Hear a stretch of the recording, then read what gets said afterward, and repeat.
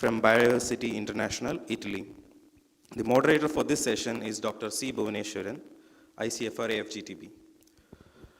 To brief about Dr. C. Bhuvaneshwaran, he is a scientist G in the Silviculture and Forest Management Division. He has played a major role in the development and release of windbreak clones and has successfully developed and released five superior Casuarina varieties for windbreak agroforestry, particularly to protect agricultural and horticultural crops from wind damage. So I now invite him to kindly take over the proceedings. I request the chair, co-chair and moderator to kindly take their seats on the dais.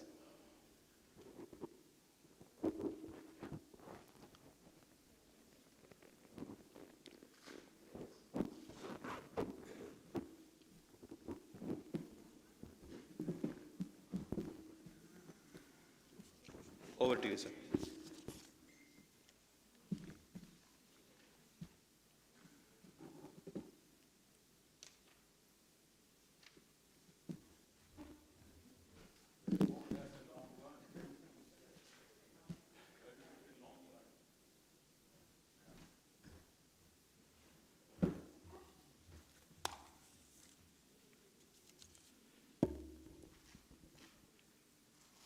Respected Chairman, Co-Chairman, delegates, very good morning to one and all. To begin this technical session today, I wish to briefly give a note biodata of Chairman and Co-Chairman.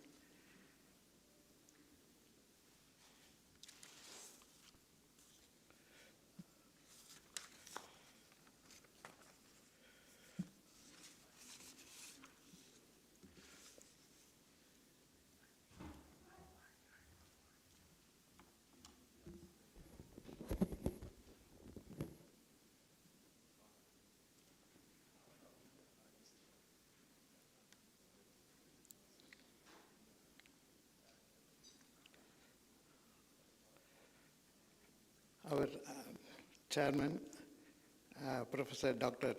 Om P. Rajora, he did undergraduation and post-graduation in biology in Meerut University and did PhD in forest genetics in University of Toronto, Canada, and a special course Chairman has done on LLB law in Meerut University, India, and current position SARS occupies is Professor of Forest Genetics and Genomics at University of New Brunswick, Canada, and previous distinguished positions SAR occupied is Senior Canada Research Chair. This is awarded to international leaders in forest and conservation, genomics and biotechnology at University of New Brunswick. Also occupied position of Professor Sora Enso, Senior Research Chair in Forest Genetics and Biotechnology at Dalhousie University, Canada. Sir has very vast expertise in a number of subjects like forest genetics, conservation genomics, population genomics, forest biotechnology, ecological and conservation genetics, and genetic impacts of air pollution and climate change. SAR's research contributions relates to conducting of pioneering research in forest genetics and conservation genomics, and published hundreds of research papers in high-impacted international journal. Very importantly, SAR is editor-in-chief and developer of Springer Nature's pioneering book series on population genomic, containing 7 volumes, which is published. And SAR has delivered invited lectures, around 94 plenary, keynote, and invited presentation at international conferences worldwide. SARS professional service is on national and international scientific boards, research council and organization. SAR is academic editor, associate editor of many reputed journals, and organized 40 international conferences and workshop sessions. And in his honors and recognition, is a recipient of several prestigious international awards, including Canada's Who's Who since 2009. Sir started his career from 1976, very long journey Sir had from FRI Dehradun. And Sir has international scientific leadership at IFRO and coordinator from 2014 to 2024, IFRO Unit 2.0401 on population, ecological and conservation genetics. Sir is coordinator of genetic aspects of impacts of air pollution and climate change, and deputy coordinator currently research group on Harvard tree breeding and genetic resources. It's just a brief about Chairman Sir. And yes, sir. And about our co-chair, Dr. Hans Thomas Heisberger, a scientist specialized in forest genetic resources, biodiversity conservation, spatial analysis for climate resilient landscapes. Sir currently serves as scientist at the Alliance of Biodiversity International, CIAD in Rome. Sir works on conservation and restoration of native tree species and crop wild relatives. Trained as a biologist, Dr. Gainsberger holds a PhD in applied geoinformatics from the University of Salzburg, Austria, along with postgraduate qualification in GIS and remote sensing for geospatial planning from University of Rome, Italy. His academic and professional expertise integrates geospatial science, species distribution modeling, and conservation planning. Sir began his international career with the World Food Programme, contributing to emergency response mapping and global spatial infrastructure management.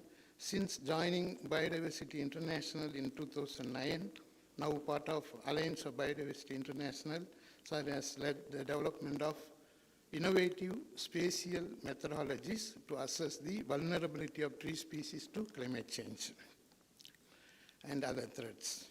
His doctoral research focused on mapping species vulnerability and prioritizing conservation action using spatially explicit approaches.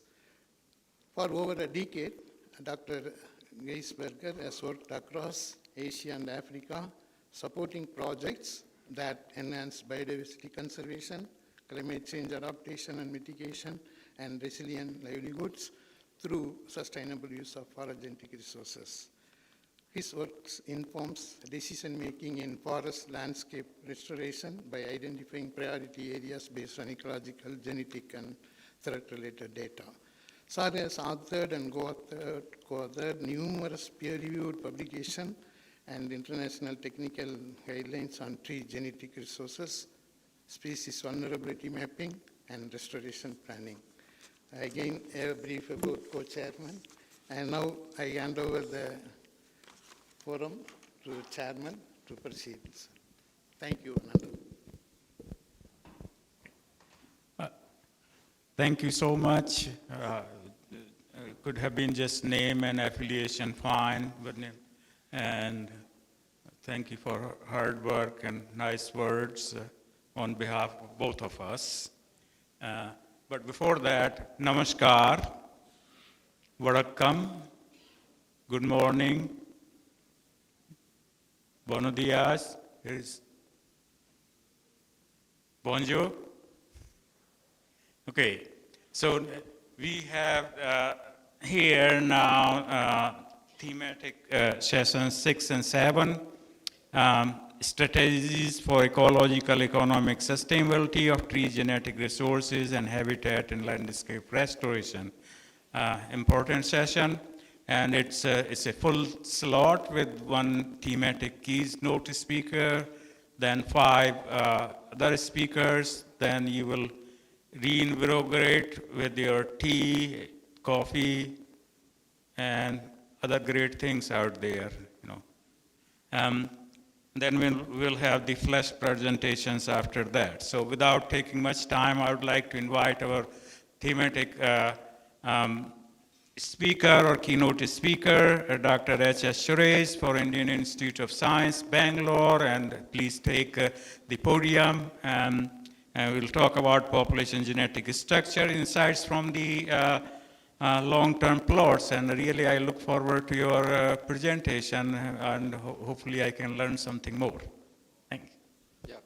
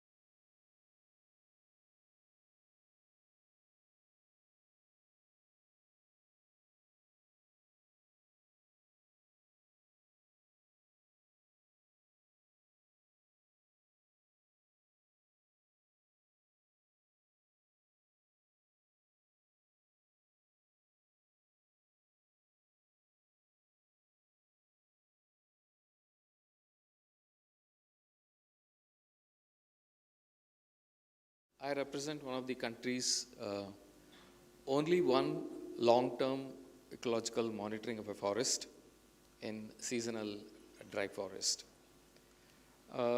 This is my lab. I was formerly, now currently I'm with the Transdisciplinary University. I was with the Indian Institute of Science.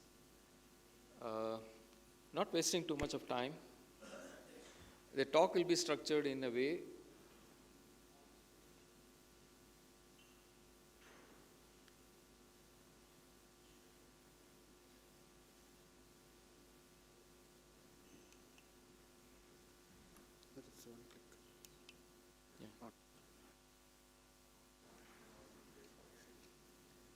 I'll very briefly start off with a small introduction, and then I'm going to present some results from the long-term monitoring. And then finally, I'm going to ask some of the questions and some of the, this one, because I'm not a population geneticist. I don't do work on population genetics, but I can sort of offer you the avenues to describe some of the population, important questions in population genetics of our seasonal dry forest. Yeah. You know, the trends in ecological research has gone from,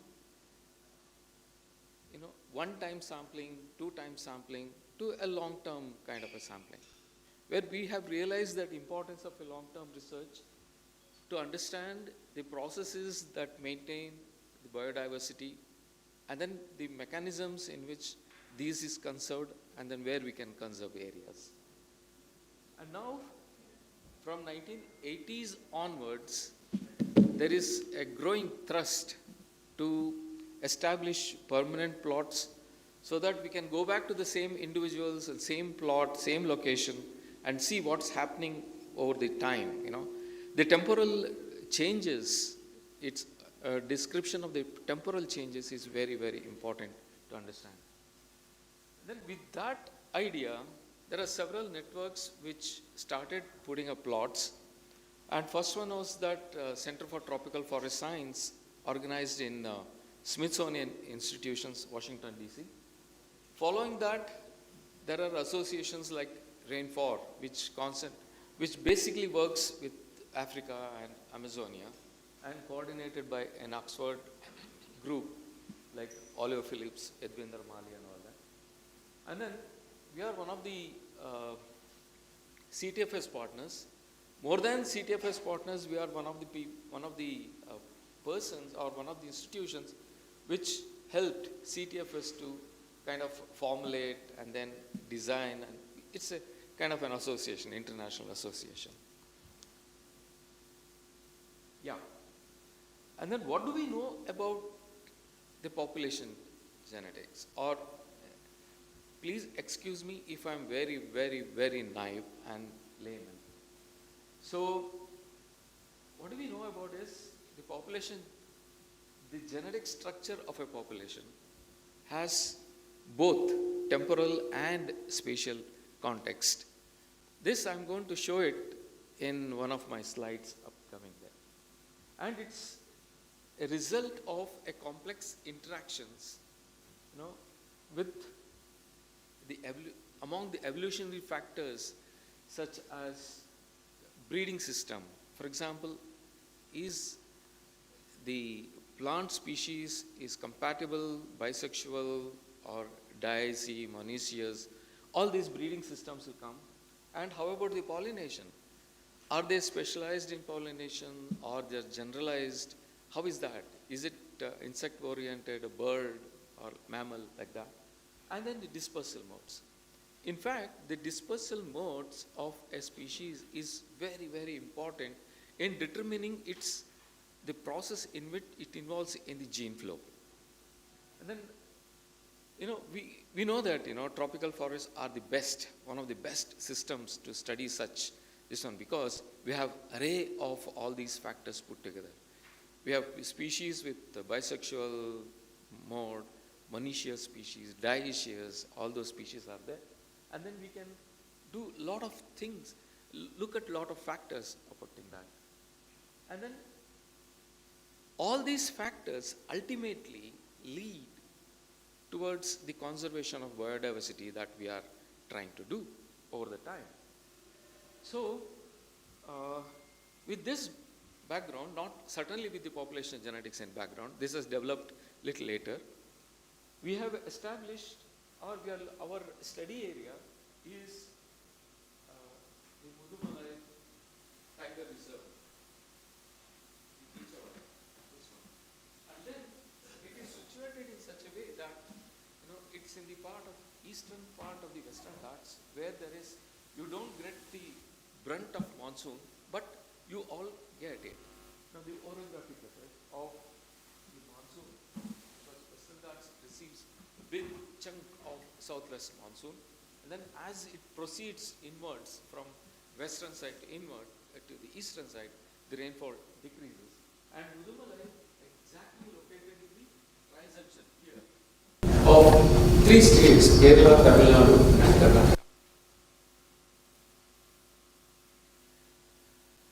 Then Mudumalai is characterized by the differences or in the gradient of rainfall. Because this is the western side and this is the eastern side. We start with the abundant rainfall on the west, and as you go towards east, the rainfall decreases. There is something like 1,800 millimeters per annum to on the east is about 700 millimeters per annum. So there is about 1000 millimeters of difference, and the geographical distance, aerial distance is about 40 kilometers. So within a 40 kilometer span, we have about 1000 millimeters of difference, and then hence you can get a very distinct and good different forest types in Mudumalai. So that we can establish. See, for example, we start with tropical semi-evergreen or kind of moist residuals, then dry residuals, then shoria wet, and the tropical dry thorn. And then you can see each forest is characterized by the tropical moist forest has about 84% of canopy complete. This is the mean values, and the height of general height over 20 meters, and then it can come down to 73%, 43%, and dry thorn forest has about 41% of the canopy. This is how each different forest types you can take out, and this forest, this chunk of forest is very, very characteristic because that forms the dry shoria belt, which is on the highly, which is exposed to the high fire frequencies. And to tell you this, so this is how the understory and the forest of semi-evergreen in Mudumalai look like. And next, this is the moist residuals. You can see one elephant here, and we are watching from that side. And this is the dry forest, and that's the dry forest shoria I was mentioning to you. So you have the shoria robusta, one of the Dipterocarp, only one Dipterocarp species in the dry forest of South India. And this is how the dry thorn forest looks like.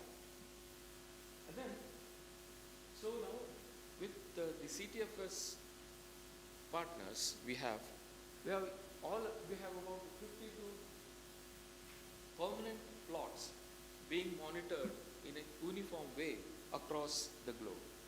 So starting from the South America and North America, we have gone up till the entire tropics of South Asia. But however, the density of plots in Africa is comparatively lower than either in West or in South America or even in Southeast Asia. And in India, we have only one plot, that's ours. And we are close in relation with, we have a phytogeographical relation with Sri Lankan plot, though Sri Lankan plot is a moist plot. This is the panoramic view of the Mudumalai. This is an extensive forest in contiguous with Bandipur, Wayanad, Gudalur forest, and Sigur forest. So this entire area is very nice or very well forested.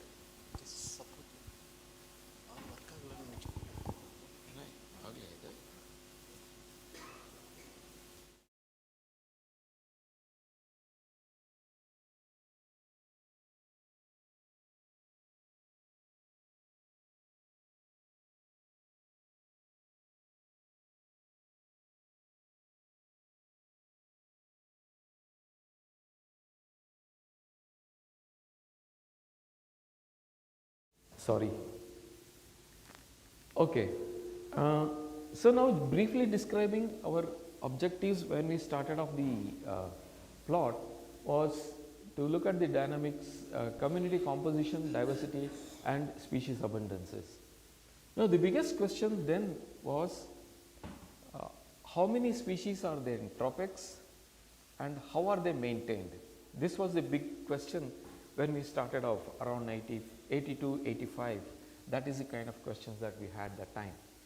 And then later on, as we established all these plots and we started looking at carbon sequestration, how it is like happening with biomass and sea stocks and its fluxes. And then we also have to look at how is the climate variability, the variation in the rainfall, temperature, sunlight, with impact, how impacts on, for example, say, and the mortality patterns and growth, how is the growth is happening, and its phenology.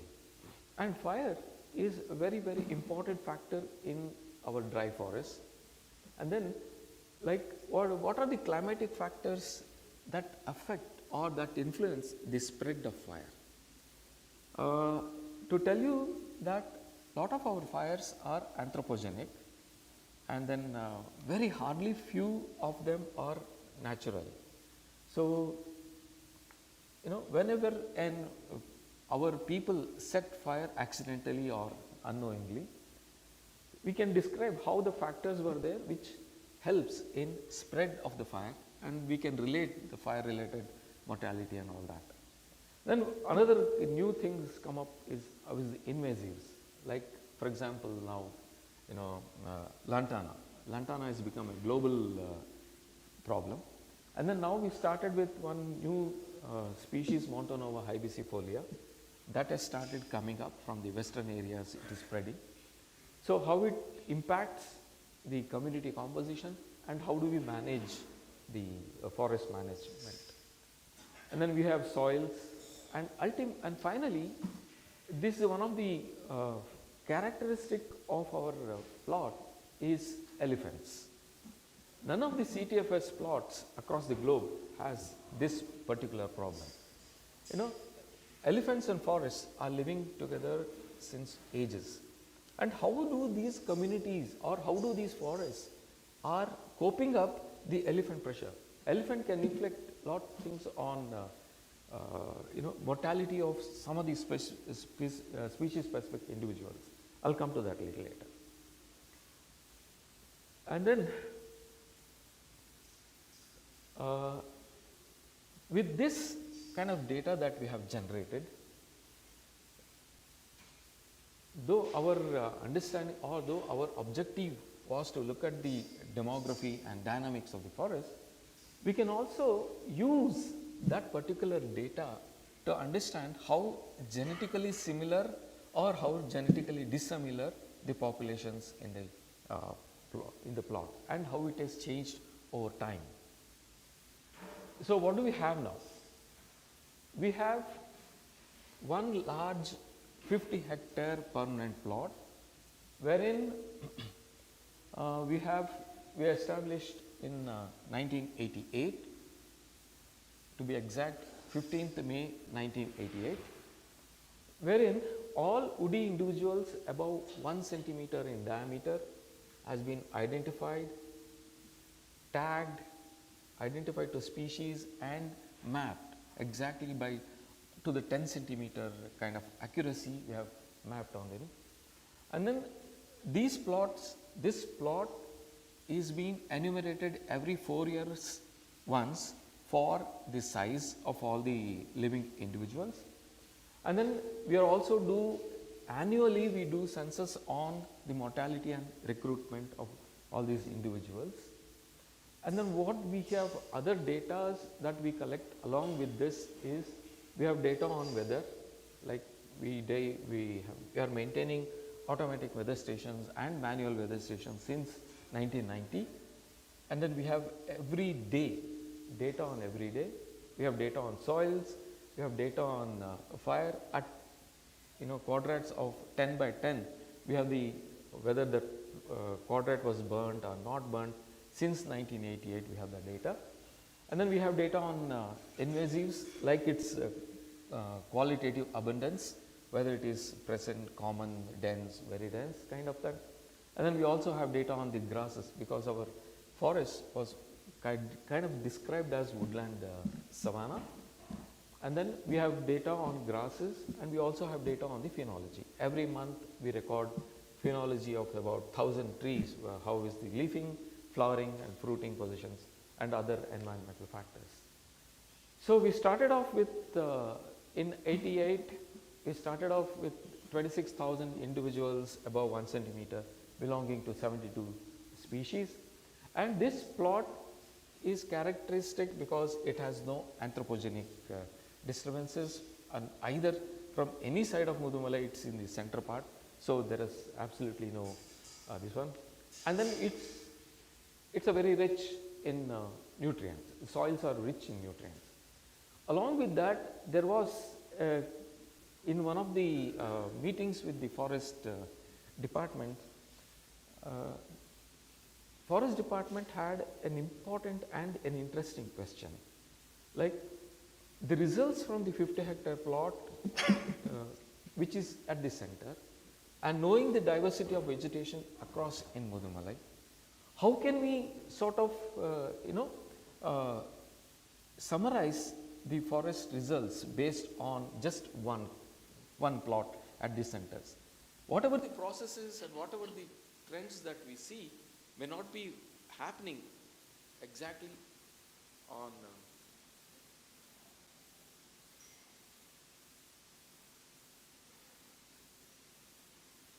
I think it's gone again. Not working. ಇಲ್ಲ work out.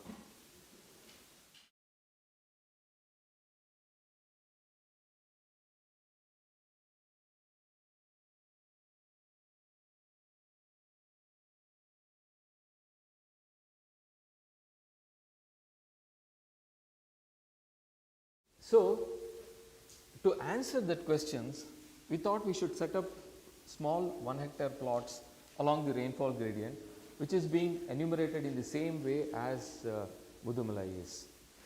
So, along the rainfall gradient, these plots are characterized by, on the eastern and the western part is characterized by the firewood collection and then the NTFP collection. Then the western part is also have the same kind of influence. We have, along with that, we have grazing, the livestock. Then we occasionally we have some kind of hunting taking place. And then there is this swamp cultivation, because the entire landscape of Mudumalai and the following next to it is the Wayanad, which is characterized by something called wells, which are being used to cultivate paddy. So,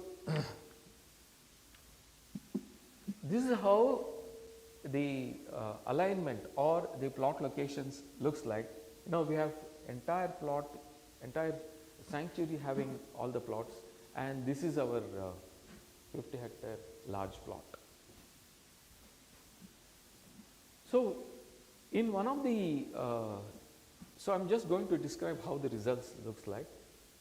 This is how the distribution of one of the major canopy species, Anagysis latifolia, looks like in 1988.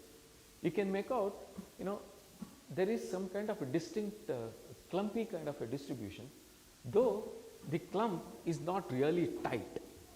What I mean is not really tightly aggregated. There is still a clumpy kind compared to another dominant species, Lagostomia microcarpa.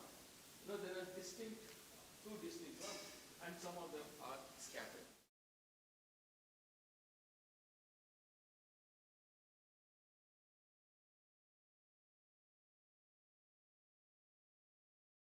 At the community level, permanent data, permanent locations and all that.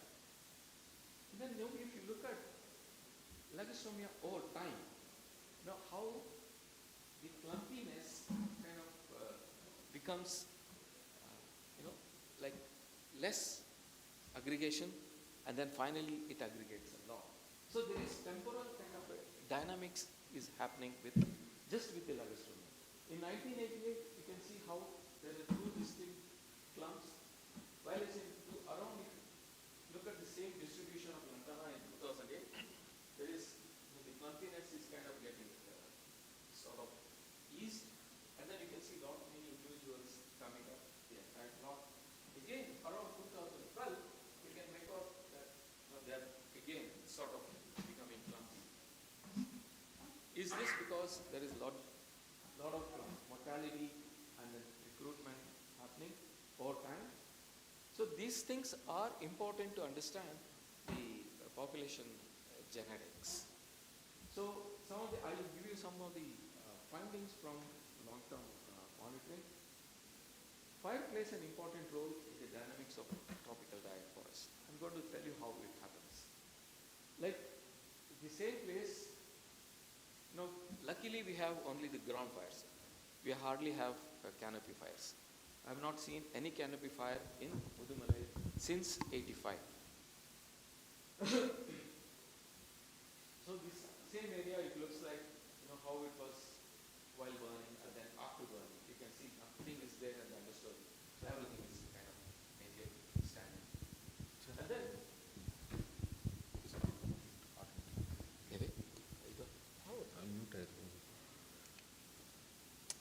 எதுக்கு அது ஓ கையில் வச்சுக்கலாமா பாக்கெட்டில் வச்சு bag packet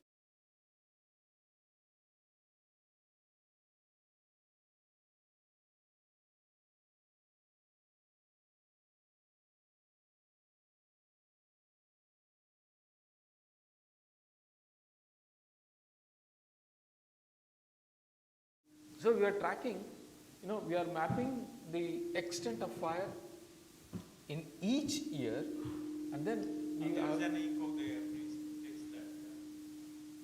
Or turn that microphone on.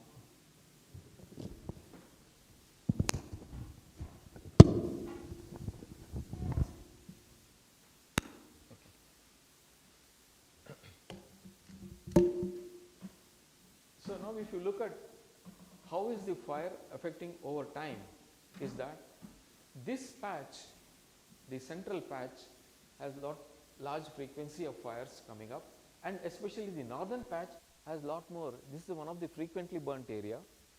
The western and the eastern part are not burned. The western part is not burnt because though the biomass is available, the moisture has a role to play in controlling the fire. And then on the eastern side, fire is limited because of fuel load. So there isn't much fuel load available for burning. This is what happens with the fire frequencies. And then we have another important factor, the elephant browsing. Elephants tend to take up, they strip the bark, and then they strip the top branches and inflicting mortality on that. How the population trend of the 50 hectare plot. Starting from 1988, we started off with 26,000 individuals, and by 1993 we went down, and by 2000, from 1993 to 2004, there is some kind of a dynamics, population going up, coming down, coming up, going down, all that. But from 1984, the population has really, really boomed, and then large part of it is because of episodic recruitment with one of these species, the Helictris isora, which is the shrub species in the understory. And this is how the population trends of some of the important species or the dominant species looks like. You observe the canopy species, for example, here.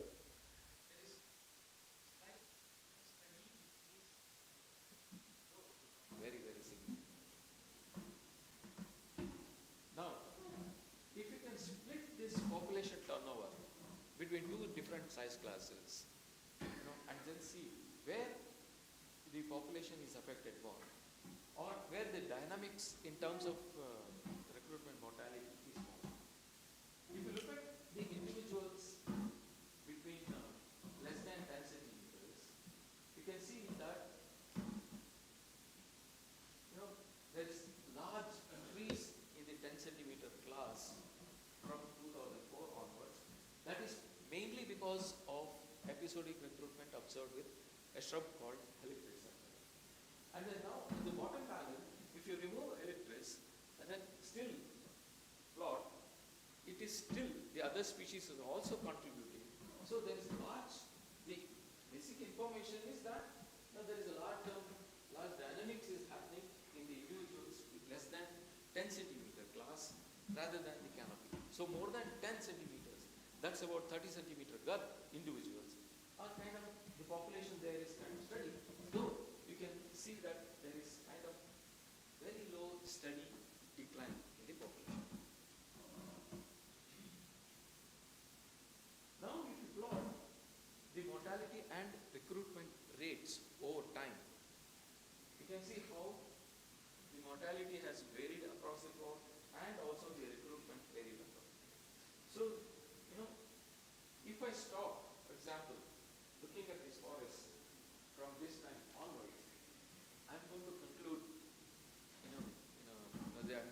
conclude that Udumala is kind of having large mortality and it can go anytime and become a grassland kind of something. At the same time, if I conclude somewhere here between these periods, they say that no, Udumala is kind of balancing. There is recruitment over time. There is also mortality. So that's why we need to have a long-term observation and a long-term plot to conclude anything about population dynamics in a forest. So, with this, I think I'll come to a most important point where we observe our recruitment dynamics. You know, our definition of recruitment is any individual that comes up to 1 centimeter DBH or grow above 1 centimeter DBH during our census, annual census, that we consider as recruitment, and then which is not previously marked, because we have the account of all individuals recruiting in a graph where we know exactly the position which was recruited earlier, it was a new individual. Then such individuals will identify them and do similar things, like we identify them, map them, give a tag, measure them, all that. And this is how it contributes. For example, in 1995, if you look at the entire plot, this is how the recruitment happened. And across different species. You know, for example, there is an individual called Cassia fistula. You can see how the recruitment over, there is a large spatial spread of this recruitment. And then, for example, in Dalbergia and Rubia, there are only 1 or 2 recruitments exactly at the same position of the plot. So there is varied kind of recruitment patterns for varied species. Each species is not recruiting in a uniform way. They have a very randomized pattern. And then, if you look at the same pattern in around 2006, now there is a large amount of recruitment. And then I would request you to look at Helicris, which is kind of recruited, and they have started forming a clump. And Helicris initially also had a clumpy kind of a population.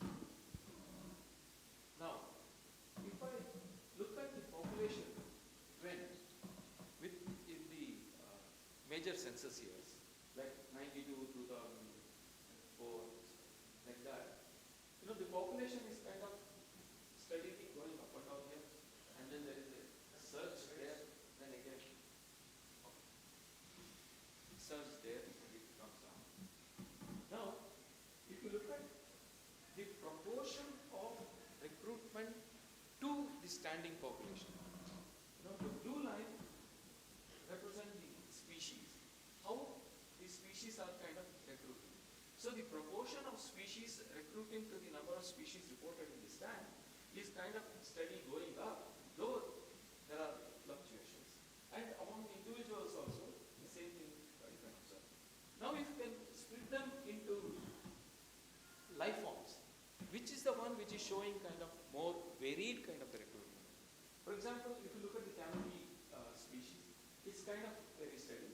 And large amount of this one, you know, fluctuation is happening with the shrubs. And then even the understory and canopy have similar kind of proportions, like they're steadily going up, not very fluctuating. At the same time, the shrubs have shown terrible fluctuations. So now what could be the questions that we can answer? But this is not the total summary of all the questions. But as I said, whatever the things that I came into my mind, I'm just posing it. Then you can refine it and we can ask. So the first species, the first question that we can ask, because a lot of our recruitment is from the coppices, root coppicing. We have no, our seedling recruitment, starting from the seed, are very, very few. So the question that we can ask is whether the population of various species are homogeneous. In the sense, are they genetically similar, are they clones, or heterogeneous? If one of them is true, then what is happening with the sexual reproduction that is happening among the individuals? And how is the genetic structure of common species across the spatial scale? For example, do they have similar patterns of genetic similarity in the 50-hectare plot and species that are common in the 50-hectare plot found elsewhere in the plots other than 91-hectare plots? And can we now understand the gene flow among the different species? So, what do we can expect that plots can give you into this, answering some of the questions that was discussed yesterday, whole day long, is we have spatial distribution of all individuals of all species, and then we can assign how these sizes of different individuals are there. Can we now look at some kind of a relationship between the parent and offspring? For example, if we can now say a big tree and a smaller tree close to it, can we now assume whether they are from root coppicing or they are result of seed reproduction, seed germination, how are they genetically similar? Are they clones? Are they not? Some of these questions. And then over population over time, we can give you a data on how the population of each species has happened at an annual scale, plus at the major census years, how they have moved. And then we can look at the mortality. Is the mortality is high among the offsprings, and which are all the offsprings that suffer a large mortality? For example, there is a species, Lagostomia, which is a canopy species, and also Tectona, Anogenesis.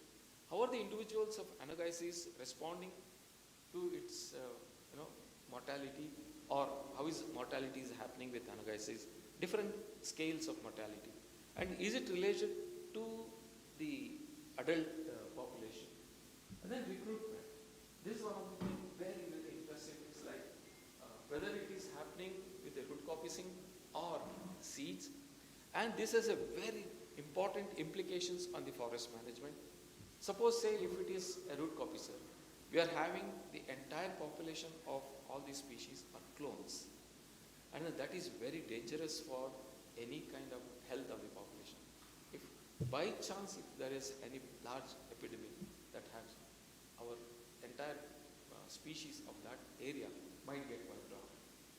And then we can open up an avenue for reproductive biology.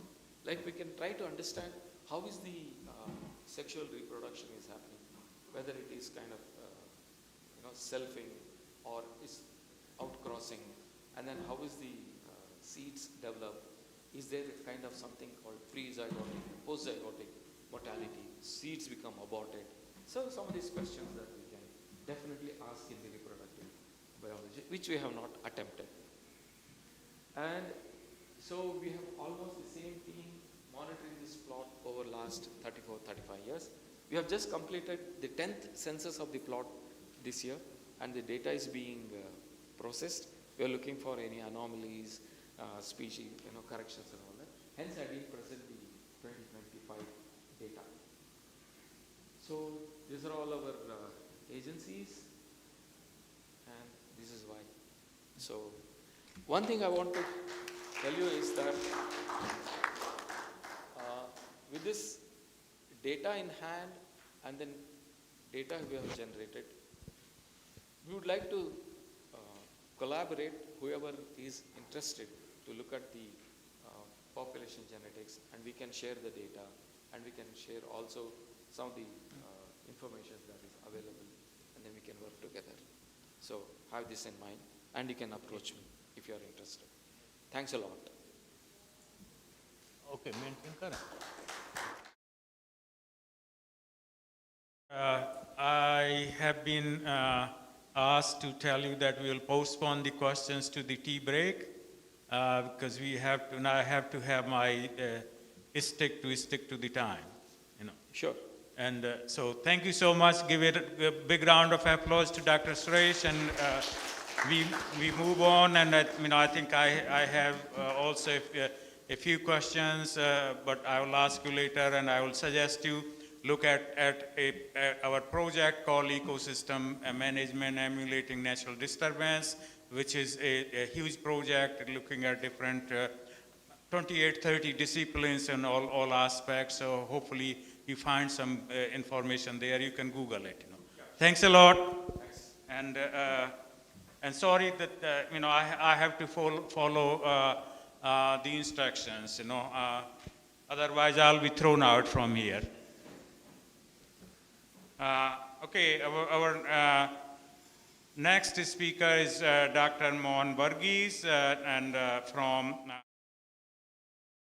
Sciences and Technology Center, Bengaluru, and we'll talk about the evaluation full seed lots, clone seedlings of Eucalyptus camaldulensis, and interspecific hybrids across 2 sites for single and mixed mating deployment. Yeah. Good morning, everyone. I have been hard pressed for time now. In 10 minutes, I'll just try to take you through this presentation, which essentially brings me to the end of my 30-year work on eucalypts and trying very hard to bring down the benefits of my research done over the last 30 years to improve the livelihood of the farming community of India. And here I would be looking at a new concept like how can you use full sip seedlots and clone seedlings of Eucalyptus camaldulensis and India-specific hybrids for single and mixed family deployment. Conventionally, we have been developing clones, and it has been a long way since some of these clones have been released and what really the farmers have benefited. Now, we look at how their diversity and productivity can be looked and how best can this be translated into productivity improvement and livelihood of farmers. So, this particular pie chart shows that India, Brazil and China occupy more than 50% of the total eucalypt forests in the world. And unlike Brazil and China, majority of the planted area in India is still the local land race. Clones occupy about 25% area, but they have very low diversity. And as you can see on the right, the local eucalypt land race is raised by resource poor farmers, and whatever they get from their small holding is all that they get for their livelihood. And this breeding program was implemented by IFGTB in India with the hope that the wood yield and the productivity be increased by about 20%. And this was the plan that was brought out with the help of FAO and World Bank. And I was part of this program when I was in IFGTB. From 1995 to 2002, a lot of natural seedlots were brought from Australia, tested, and then after 2 thinnings, seed was expected to be, improved seed was expected to be produced for the farming community. But we realized that there was a big problem with fertility which was not known when this program was developed.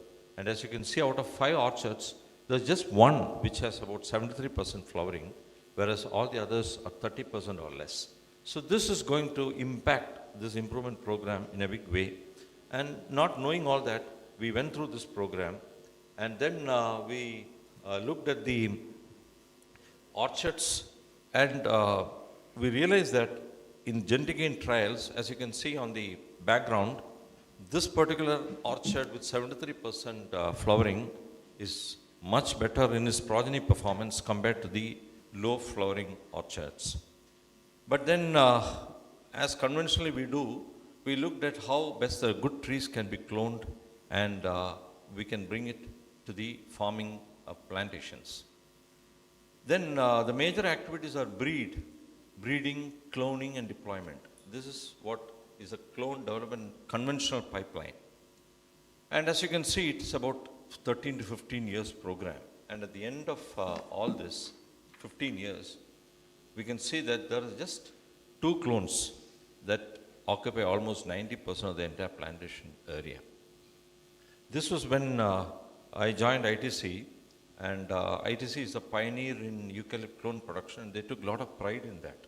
But just imagine, hardly 2 clones are getting planted over such huge areas. And India is the equivalent to Brazil in its area of eucalypt plantations. And then we started a big program with a lot of corporate funding and developed new clones. But then we realized again the story is the same. We have just about 2 clones which occupy about 80% of the area. So this is something that has to be addressed because this is going to create a big bottleneck as far as diversity is concerned. And we have the story of the gall insect infestation. So anything can happen. So this is not something that can go on for long. And then when we had a look at the diversity, we realized that about 10 clones, compared to all the other seedlots, as far as diversity is concerned, they are definitely more diverse. And it has an impact on the overall survival also. If you look at 10 clones across different sites, the overall survival is definitely low compared to the more diverse orchard seedlots. Then it brings us to a question. How do we balance the sustainability productivity trade-off? If we don't do that, then 15 to 20 years of work is not going to take us much. And how do we fast track this clone development? This has to be fast tracked. The country, the poor people cannot wait for 30 years to get 2 clones. That's not right. So then these 3 activities, breeding, cloning and deployment, there were 3 different activities which were actually taken up by 3 sets of people. The breeders look at only how to breed. The cloning people come, they clone good trees, and then deployment is a whole new strategy which is totally not known when the breeders take up this work and when cloning is also done. But then all this can be done only if there is a good breeding archive. Without a breeding archive, whatever techniques, whatever great work you do, it's not going to make any significant impact. So this I fondly refer to as the ABCD of a fast-track clone development program, which has to come in place instead of the conventional cloning and deployment strategy. What we essentially do is we make full SIPs of known trees with good general combining and specific combining ability, and we straight away put them into nursery for cloning, and then we look at deployment, all this being done simultaneously together in a very short span of time. So this is now intensively taken up world over. Australia, they have good breeding orchards of Eucalyptus globulus, Monty and Sappi in South Africa, and Brazil, the Veracel company has done a fantastic work. And in India, ITC has got a very good breeding archive, which probably is the best for eucalypts in the country. So I'll quickly run through the results and the methodology of what this study is all about. So essentially it speaks about the breeding and cloning. We looked at 4 different taxa: Alba into Camaldulensis, Europhila into Camaldulensis, Camaldulensis into Camaldulensis, and the seedlots, 9 full SIP controlled families, and 10 top seedlings of each family were cloned, and so it comes to 9 plus 9. That is 9 seedlots and 9 family clones. So altogether, these seedlots were tested with 5 commercial controls. And deployment, we looked at, can we do a single family seed deployment or a single family clone deployment? Or can we use a mix of different families of each taxa? And mixing also, we had 2 options. One is mixing the different families in equal proportions, and also another one is linear deployment. Can we deploy, can we have a mix of the superior families, more of the superior families? So if you have about 8 families, we have about 12.5% mix of equal proportions, and in linear deployment it will be about 2.5 to 22%. So the effective population size of 8 families remains 8 if you mix them in equal proportions, and it comes down to 5.7 if you use a linear deployment. So the relative population size becomes 71% with linear deployment.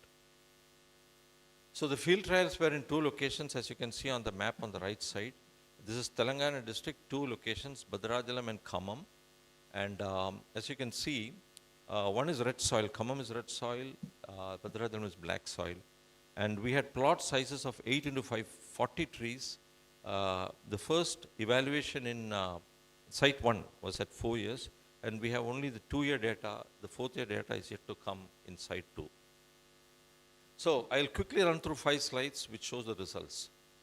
As you can see, we have 4 different taxa here, and it's very clear that the EU into EC, at 4 years, they are significantly better than the other taxa.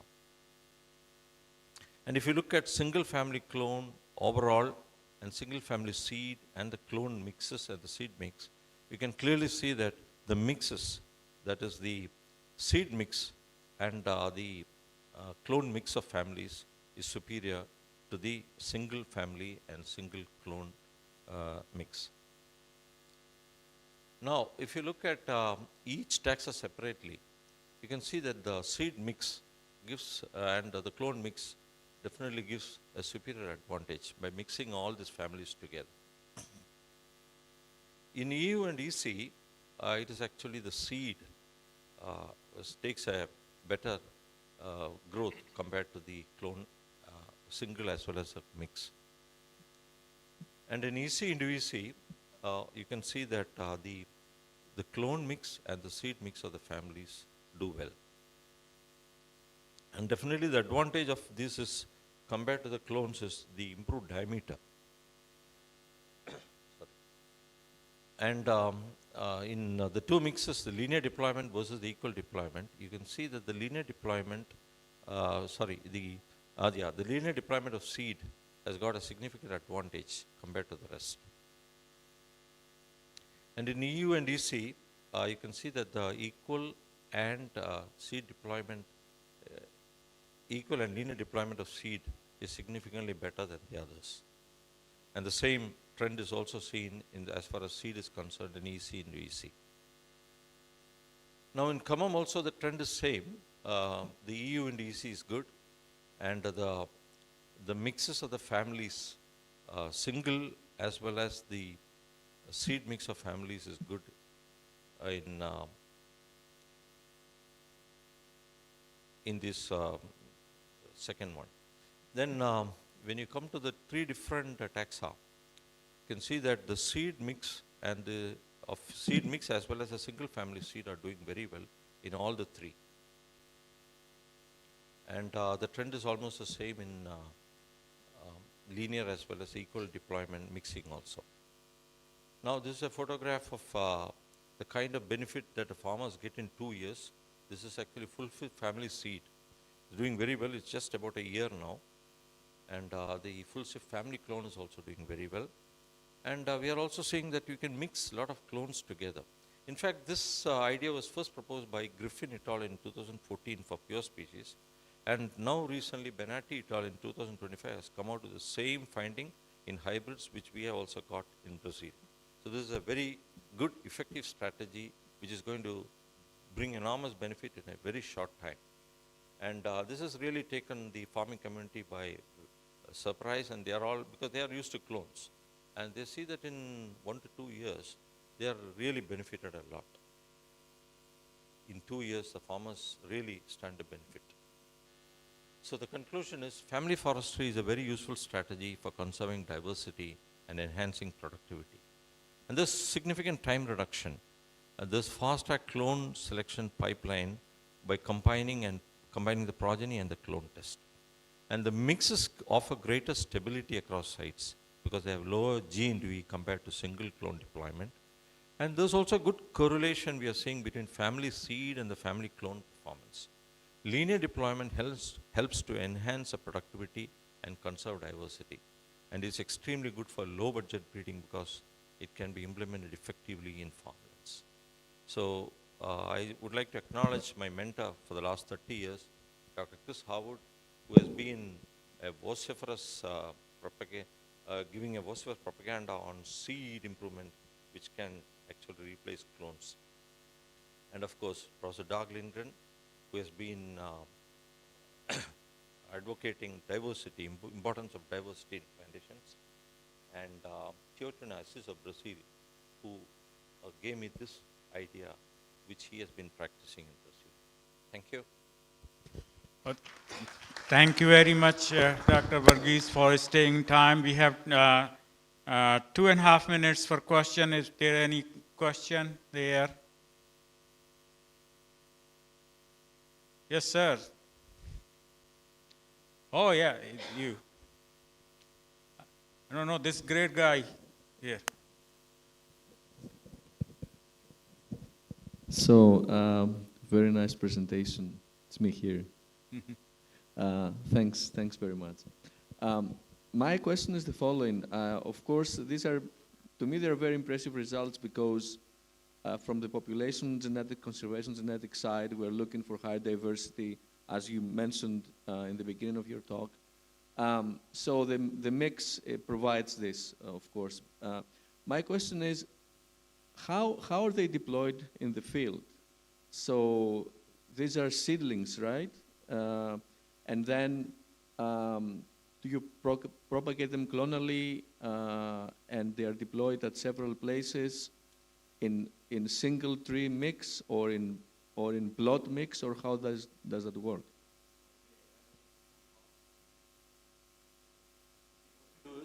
We get the full seed, we raise them in nursery, take the top 10 tops with it, clone them straight away.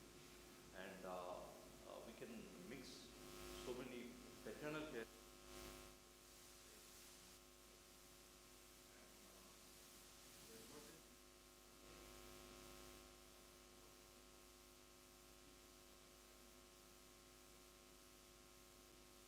Yeah, I got that. Sorry, maybe I didn't put the question properly. My question is, now you saw this impressive photograph. So in a single row, are all of these different genotypes? There are. Okay, great. That's what I would to confirm. Yeah, it's very impressive. Congratulations.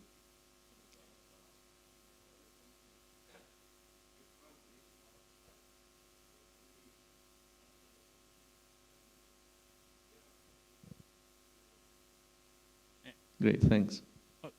Thank you, Phil. And quick 30 seconds. I'm taking an opportunity because you measured the expected heterozygosity there. Yeah. Did you check the allelic diversity or observed heterozygosity?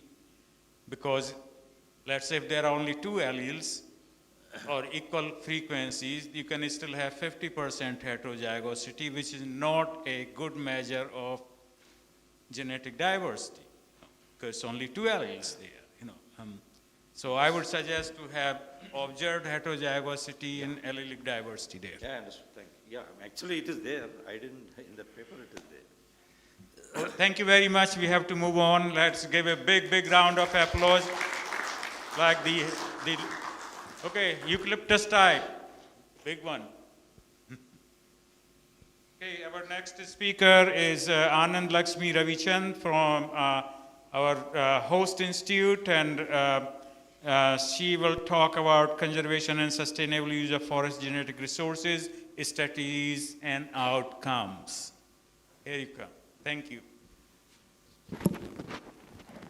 Good morning, everybody. Good morning, Chair, Co-Chair, and the moderators.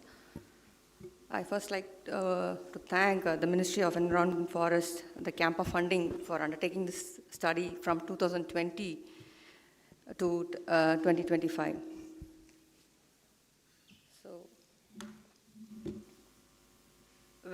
we have been talking about population genetics for the last one day, and this is one of the programs wherein it is a foundation study which has been conducted to take off in the long run.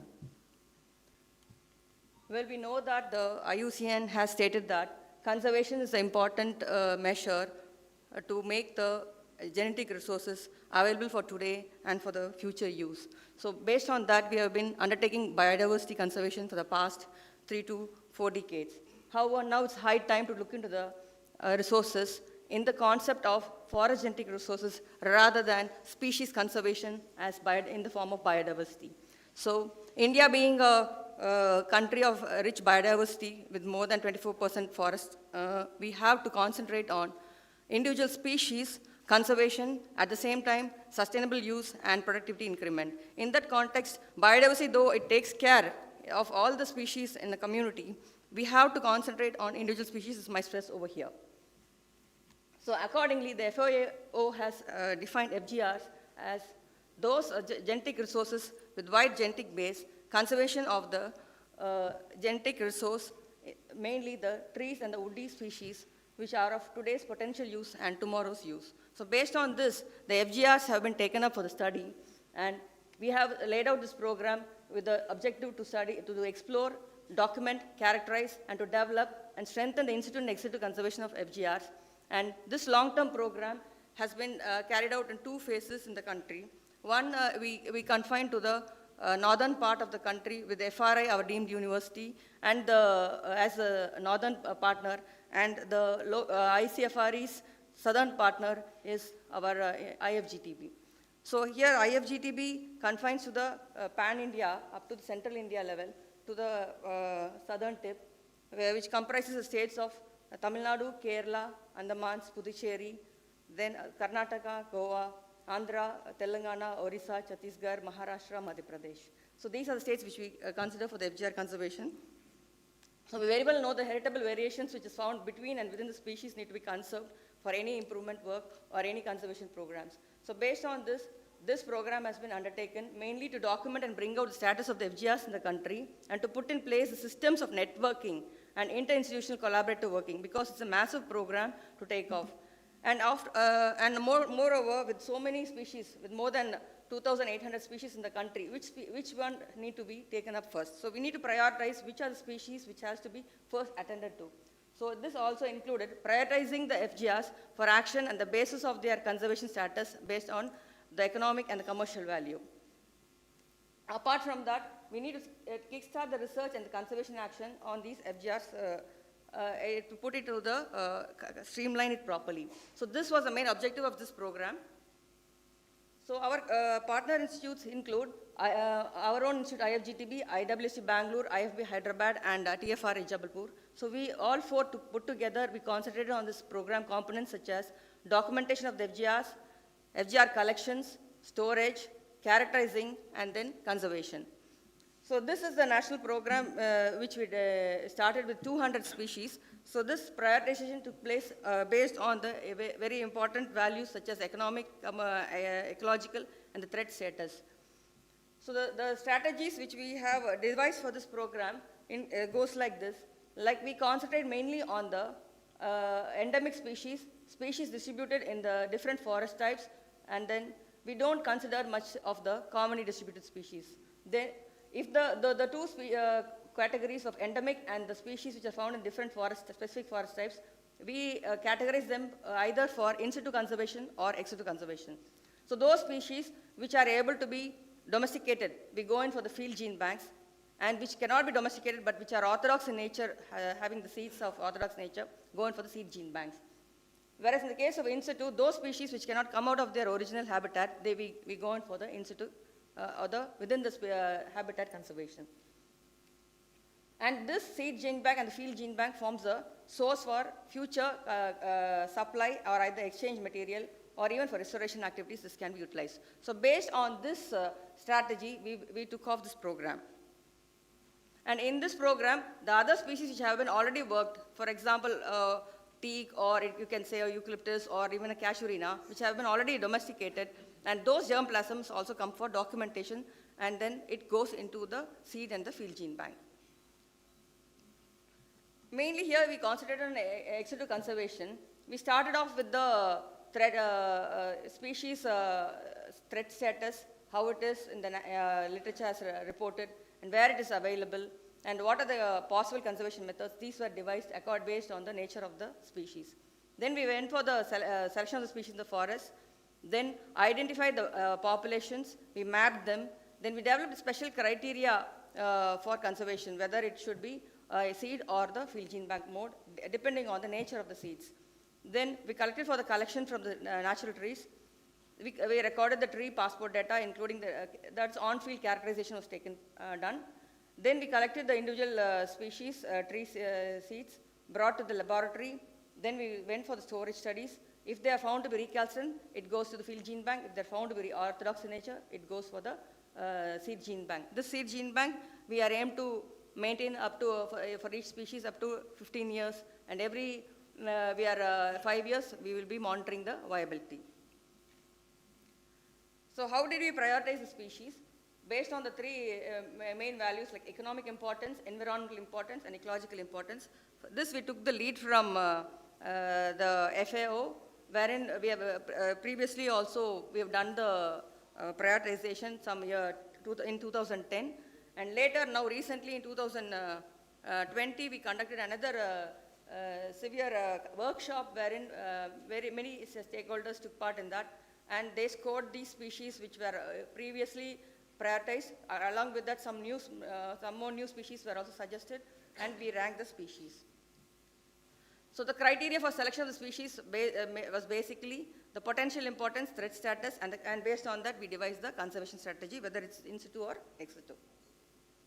So it is all a suo motu effort, sir. So we could, and here I would like to present the success of the efforts.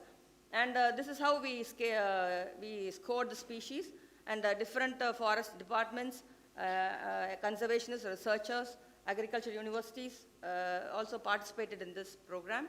And we scored species based on economic importance, giving a scale of 1 to 5 marks like that.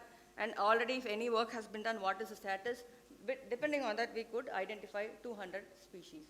So this is how it went on, and this methodology was also brought out during this program only. So this mainly also took into consideration the threat status of each species. So you can see here that species like Santalum album, Pterocarpus dalbergia, all these species scored very high index, and they are already in the tree improvement program. So such species we did not take into consideration in this program, because already the programs are on. So now coming to the point, what to conserve? What to conserve is a big question, and there are more than 2,800 tree species in our country which want to give priority. Out of these 200 also, which one to be taken, which one to be neglected? So that's a big challenge over there. And you can see here, this is one of the population, and that's another one population. Here we take, give a lot of importance to this group of natural vegetation and that pocket of population. Whereas every individual tree has its own very differently, and the same strategy cannot be applied to every species. So solitary trees, we do not consider much importance due to their, it is impossible to be covered under this program. So we mainly concentrated on natural pockets and any good populations identified. So to come to this conclusion, what is a population? How do we delineate a population is a big question there. So for this, we have devised a method wherein the relative density was taken into consideration, and we identified the species based on the species which is spread widely, which is sporadic distribution, and rarely distributed species. For example, if the species is widely distributed, that means we say that we delineate the population as 30 by 30 square kilometers. Another one is 10 on 10 kilometers areas for the sporadic. The rarely distributed species could be identified in 1 by 1 kilometer spacing. Here you can see the tree selection, how it was done. For example, the commonly found species like neem, pongamia, we did not give much importance for this because already they're conserved.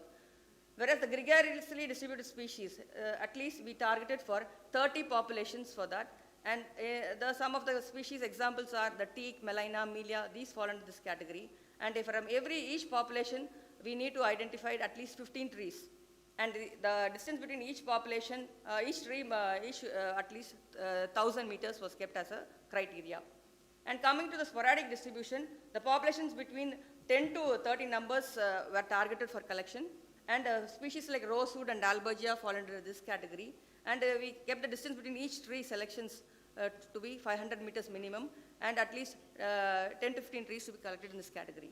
The third category is rarely distributed species, which are highly endemic in nature. For example, red sanders, or even sandal, or even we can say Andaman paddock, like that. And these seeds were collected from available population, all the available populations, and at least 5 to 15 trees were collected per population. So here the distance between each tree was kept as 100 meters apart. So likewise, we went for the collections, and how do you delineate the population is on the relative density. For example, here you can see in the first picture, the relative density, we enumerated the number of stems of each species, and it came to totally 18 numbers in that first plot, and our targeted species was only 9. So 9 by 18, we could convert it into the percentage, this is 50, whereas, and in this other case, we can see that our species of interest is only 2 in number in this population, in this plot. The plot size was around 20 by 20 meters, and we derived it as 10.5 is the relative density. So whereas here it is poorly represented, in the other case it is richly represented. In this case, what we take is those populations wherein we drew the relative density and for the species from identifying the relative density in minimum of 3 to 4 pockets, 4 populations, and we made an average relative density, and whichever scores the average and above was taken as a population, and those species which have very low poor distributions like this, we also considered that the half of the relative density was also considered. For example, if it is 10.5, we go up to 5. Up to 5, whichever population scores up to 5 was also considered as a population. So likewise, we didn't neglect any population, and which one is very important, we were also covered in this program. So the number of individuals are considered depending on the habit of the species. For example, if it is a woody climber, the number of climbers of the same diameter class was also counted, and likewise stems, tree stems too. So the population details were also recorded. This format was developed, and this is how we did the relative density study. The individual tree diameter, the number of trees in the particular area, and the other species, like that we calculated, and we derived the relative density. So this gave an idea of which are the pockets which are rich in a particular species, where it is found. Like that we could get a preliminary data, though the literature says that it is found in that particular area. During this study, we could identify that it is not so in most of the cases. New areas were also covered in the particular species, or some species which were already reported were also not found in that particular pocket. Can you please wrap up? Yeah, please. So this was the outcome of the study. We could, this Center of Excellence at IFGTB, we worked on 200 species, and totally we could identify 16,040 mother trees for all these 200 species in our own jurisdiction states. And likewise, we also conducted some of the species like this Boccaria cutralensis, which was found to be very rare. We found in the better regeneration was noted in species. And these regeneration studies like of Kingiodendron pinnatum, which is one of the species which is not ever reported as what is threat status, we found it is highly threatened. And in this in situ conservation, we could do the studies for about 51 species we considered for 50 in situ conservation, and we brought out the regeneration status of the species. This will be an important finding which the forest departments, the forest managers can take a hold of this and decide their conservation measures accordingly. Then we developed the distribution maps for all the 200 species. This is very important because in our country we know only the forest types. Which are the forest types, how much is the extent, like that. If you ask any species where it is found, we do not have a map. For example, you say Terminalia, Anacaceana, or you say Shorea robusta, where is it found? We do not have a map, unlike a forest type map. So this brought up that sort of a map, and we also, for all the 200 species we studied, and we also could prepare maps for already tree improvement where it's going on, where it was collected, those CPTs, they were mapped. Then ecological modeling maps were done for 30 species. So wherever the points were, many points which are statistically significant was found, we could do the ecological modeling maps for those, and new areas which covers that could be identified. For example, these are the distribution maps for Dalbergia lancularia, and that is for Andaman Padak in Andamans. And this is for Terminalia bellorica, and in Maharashtra, Madhya Pradesh, we found for Boswellia, some of the sample maps we are showing here. And this ecological distribution modeling was done for almost 30 species based on the bioclimatic variables. And for example, Macaranga peltata, one of the species, which is a pulpwood species, we could identify which are the suitable areas for growing them and cultivating them. Then this Schleicheria oleosa in Odisha and Telangana, where it's possible. And of course, in this program, we need to standardize the seed handling and testing so that the seed gene bank can be enriched. So almost every institute had 105 species around we have conserved in a field, seed gene bank. And for this, all the testing procedures, the basic fundamental requirements were done. And some of the laboratories were made, state-of-art laboratories was made ready and during this program, and the carpellarium for study purpose was also created. And this is one of the biggest achievements we could say, that is for the first time in the country we prepared the long-term conservation unit at -20 degrees centigrade for forestry species. In our country, PGR Delhi is the only center where the plant genetic resources are conserved in the form of seeds. Whereas that doesn't give much importance for the forestry crops, whereas in this unit in our institute has been developed for conserving the tree species of importance. So we have so far around housed 2,060 accessions of about 105 species, and this is a long-term program, and this is the first phase we are going on, and we need to conserve many more. And apart from that, we did the characterization of some of the rare endangered species which were studied.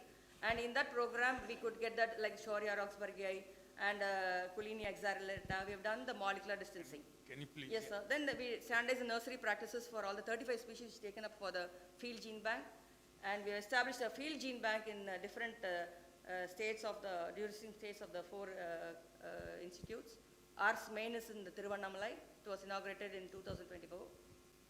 And we have developed a database management software, which is one of the first kind wherein all the FGR data has been pooled together. So in this institute-wise, whatever conservation activities have been done, we can take it at one touch, we can do. And this is a portal which is open for the institutes to get the status of the FGRs in the country. And we've developed the extension materials for creating awareness. So the way forward, what we look forward is the exploration and collection and maintenance of germplasm is a continuous activity. And this requires a lot of efforts and funds and manpower. And we look forward for more collaborations in this case for sustainable use and sensitizing the public on this.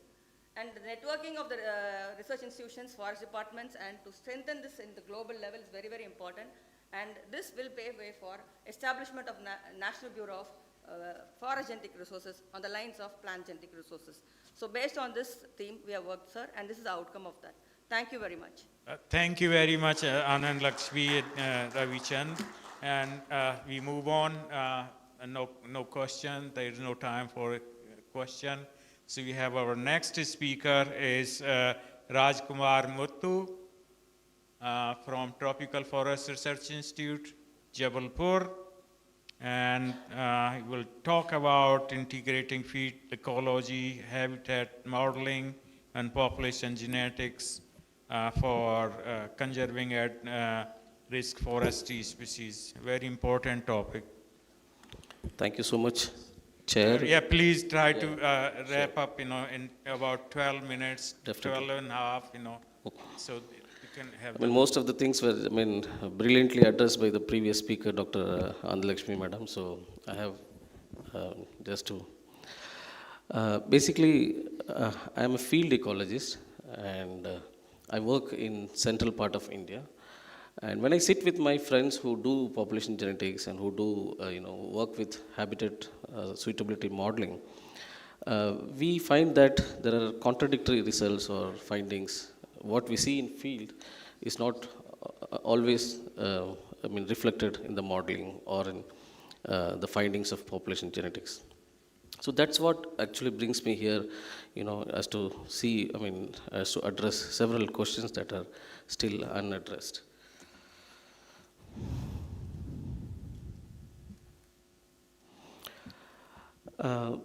For the time it takes for a species to formally to be listed as threatened or to be assessed as threatened, the actual decline starts happening bit earlier. Facts like habitat loss, regeneration failure, or genetic erosion and shift due to climate stress happens a little earlier. So if we don't look at those phases which occur earlier, then we will be losing many things. To support that point, one of these paper which was published in Nature Communication 24 states that of this, all the species that they studied, only 8.7% of the species were threatened as found in threatened list. That means that others were already at a stage of degradation or at loss, but then they are not officially listed. So that explains that early warning signals starts happening or starts operating at different levels, at different stages, in the early stages, but then it's important to see them together. Sorry.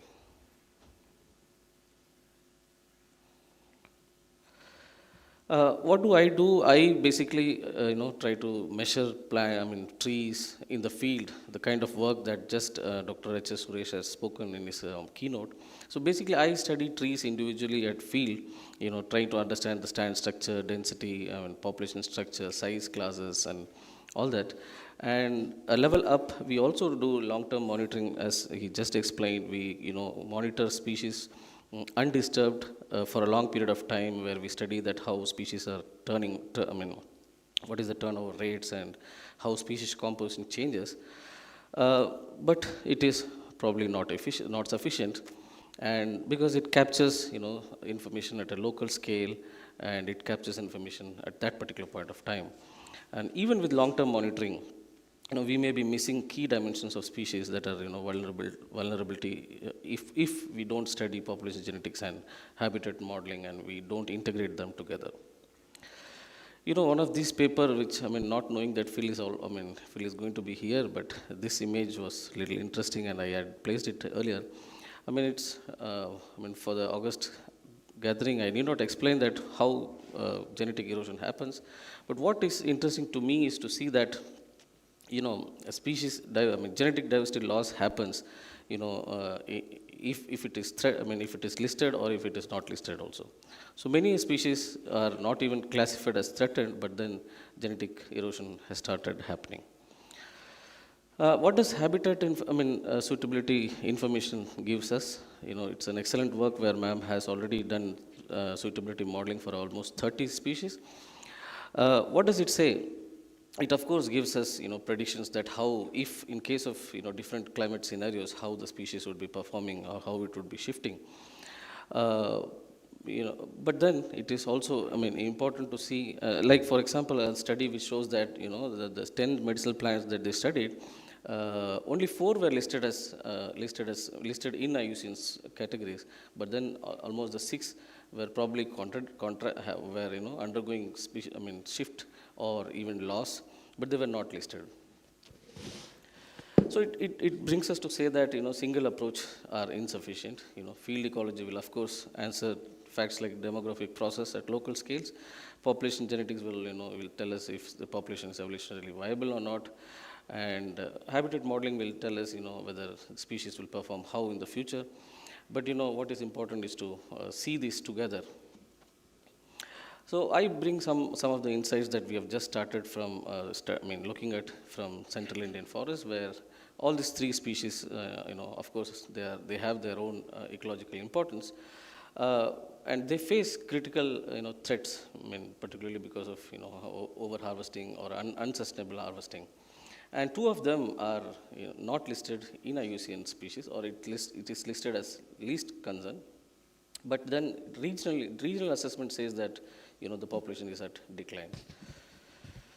So about the first species, Litsea glutiniosa, these are the results brought out by my collaborators. They sampled about 10 populations in Central India, and within population they found that the genetic diversity is high, and between populations about 27%. And the significant differentiation was also observed among populations. And that was about genetic information and population genetics information, and about species modeling. This is the method that we have carried out again with our collaborators, that we have carried out for modeling. Basically, it says that some of the findings under the climate modeling says that under high emission scenario, the suitable habitat for this species will increase, and the maximum area of excellent habitat is projected to also increase.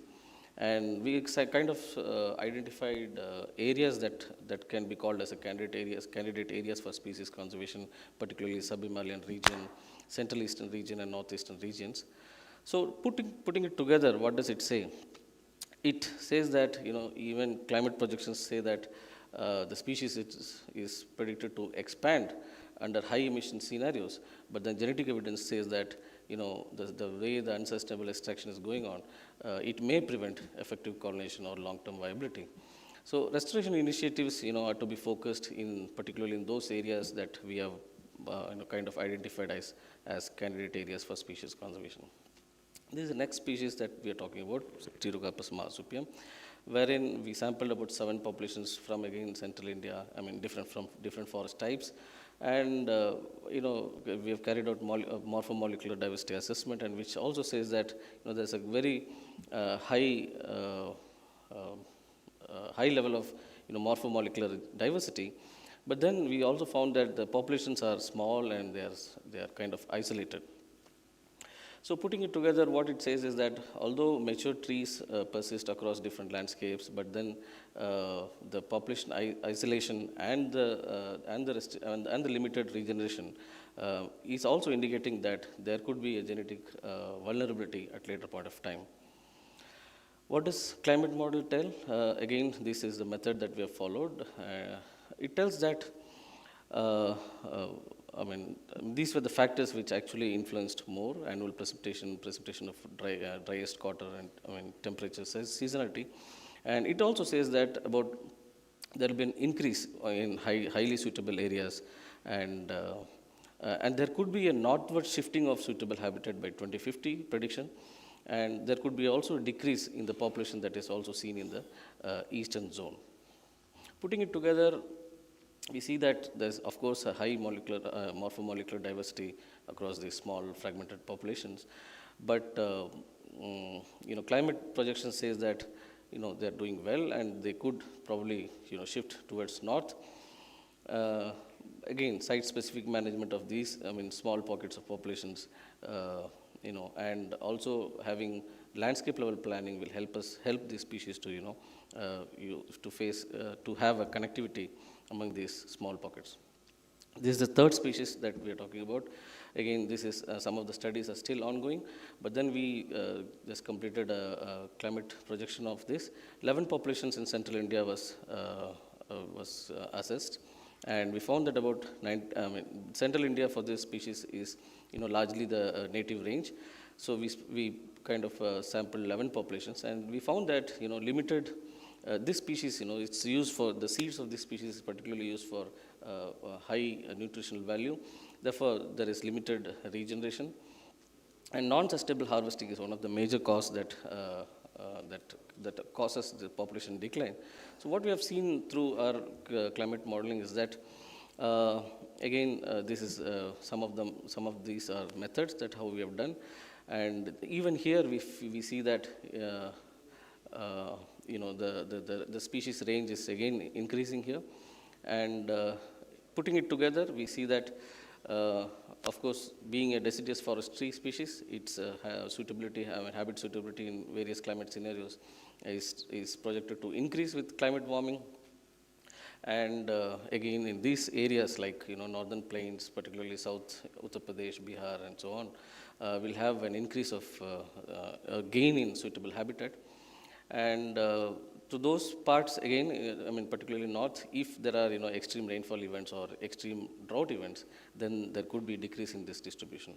So this means that only reducing the, at least for this species, reducing the disturbance at local level or addressing the human anthropogenic disturbances could probably protect the species.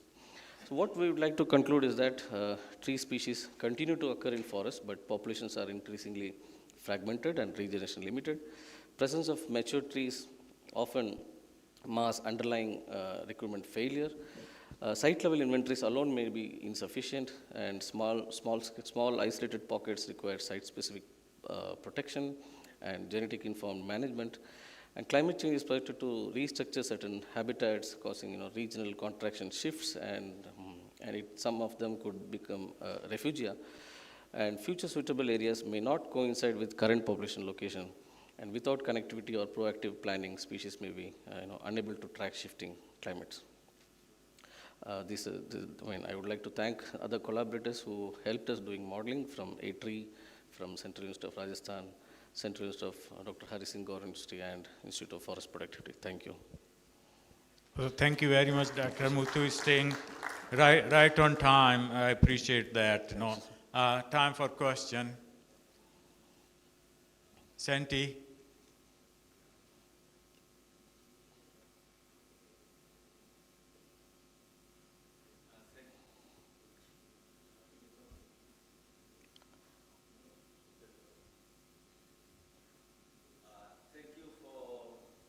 The presentation. Thank you so much.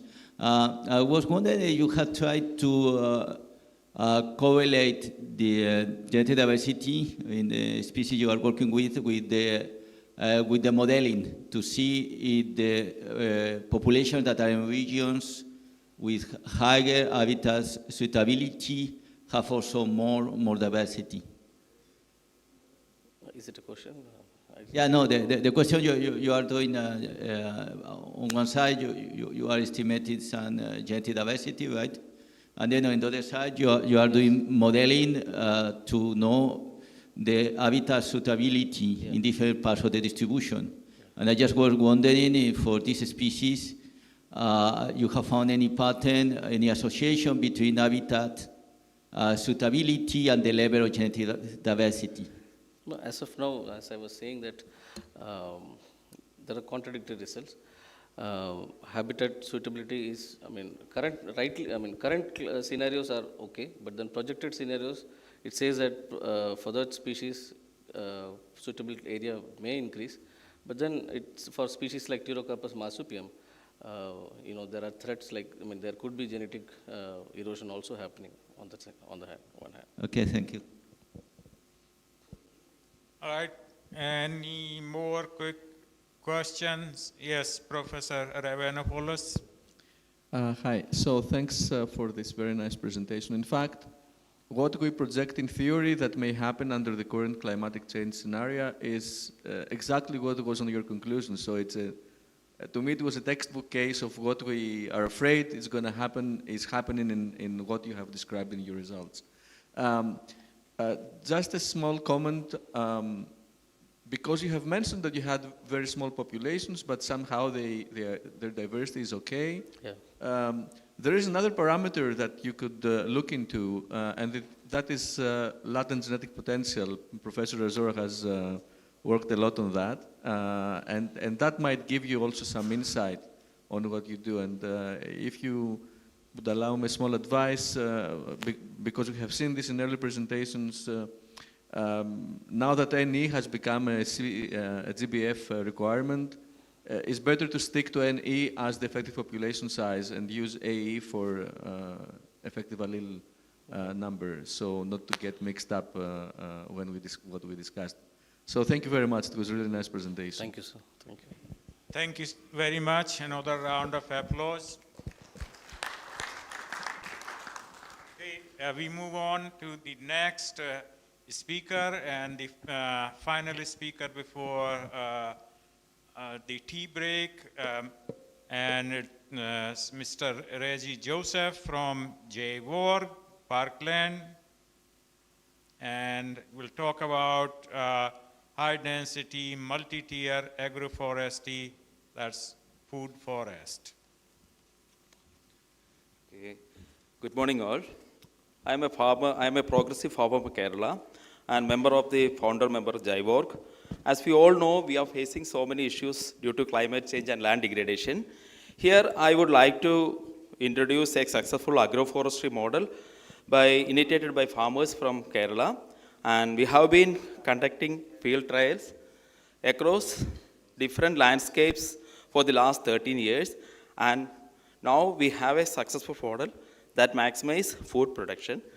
The presentation explains how this method can be applied to the present and future agroforestry practices.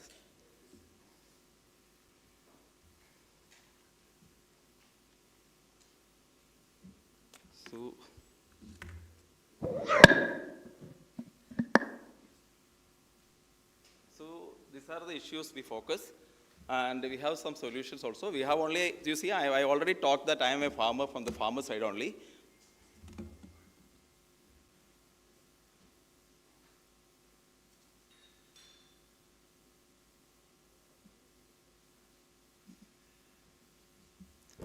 So we always focus on these issues, and we have solution by doing our work, and I will explain the next slide also.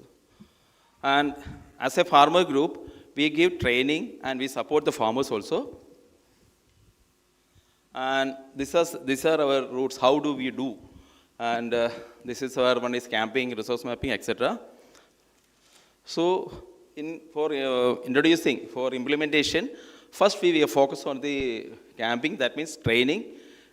Training is a must because in our case, the high density multi-tier agroforestry is a new concept. So it's a must. And next we go to the resource mapping. And in the case of resource mapping, we focus on the soil, water, sun, weather, everything will be focused. Then we have our next step, go to planning. And as a new concept, the planning is a must. It should be there because we should be plan about the irrigation purpose and compost and indigenous species, etc. And after planning, for the planting date, we will be focusing on the composting. It will take, if we fix the planting date, before 2 months, we will start with the composting. And we have an aerobic composting method, and you can see the diversities. And this picture tells us around, it is only for half acres, we are preparing this much of compost. And this is only one layer. We will be doing 2 more layers extra. And you can see the length and width. And also you can see the diversities. We are using coir pith, poultry manure, microbial inoculum, goat manure, etc. And also this is the lab test result from the Kerala Agriculture University. Then after preparing compost, after we have started compost, then we'll have 2 months time. Then before planting, we will be having a land preparation. Land preparation means it's making land of this movement comfort. And also, while preparing the land preparation, we focus on the watershed management also. Then we go to next step for layout and sapling selection. So it should be, it is a planned project. So we'll make it as a picturization should be there. That means small, will be have a draft like picture should be there. So this picture tells you about only it's a commercial pattern. And here you can see the big canopies are, it's only a 40 feet square area. And you can see the big trees and medium trees, small canopies and suppressed trees. You can see this picture tells us about a commercial combination. And actually we focus on the homestead farming, and really we focus on the indigenous fruit trees and tubers from our area. And also when we are implementing, we focus you can see a small area. This one is only a 40 feet square, and we'll be focusing nitrogen fixers, and our pest repellents are also added. And you can see the diversities and how it is utilized.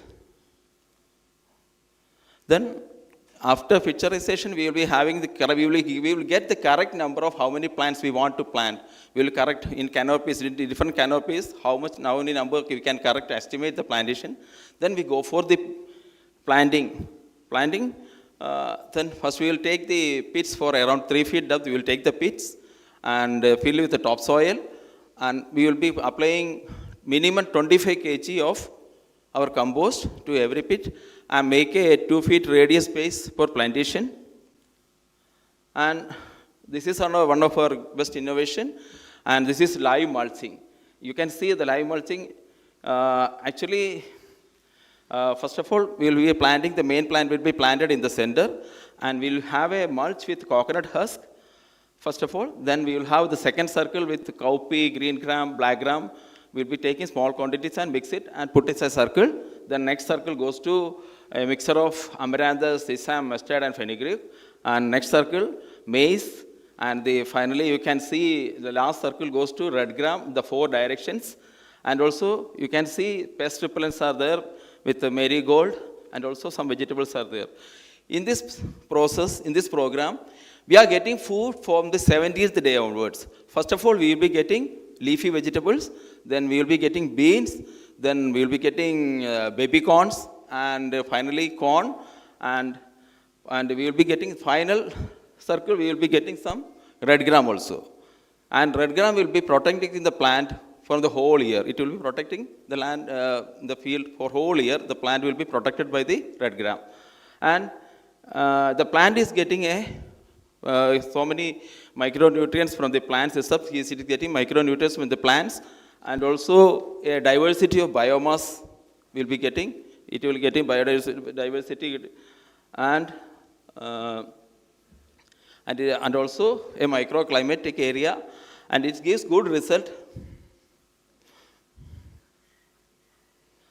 This picture is tell us you have a 2-year-old plantation, second one.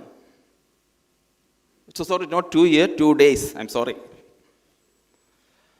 And this is live shading.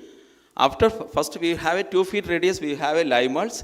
Then the remaining place, we will having a shade with the maximum variety of pulses, millets, grain manure, oil seeds, spices, etc. Maximum variety will be there. We will have a mixing, we will mix it up and split it in between space, and we will have a till. And the first picture, that is a 9 days old plantation, and the second picture, it is a 29 days picture. And by doing this live mulch and live shade, we are getting 40 tons of wet biomass. So we only support drip irrigation. When we talk about conservation of water conservation, of soil conservation, we should do like this, I think. We only support drip irrigation. And this picture is from an LP school in Palakkad district. And you can see the leafy vegetables. The students are collecting leafy vegetables for their food. And these are the direct benefits what we feel. You see, I am just from the farmer side only, that what we feel. We are having some water, having good, you can go through it. And also, one important thing that we are getting 2 into vegetative and production growth compared to the normal plantation by doing fertilizers. We are getting double. And we have good vegetative growth and production. So these are the challenges. And it is not easy to make the people to feel the effectiveness of drip irrigation, live mulching, coconut husk, etc. And also, one more, it is not visually appealing. And also, you know, the Miyawakis, which are putting so much of fund and also resources.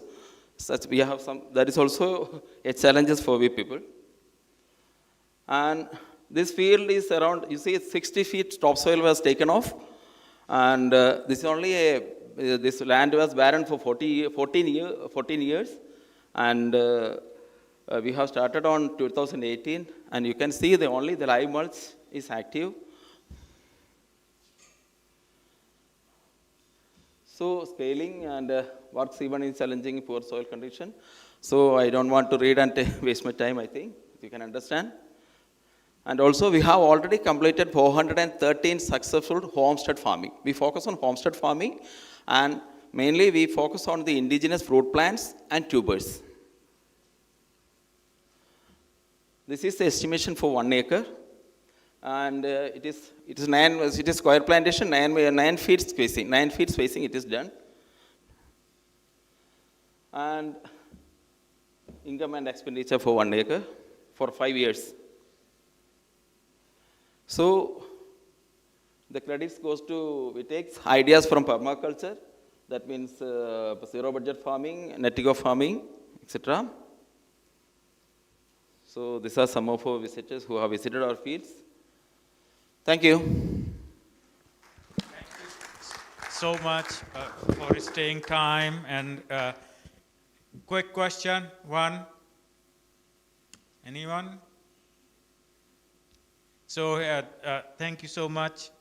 So our next speaker is not here, so we will break for coffee. But is Dr. Matum Mehta around? How long we are going to? Or be at the coffee break, or when are we back? Or I just take a call? Or you do it? So it will be half an hour break, so 11:30 sharp. Okay? Yeah. Yeah. Okay.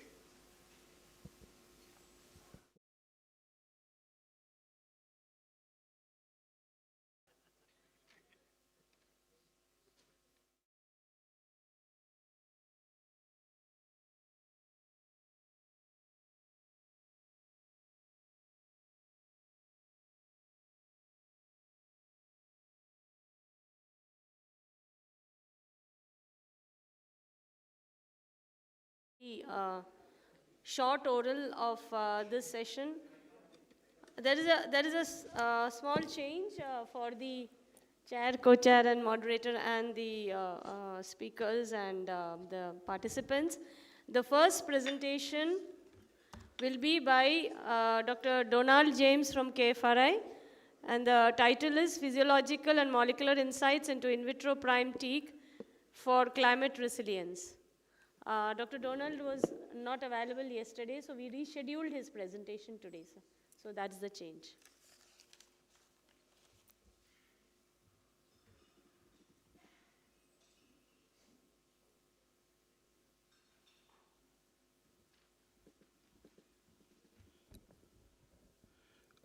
Good morning, Chair, Co-Chair, moderators, and dear participants.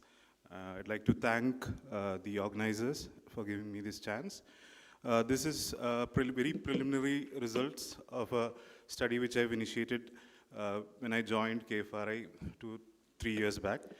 So basically, we know that in the face of an increasing climate-induced abiotic and biotic stresses are becoming a big problem. Climate change is a big problem facing our forests. And priming is a good tool you can use for overcoming climate change. So what we did over here was basically, this is the mode of action of priming, you could say. Basically, we have any environmental stimuli, such as abiotic and biotic stresses, including drought, osmotic stress, etc., or a likely priming agent, such as chemicals such as BABA, which is beta-aminobutyric acid, salicylic acid, polyethylene glycol, proline. So these are priming agents which can induce a stress perception and signaling.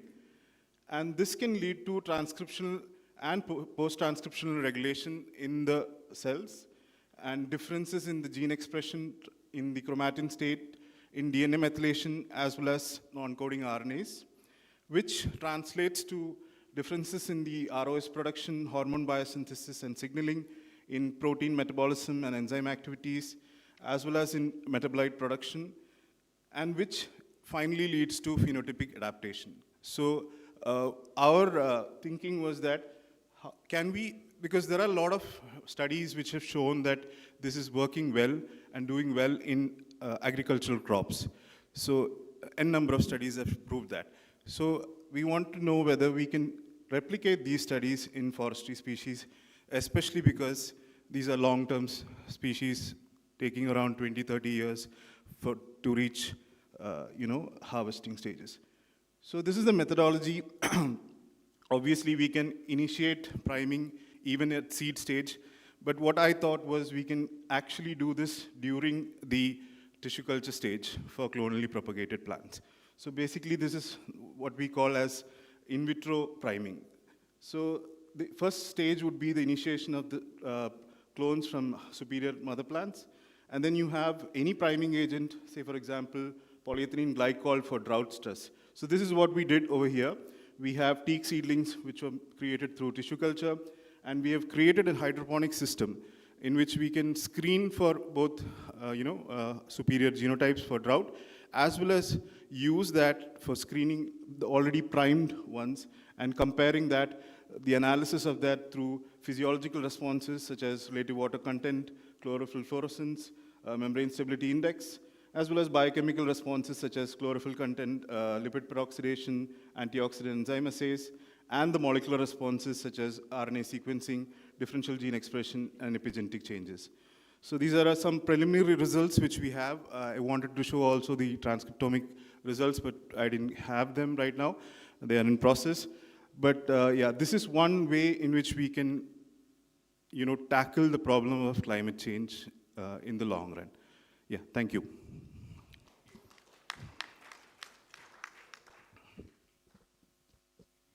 quick question, if you have any. Okay, thanks a lot, Dr. James. So our next speaker is Baragur Nilappa Devakar. Devakar. And assessing growth and hardwood variation in farm-grown sandalwood trees, understanding the extent of remaining natural variation to support conservation and domestication efforts.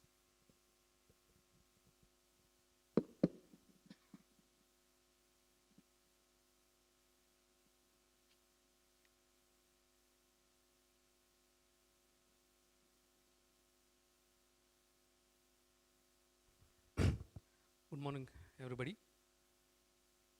This is work being done under ACRP sandalwood, R&D coordinated for sandalwood. And in this, we were interested to know, we were all aware that the sandalwood is very important species, and IWST being a center of excellence in sandalwood, we have done a lot of work. And the variation were assessed in the natural areas where sandalwood was grown. Now there is a depletion of sandalwood trees in the natural areas, and now we are concentrating on the plantations being established on farmland, especially in sandalwood. In this sandalwood is a very well known species, and it's mainly used for or cultivated for hardwood and oil. This is very, very important because it is a lot of having application for these perfumeries, formulations, and many cosmetics, beauty aids, and medicines. And this species is having accounts for 85%. India is very rich in this species and been propagated and planted in different parts of the country. Earlier, this species was much encouraged in the traditional zones like Karnataka, Tamil Nadu, and Kerala. Now, in non-traditional zones throughout India, different parts of India, it has been cultivated, and it's gaining more of importance. And we wanted to know how the variation is there in the growth and also the hardwood content. To understand this, we selected different agroclimatic zones in Karnataka.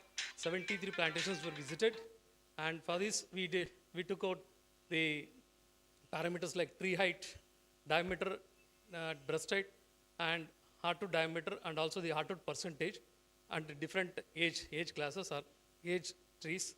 For this understanding or knowing the hardwood content, we used a non-destructive technique, electrical resistant tomograph. First, initially we standardized in one of the 17-year-old plantation in Madgiri Taluk in Karnataka. Then after standardizing this technique was applied for all these 73 plantations in different parts of Karnataka.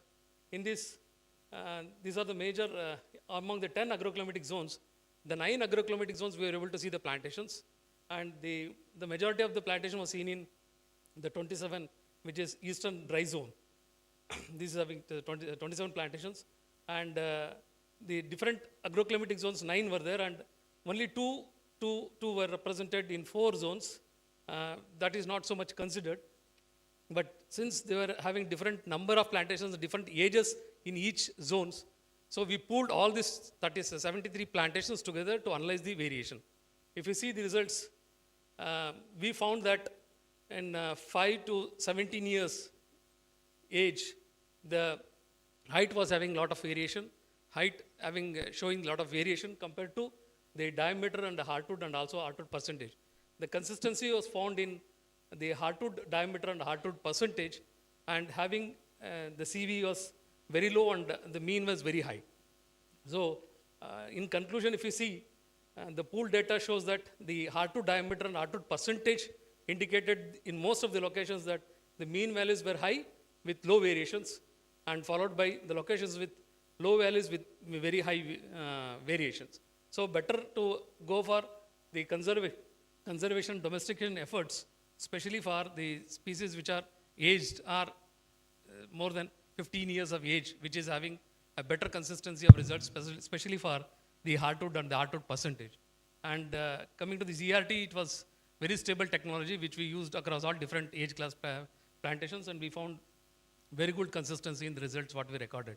And we are also giving consultancy based on this equipment to the different state forest department, also the farmland farmers and many other stakeholders who are involved in cultivation of sandalwood. Thank you.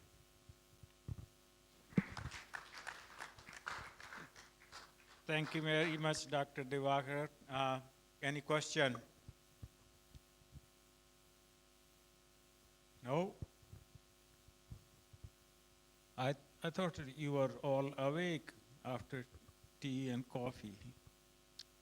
Thank you very much. Thank you.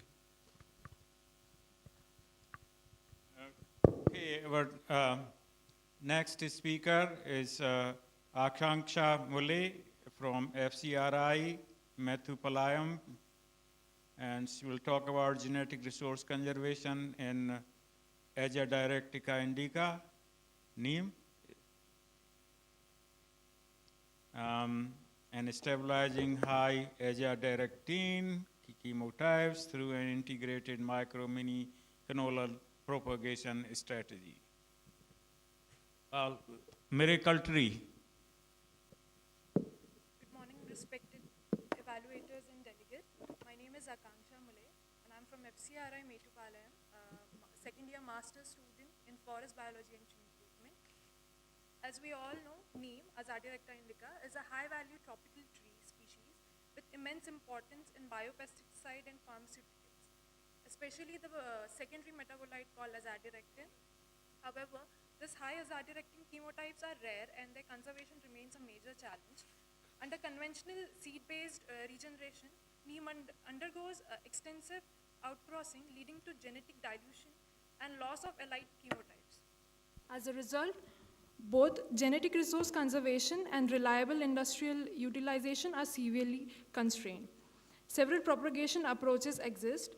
Micropropagation enables rapid clonal captures and genetic fidelity, but it is cost intensive and difficult to scale. On the other hand, mini clonal system allows large scale multiplication but depend critically on the quality and stability of the source material. When used independently, neither approaches adequately ensures long-term stabilization of high azadirachtin genotype. Integrating them will produce a higher output. The objective of this work is therefore to propose an integrated micro-mini clonal propagation strategy aimed at the conservation, stabilization, and scalable multiplication of elite high-aza neem genotype. In summary, this integrated micro-mini clonal strategy provides a practical pathway for conserving elite neem genetic resource while simultaneously generating uniform and industry reliable planting material, a requirement that is increasingly critical under rising demand for standardized neem-based products. Thank you. Thank you very much. We have time for question. Any question? Well, we caught up the time. Isn't it good? Let's see. It was supposed to end at 11:40. It's exactly 11:40. Thank you so much. Thank you. Have a wonderful this later session. Yeah. Well, thank you all the audience. I think this session has been quite informative in terms of biodiversity, ecology, population dynamics, and then monitoring those.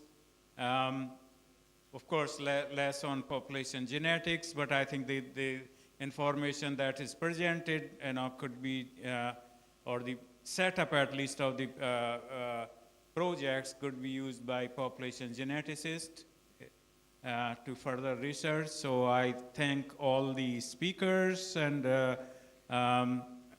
this morning, and let's give another round of big applause to all of them.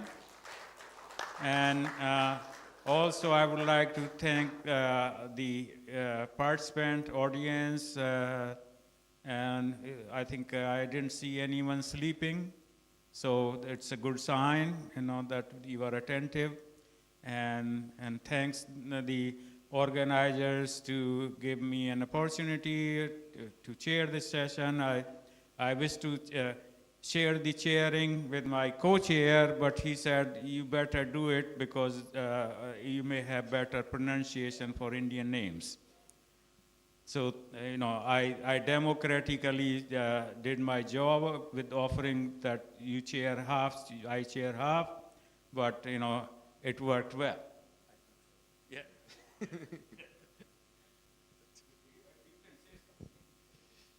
Yeah, thank you very much for your attention. I think it was also very good today to see a bit not only the genetic angle, but also, let's say, a broader angle of what is a bit more also in terms of my own scientific background on distribution and spatial analysis, and I'll give a presentation to that very soon. And thank you very much for your attention and all the excellent speakers. It was a pleasure to be the co-chair, although I didn't have really much to do.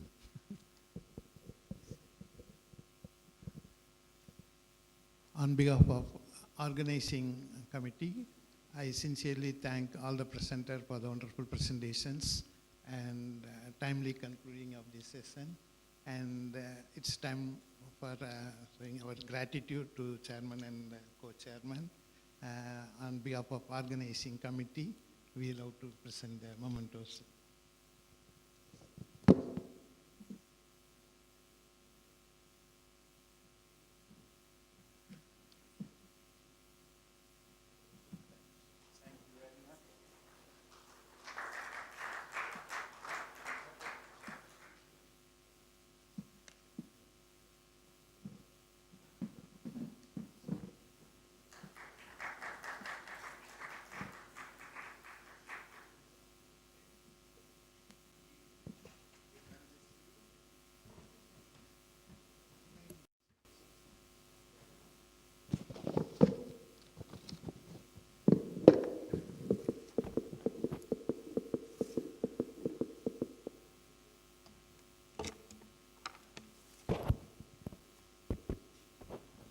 Thank you, sir. We next move on to the next theme areas. We now proceed to theme 8 and theme 9, tree seed systems of ecological restoration and conserving and restoring genetic diversity of forests in the Asia-Pacific region. The session will be chaired by Dr. Ping Kar Yung, Forest Research Institute, Malaysia, and co-chaired by Dr. Geeta Joshi, ADG Media and Extension, ICFRE. The moderator of the session will be Dr. A. Rajshekharan, scientist, ICFRE, IFGTB. I kindly request the chair, co-chair, and moderator to take their seat on the dais.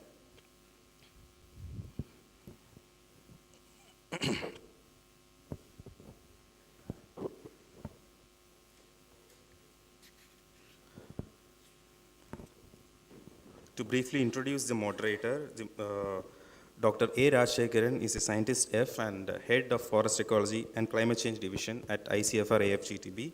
He is a multifaceted researcher with immense experience in the field of forest ecology, species recovery research, invasive alien species management, and application of geospatial technologies in forestry. I now invite him to kindly take over the proceedings. Over to you, sir.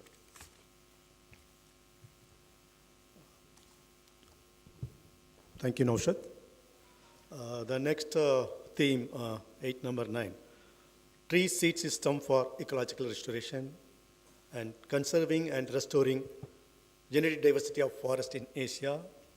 We all know that effective tree seed system are essential to supply high quality and genetically diverse and climate resilient material.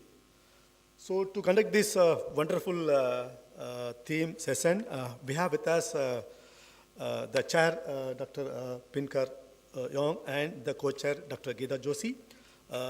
So on behalf of all of you, I welcome the chair and co-chair. Let me introduce the chair. Dr. Pinkar Yong is the senior researcher at Forest Research Institute, Malaysia, and he is currently heading the herbal unit, and he has got vast experience in chemical engineering and herbal thing, and he served as executive secretary of Asia Pacific Association of Forest Research Institutions. And apart from that, he is actively involved in regional forest research collaboration, including the Sino-Asian Network of Wood Science and Technology.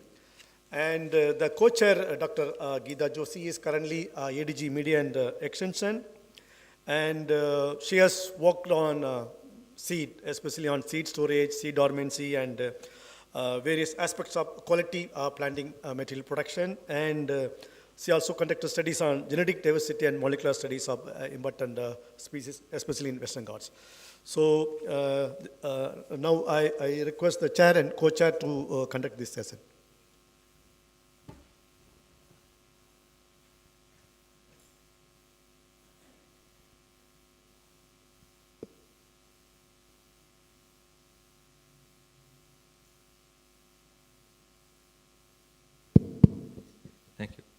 Thank you, Dr. Raja Skaran, for the introductions. Okay, welcome to the session Team 8 and 9, tree seed system for ecological restoration and conservation and restoring genetic diversity of forests in Asia Pacific region. So we will start with a thematic keynote and 4 technical papers. Okay. So first of all, I would like to invite the thematic keynote speaker, Dr. Manisha Tapliaya, ICFRA HFRI, Simla, India. Okay, please, Doctor, the floor is yours. So you'll be given 30 minutes for your presentation. Hopefully you can spare some time for the Q&A. Thank you.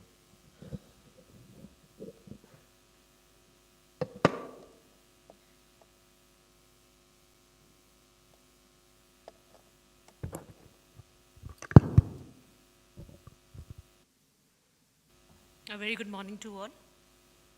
And at the outset, I would like to thank the organizers of this international conference for giving me this opportunity to present the thematic keynote of this session on tree seed supply chains and conservation of forest genetic diversity. So I'd be making a broad presentation on strengthening the resilient tree seed supply chains to scale forest landscape restoration in India.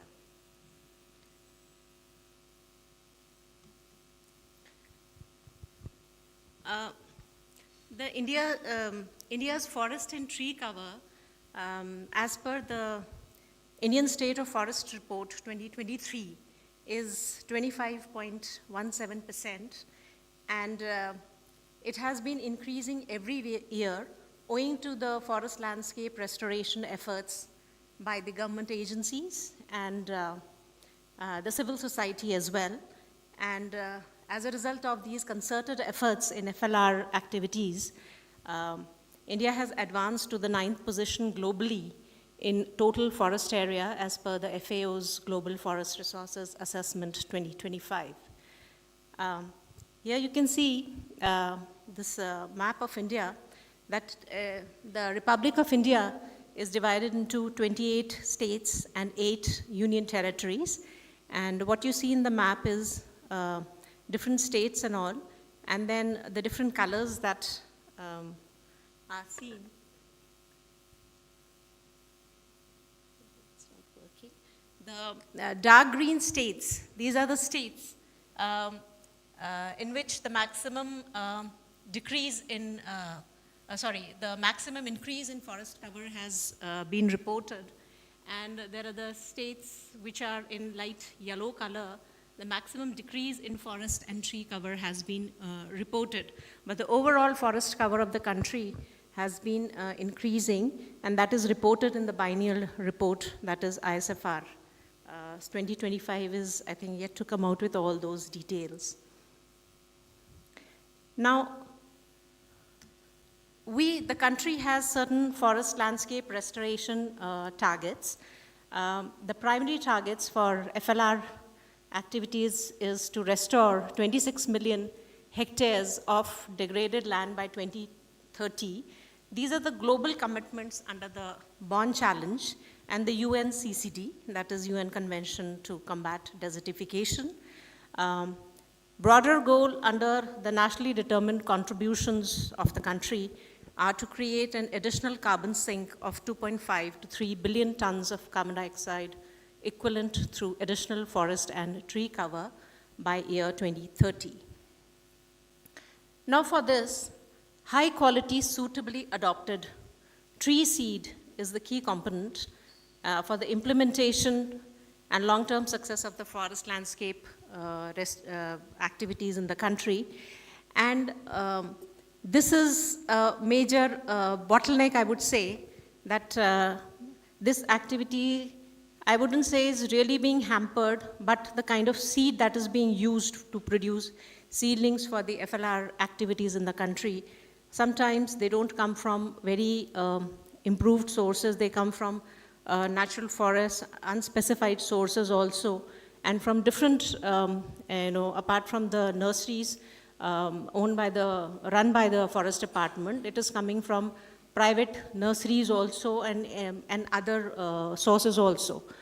So but what we require is high quality, suitably adapted tree seed for implementation and long-term success of the forest landscape restoration. Now, the supply, of course, is, as you can see, that we have a huge forest cover, and of course, a lot of seed is being produced by all these trees, the native species and all. But then, is it being collected or the concerted effort, or do we have a chain for tree seed production where very systematic collection of seed is taking place? Perhaps no. I mean, to the full potential, yes, it's not that way. And we still have the inadequate supply of quality tree seeds and also the tree seedlings. And but when we come to when we talk of the plantations, so these are for the commercial plantations, of course, that is for economic returns. The seeds may be from improved sources and all. But for the general plantations and FLR activities, the seed is not of that good quality, and it's coming from any sources and all. So definitely when the seed is not of that good quality, then definitely it will have an impact on the future performance of the plantations raised from such stock. Then there are also, there's no quality control on the seeds, especially those of native species. So here I would like to share with the House that we do not have a forest seed certification system for the forest seeds in the country. Though for agriculture seeds, it is well in place, and there is no separate legislation for forest seeds. But the state forest departments, they have been doing their own effort at their level to collect the seeds from specified sources or improved stands, and then also testing them and certifying them and then using for the plantations. But then that is happening in certain states and all, so I'm going to tell about that also, that which are the states which are really doing that kind of effort. Also the lack of studies or information of climate change on the phenology of the species, the growth, seedling patterns of native species, that is also not there and needs to be taken up on a lot of native species, and there have been efforts, which again I'm going to talk about in my subsequent slides.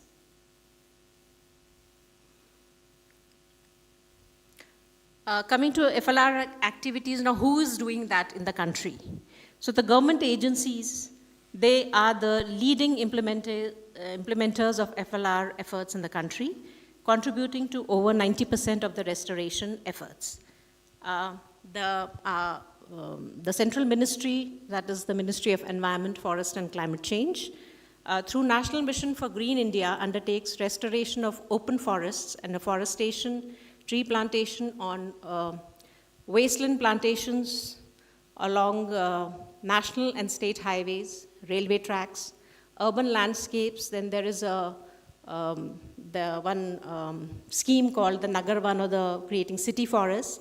Then promotion of agroforestry, treatment of marginal farmlands and river catchments, in conjunction with various other schemes of central government and state governments, including compensatory afforestation fund.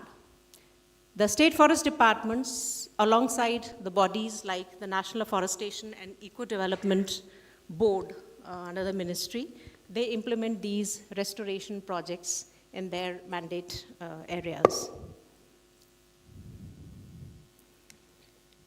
The Indian Council of Forestry Research and Education also plays a major role in these activities, be it in the way of research and development, or skill or capacity development of the different stakeholders. So ICFARI, through its regional institutes and centers, which have the presence pan-India, they coordinate the genetic resource conservation activities in their respective mandate states, and most seed for FLR activities is being, whereas the seed for FLR activities that I said is being supplied through seed centers run by the state forest departments. So we do the kind of hand-holding for the state forest departments in their capacity, enhancing their capacity in all aspects of seed, right from seed collection to their handling, processing, testing, and then even storage. Then apart from government, the civil society-led FLR initiatives also have been there. There are several smaller independent projects on private lands initiated by civil society organizations who produce their own seedlings. These can be little, nursery growers, nursery entrepreneurs, with the self-help groups, NGOs and all who've been taking these FLR activities in different areas. One initiative of the Government of India I would like to talk about, that is Ek Ped Maa Ke Naam. That is plant a sapling in the name of your mother. And this has been a biggest forestation drive that India has seen. And during the last financial year, almost 113 crore saplings were planted pan-India, and that's a huge number within a financial year. And you can see the numbers in different states and UTs of the country here. So that such kind of initiatives have been, have resulted in the participation of the communities, the civil society in such, and it has been done in a very encouraging manner, and there has been participation from almost every strata of the society. Now to change the landscape from the first one to the later one, you need restoring such landscapes to these with the green cover and all. So lot of course the efforts have to be undertaken, but we need really good quality seeds to raise good quality seedlings of different species to restore such areas. So what do we require for that? We need to have a very robust tree seed supply chain in place for right from the planning till the access and distribution of the seeds and the seedlings for FLR activities in the country. So right from planning, selecting target species, like what are the species to be planted. Of course, all native species are planted for these activities. Advanced planning for seed needs support, seedling production, then sourcing as to where the material is coming from. So selecting genetically appropriate seed sources to meet reforestation goals. And here it's very, very important that the seeds are sourced locally from nearby areas, and they are not brought from very distant areas, because the performance of the seedlings, owing to their transfer to very distant seed zones, their performance will definitely get affected in the long run. Then collection and procurement, that is obtaining seeds through collections, then at optimal maturity of the species and all. So for that, we need to have a proper information and knowledge about the phenology of the species, when the maturity is taking place, when the seeds have to be collected, how they have to be collected, how the seeds have to be handled, the fruits have to be handled, the seeds have to be extracted, all these things. Then handling, cleaning, storage, very, very important, because if improper handling is there, that would definitely have an impact on the quality of the seed that is used to raise seedlings in the nursery. Then once that all is done, testing and certification. So ensuring the seed quality and the origin. It's very, very important to know the seed source as to where the seeds are coming from.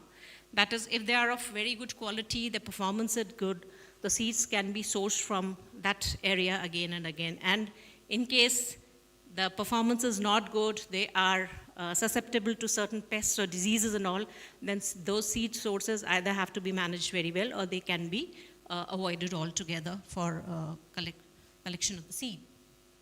And then providing seeds to the different user agency, that is access and distribution. There have to be good channels for doing it. We should know that where we get, if we have to procure the seeds or the seedlings of certain species, where do we have to go and where do we get good quality and tested material from. Now, quality seedlings. The use of seedlings of high morphophysiological quality for achieving the objectives of the restoration and reforestation programs in terms of survival, growth, and sustainability, while facing the combination of extreme climatic events, that is, and fire, winter frost, pests, diseases, invasive species, and all. So this is very, very important because it is very important to have the information or the research that how under extreme climatic events that we are facing, and they are rather frequent these days, that how the species is going to perform under such conditions. So that kind of information, that kind of research, that kind of documentation also has to be there. So broadening objectives of reforestation away from timber production. Like earlier it used to be that totally when we talk of trees and also it used to be mostly for timber production. But now the ecological resilience and function mean that a wider array of species will need to be considered for reforestation. That means the material has to be sourced from a very wide genetic base, I would say. Again, I say that most of these native species do not have a very clearly defined seed zones, but even if we talk in terms of the states and all, then we can say that these can be considered as seed zones, and transfer guidelines can be followed accordingly, that the seed is not transferred too far away from the areas, the geographical locations from where these populations are growing. Then seed collection and procurement. Increasing seedling production will require expanding the national seed inventory through collections. Additionally, because the selection and breeding of parents from seed orchards historically focused on economically important timber traits or specific disease resistance attributes. And then it's important to prioritize genetic traits now that could be critical for conserving ecological function and adaptive capacity as the effects of climate change intensify over the time. Then I've already said that seed cleaning, processing, storage are critical to maximizing the lifespan and quality of every seed lot. Seed cleaning requires specialized equipments and also understanding the seed biology across many taxa, that how the seeds have to be extracted, what is their storage physiology, whether they are the orthodox seeds, recalcitrant seeds. In case of recalcitrant seeds, they cannot be left unattended for a long time. They have to be immediately processed because of the short viability period of such species. So this sort of information helps in proper handling of the seeds post-collection. Then seed testing and certification. As I said that pan-India, there is not standard that the forest seed certification guidelines are not being followed. That could be the one reason is that whatever seed is being collected in the states, by the state forest departments, that is being used within the state for forestation FLR activities, and the seeds of very few species is moving across the states or to distant states. Like some species I can name here, like sandal. Like earlier, it used to be the natural population or the plantations used to be there in Karnataka and Kerala and all. And now we see that the national programs are going on for, plantations, raising plantations of sandal in northern part of the central and northern part of the country also. So there again, seed movement is from the southern states and too far, the distance is too much. So there how the seedling raised from such seeds are going to perform, that has to be seen over the years. And similarly in case of bamboo also. So bamboo seed, there's a lot of demand for seeds of bamboo because of the reason we know that bamboo flowers and seeds just once in its lifetime, and there's a lot of demand for bamboo seeds. And prior to working in HFRI Shimla, I was working at Forest Research Institute in Dehradun, and we had a seed processing unit there, and we used to collect the seeds of different species from the campus, and after all the processing and all, the seed used to be quality evaluated, especially for its moisture, for viability, germinability, and then there were a lot, and it used to be supplied to a lot of stakeholders, including the forest department. And I was really surprised when you used to get demand for bamboo seeds from Northeast, which is the huge natural resources of bamboo are there. And from some states, we used to get demand for bamboo seeds also. So bamboo is one species that the seeds of which are being collected from one corner of the country, and they're crisscrossing the country because of the demand and all. So there, again, their documentation has to be seen, the performance has to be seen and documented as to how the plantations raised from such seeds are performing in different areas. Then, of course, apart from certification, there is a need to adopt the dynamic seed transfer zones. That is strictly, once they are in place, they need to be followed strictly so that the seed doesn't move from the recommended seed zones to very distant areas. Also, the minimum standards, when we say of certification, so we need to have minimum seed standards in place for every species, native species especially. That is, as you know, that there is a lot of variation in forestry seeds, and some species which are growing on a very wide geographical area, so their variation, a lot of variation is there in seed physical and physiological quality also. So we need to have those minimum seed standards that we cannot have an absolute value, but we can always give a range as to what should be the purity of the seed lot, and what should be the moisture content at the time of collection, its viability, germinability, and the dormancy, and also it should be documented if any pest or disease infestation is there on the seed lot and all. So all that has to be documented, and of course these standards have to be developed for every species. Some photographs of processing of different extraction of seeds from different kind of fruits and processing. Then they have to be quality evaluated, whether in a laboratory in very ideal conditions or in nursery conditions, and that will lead to once production of quality material of different species in the nurseries. So this is. Now coming to the seed certification efforts by SFDs, which will contribute to having tree seed supply chains. Rather, it is contributing in future also. It will further strengthen that, as I said, that every state has its own system of certifying the collection of the seeds from different sources, having their seed stores or seed centers, and how they are evaluating the quality and certifying the seeds. So usually it is the research wing of the Forest Department, which is working as the seed certifying agency in the department.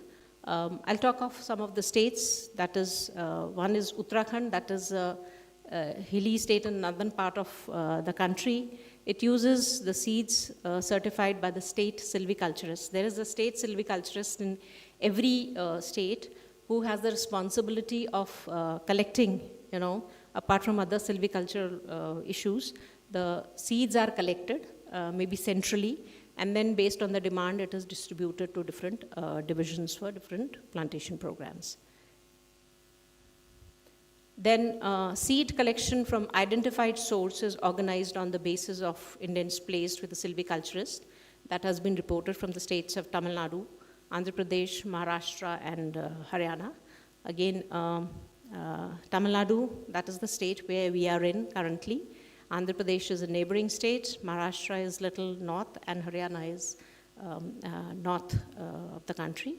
The seed certification of teak, that is Tectona grandis, rosewood, bamboo, rattan, and other forestry species is done by the Seed Center of Kerala Forest Research Institute in Pichi, that is a neighboring state of Tamil Nadu, Kerala. So Seed Center has been set up in collaboration with the State Forest Department there. And there the seeds are collected from seed production areas, seed orchards, and are supplied to Kerala Forest Department. And they have facilities for seed storage, testing, and distribution well in place.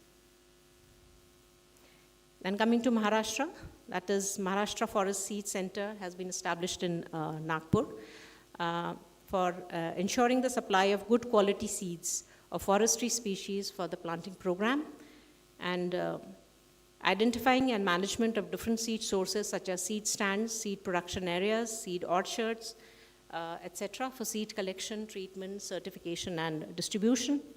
Then if I talk of one of the states in the northeast region of the country, that is Arunachal Pradesh, there the seed orchards have been established for Tectona grandis, Mellina arborea, Chucrasia tabularis, Michaelia champaka, where the seeds are collected from these seed orchards for usage and further distribution. In Uttar Pradesh, that is the seed certification cell was created under research and development wing, and the seed production areas are established for some species like the teak, bombex, eucalyptus, etc. They have a SFRI also, that is the State Forest Research Institute, and they do a lot of research on the seed aspects of different species. Then in Tamil Nadu, the seed production areas, seed orchards are well established for Tectona grandis, Eucalyptus globulus, Eucalyptus grandis, then Tertocornis, Santalum species, and maybe Formosa species also.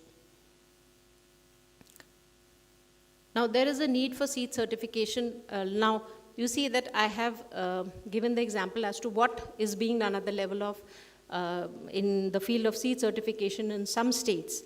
But in all the states, we do not have the report. So that means they are not really, or maybe the reports are not there. Maybe they are collecting the seeds from improved stand seed production areas and all, or maybe not. Unspecified sources, or they don't really document wherever, and then how much diversity is there in the material that is being collected and all. So there is definitely a need for seed certification for ensuring that the quality seed is used from specified sources in the plantation programs. So we very well know the importance of using quality seed for plantations and in FLR activities for ensuring the success of such activities in future. Then selection and establishment of improved stands. So more improved stand selections and more improved stands have to be created. And as I said earlier, that the seed certification initiative can be taken at the state level only for the commercially planted species and for the FLR activities that is being done in the state. And of course, ICFRE being the Forestry Research Council of the country definitely has a role to play in forest seed certification programs. That is R&D in establishment of seed production areas, seedling seed orchards, CSOs, VMGs, etc. And then technical know-how, providing technical know-how for establishment of seed testing laboratories in the research wings and state forestry research institutes of the state forest departments, capacity advancement of SFD personnel through different training programs. Then Forest Genetic Resources Program, I'd like to talk about this also as well. So the council implemented Forest Genetic Resources Program. It was a 5-year program which concluded recently. That was, of course, the phase 1, and we definitely would be going to the phase 2. So under this program, the documentation of the forest genetic resources, diversity, population structure, threat and regeneration status of about 668 FGR species was carried out. These were all native species. A baseline scientific inventory was developed, which is essential for effective forest management and conservation planning of these species and different forest areas. Seed samples of about 248 native species were collected, extracted, and processed, minimum moisture content and seed viability tested, and systematic seed collection and testing ensured the availability of quality assured germplasm, which is cornerstone for conservation, breeding, and restoration programs. And these were not, even the seed sources were identified, the good seed sources were identified for these species. Under the program, a National Forest Seed and Referral Center has been established at Forest Research Institute in Dehradun. The center has developed a database as part of the National Forestry Seed Research and Referral Network to enhance accessibility and reach a wider audience. This can be accessed by the different stakeholders to get all the information about the species, about the distribution, where are the seed stands, and what all work has been done for these species. Then also selected and documented about 16,000 mother trees of 200 species.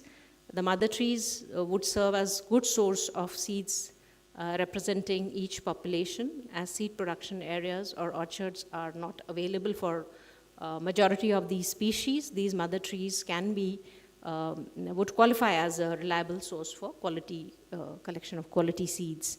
Also, a database management software named One Vistara has been launched to maintain and upkeep the data on FGRs, which will serve as a data bank for these species. Excuse me, doctor. You have 2 more minutes, okay? Yeah, I'll just wind up. Thank you. So these are the different stages of the collection of the seed, then their processing and testing according to the species using different media in the laboratory. This is how the seed quality evaluation is done. This is a germination test. And then this is how the seeds have to be stored once they are the processed, they have been desiccated to the required moisture content level and all, and then they are vacuum sealed with all the passport data on them. And then these are deposited in the National Gene Bank of the country, that is that National Bureau of Plant Genetic Resources in New Delhi. So all this material is conserved there for posterity. Also, there's an initiative of plant nursery certification by CAMPA, FAO, and Ministry of Agriculture and Farmers Welfare, under which the target is to certify 1,000 forest nurseries, and with the objective of ensuring adherence to best practices in nursery, build confidence of users to certified quality of the material used, and also to promote uniform standards across regions, and it encourages professionalism and skill development. So this has been planned And it is, I'm sure once we have these certified nurseries, so good quality planting material would be used for different plantation programs, afforestation and FLR activities as well. At the end, I would like to summarize that definitely what we have done is more needs to be done, and we are at it. That further research is needed to understand how informal tree seed systems operate under different policy and scope and socio-economic context, and how operators can be supported to participate in formal seed markets. Now, this is not just that the seed is coming from the forest department is collecting, like the research institutes are also doing it. And then there are certain nursery entrepreneurs and certain seed merchants also who have been collecting this material and selling to different users. So they have to be brought into the main, tree seed supply chains, because these are very small, limited to certain stakeholders in certain areas. So they have to be brought into the main, mainstream of the tree seed systems for the country. Then addressing the involvement of the local communities in seed production and existence of related incentives and extension to support their role. It is very important that we include local communities. Already the role is there in agriculture, conservation of collection and conservation of seeds of agriculture species, and then quality control for tree seed through seed testing certification that we have emphasized time and again. And research into the effects of climate change on native species is still limited, and the existing knowledge should be effectively applied to guide seed sourcing and seed zoning strategies. Then importance of involving different stakeholders, especially the local communities, in planning, implementation, and monitoring of FLR initiatives to ensure long-term success, right? From involving them in the planning stage and its implementation stage as well. Then establishment of more seed centers, seed stores by the State Forest Department for different species. Even the research centers can do it, research institutes can do it. Community seed banks, which are already there in many states, in many districts, I would say, of the country, involving the local communities, so they can include the forestry species also.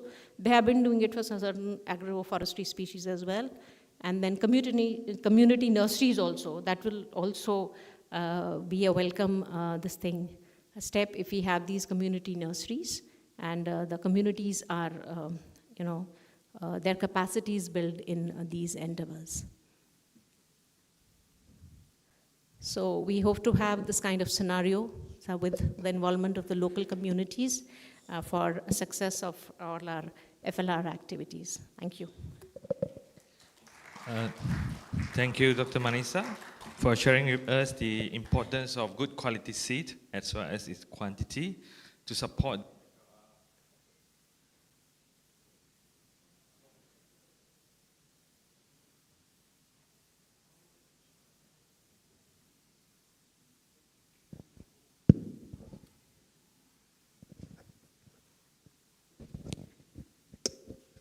Due to the time limitation, I will have to, and if one of you, if you have questions, please discuss with Dr. Manisa during the lunchtime, okay? Please join me to thank Dr. Manisa for his excellent talk. Thank you. Thank you. I would like to call upon the next speaker, Dr. Hannes Geisberger from Biodiversity International, Italy. His title of the presentation is Identifying Viable Seed Source Population for Restoration in Borneo. Without further ado, Dr. Hannes, the floor is yours, please. Thank you very much. So, namaskaram to everyone. Thank you very much for having me. I think my presentation is very much linked to what we just heard in the keynote speech. The main bottleneck, actually, of large-scale forest landscape restoration initiatives, high quality and adaptive seed. And I'm going to present you now. I hopefully will remain in 10-12 minutes with my presentation on a spatially explicit decision support tool that we developed in the Alliance of Biodiversity and SEAT, actually aimed to support the identification of priority areas for conservation of those seed sources. not only, but that's the main thing. The name of the tool is Conservation for Restoration, or C4R in short. And I'm going to present today the preliminary results we have in an ongoing, or actually 2 ongoing projects in Borneo. And this is a methodology anyway that can be applied to any place, so also very easily to be, well, easily. It can also be applied to India, for example, but the reason why I show it is because we have these ongoing projects here. And the forests of Borneo, like mostly all tropical forests, they are primarily threatened by logging, conversion to agriculture. In the case of Borneo, it's mainly the oil palm plantations and the destructive forest fires, but we already heard that also in India this is a very important threat. And the resulting loss of genetic diversity limits the opportunities to restore viable tree populations and reduces the species' ability to adapt to a changing climate. Very much in line with the keynote speech. These are the 2 ongoing projects that we have currently in Malaysia and in Indonesia. Thanks to them, we're able to implement the research, and I'm not going into details. So there it's about value chains and partnerships for resilient restored forests in Malaysia, or Seed to Tree, financed by UK Pact mainly. And secondly, the benefits of biodiversity restoration for ecosystem and livelihoods in Borneo, short BREL. This is mainly implemented in the Indonesian part, so Kalimantan. Briefly to the species selection, the criteria for species selection that was, let's say, made in joint collaboration with our partners on the ground, the national research centers and also the implementing partners with the nurseries. So we used 3 main criteria for species selection. One was species already used by restoration actors. Then also secondly, fruit and non-timber forest species used in agroforestry systems. And thirdly, species with importance for wildlife, because the conservation in Borneo, for example, for orangutan or hornbills is a very important aspect as well.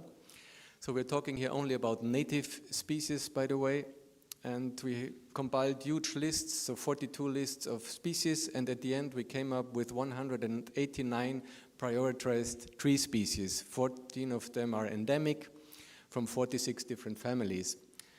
And due to a lack of data at the end, we were able to model 161 tree species because we had enough data, enough occurrence data for them.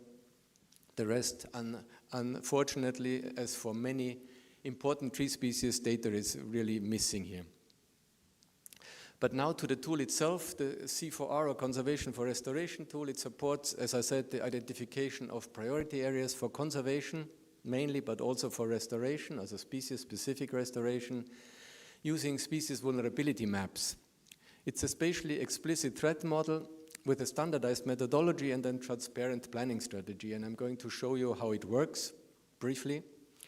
So we focus on 4 current threats and on climate change, and we use openly accessible spatial data sets in order to estimate the exposure to the 4 current threats, and species distribution modeling, or habitat suitability, or ecological niche modeling. These are all synonyms.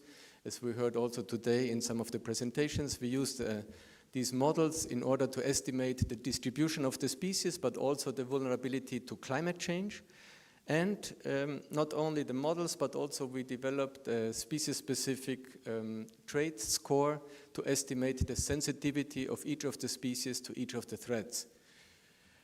I mean, I don't have a pointer here, but very briefly, for example, if you look on the left-hand side, the exposure to fire, we estimate that, for example, here with the NASA Fire Information System, a MODIS active fire data, so we take the 5-year incidence of fires in order to estimate the exposure to fires.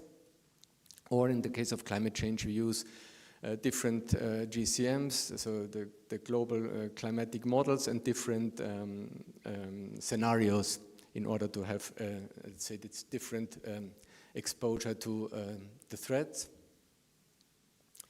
Oops, sorry. You see here the main threats: overexploitation, overgrazing, fire, habitat conversion, that is also including fragmentation, and climate change. And the simple equation is basically we calculate the exposure, as I showed you, with the openly accessible data sets. We multiply it with the sensitivity score, and what we get is the vulnerability for each species to each of the threats. Here is the example of the threat exposure to overexploitation here in Southeast Asia. This was implemented in a previous project with the Up4Gen network. Here we have the threat to overexploitation.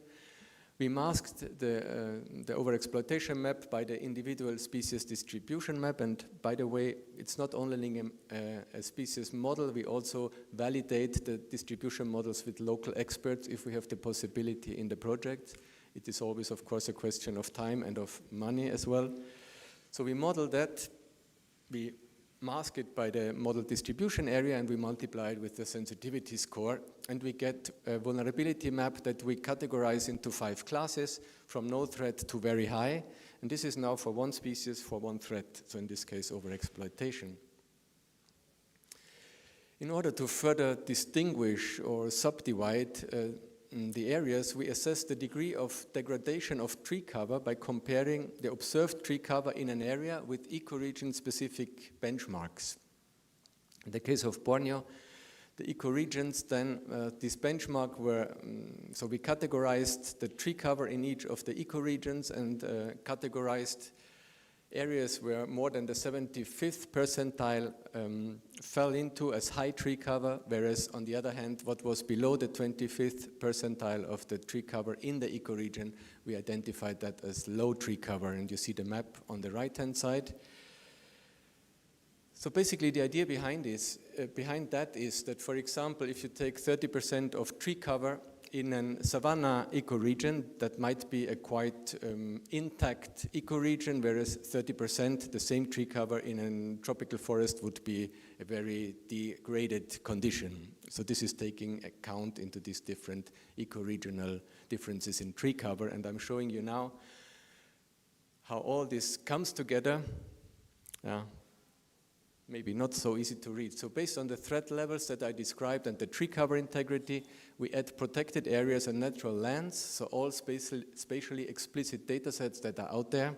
And by the way, the threat maps are at 1 kilometer because there is no higher resolution at the moment available if you look at the projections into the future. So based on that, we identify species-specific priority areas for conservation and restoration, and you see a map as an example for Dipterocarpus grandiflorus, a very typical tree species occurring in Borneo. And it's basically a rule-based approach that we apply here, and we say that if the vulnerability to the future threats is high, we identify those areas, or we categorize those areas as being prioritized for ex situ conservation. This would be the red areas on the map, whereas if the vulnerability to future threats is low and the vulnerability to the current threat is high, combined with a low, a pointer would be nice, compared with a low tree cover, these are areas that we recommend for restoration. Then based on if it's in areas where in natural lands, we would recommend those areas for ecological restoration, whereas in lands that are already converted to croplands, we recommend agroforestry restoration. And India definitely has a huge potential for that because there are enormous amount of cropland. And as we heard before, 25% of tree cover. It's increasing, but still, I think, not really very high for a country like India. Even in Italy, I think we have around 33% of tree cover, and you have still, I think, much better conditions to grow trees and much more species for sure as well. On the other hand, areas that coming now to the seed source populations, areas that have a low vulnerability to current threats and also where the tree cover is relatively intact, it is where we have high tree cover. These are the areas that we recommend for in situ conservation, and those are the green areas on the map. If it occurs inside protected areas, we call that it is maintaining protection, because we assume that at least some sort of protection is already there. Maybe this has to be checked, of course, because not all protected areas really protect the same way, but I think one of the main highlights here is that there are huge areas where those hotspots for in situ conservation are not protected at all, and those are the lighter green areas where we recommend to do expanding the protection, because this is a hotspot and is not protected at all. Finally, the methodology-wise, I mean, this might be for you, as many of you are population geneticists, this might seem a bit simplified, and it is, but well, let me first describe. So we partitioned the model distribution ranges of the tree species, these 161, by ecoregion as a sort of surrogate for intraspecific adaptive variation, because as we heard before, we could do it for seed zones, for example, what is not always easy, or what in the case of Borneo, which is really a very huge island, is a bit too granular or a bit too unrealistic to set up really conservation units or protected areas in each of those seed zones. So for the moment we go with ecoregion, what gives us a sort of a reasonable surrogate for intraspecific adaptive variation, and we define ecoregions as priority for improving the conservation of adaptive variation when less than 10% of the distribution area was stable. So this means not prioritized for ex situ conservation or for restoration, and within protected areas. Here, for those of you who are more interested in the methodology, these are all the background papers where we tested, or where we have all the scientific background to what I presented so far. And what is here had a little bit of a refinement. What is currently not published yet, I'm working on it, or we are fine-tuning it in this project or in these two projects that I described at the beginning.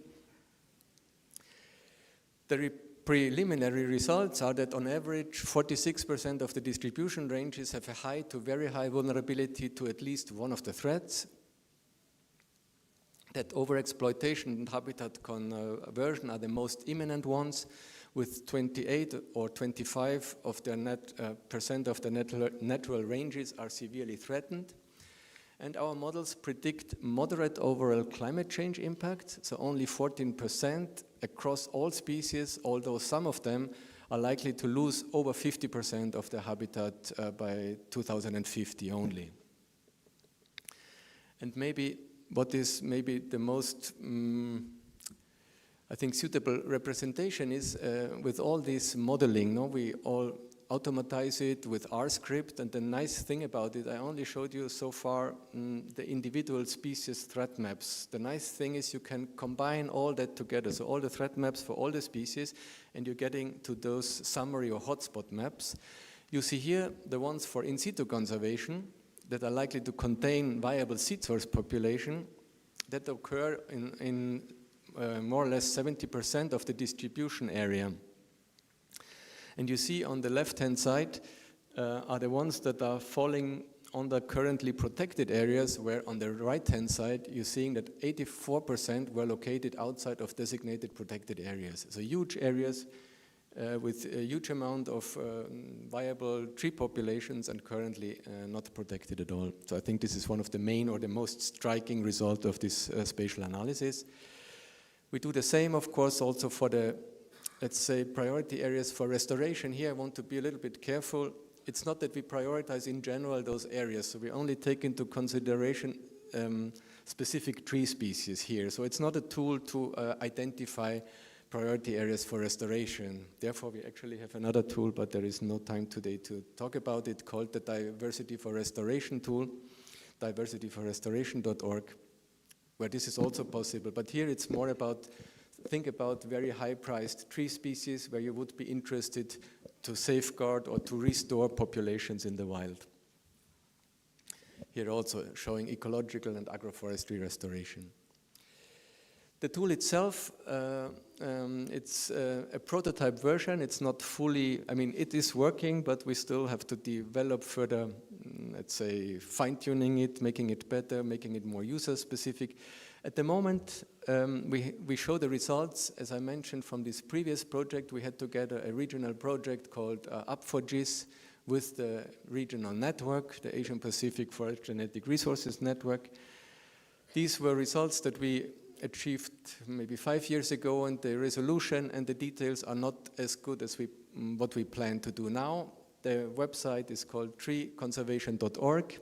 You select the species, in this case, as an example, again, Dipterocarpus grandiflorus, and the country. You can set different thresholds for prioritizing the ecoregions, and you set, as a user, you can set criteria for prioritizing that, such as species vulnerability, so to give it more weight if that's higher or lower, the size of the natural habitat, species richness, or the distance to protected areas, because normally, not the closer it is to a currently protected one, maybe the higher the likelihood that you get some permission to extend your protected area to those zones. Yeah, what comes out of that? Good, thank you. I will be on time, I think. Is the areas prioritized for in situ restoration. You can click on each of them because it's, of course, a spatially explicit tool. All the modeling for the users, of course, has already happened in the background, so you don't find the results actually that I'm talking now about that, but the ones from the previous project. If you click on the Borneo lowland rainforest, for example, you're getting this type of map. It said this ecoregion has been prioritized because as only around 2% of the protected and remaining suitable areas are in this ecoregion, and you see then from 0 to very high also the priority in terms of prioritizing the species in this ecoregion for in situ conservation. There are also indications of where areas are already, ecoregions might be sufficiently protected, at least from the information that we could gather. And,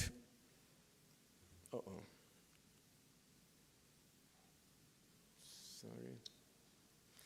The conclusions, the preliminary ones at least, from this project is that, thank you very much, that there are significant data and knowledge gaps, even of the most important or economically important tree species.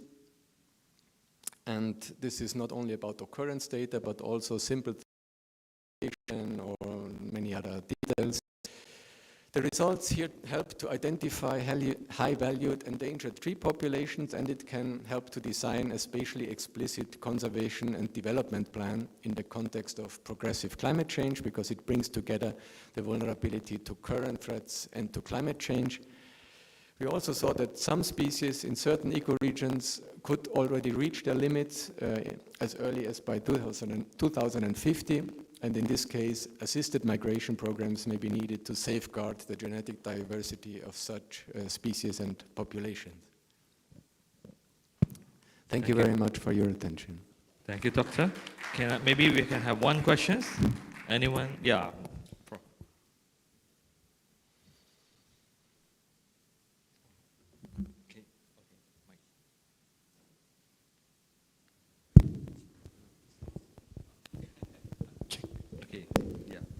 Thank you. Thank you so much. I like very much the presentation, and it's very close to things we are doing from the other perspective, with a more stronger component on genetics, but it goes in the same direction.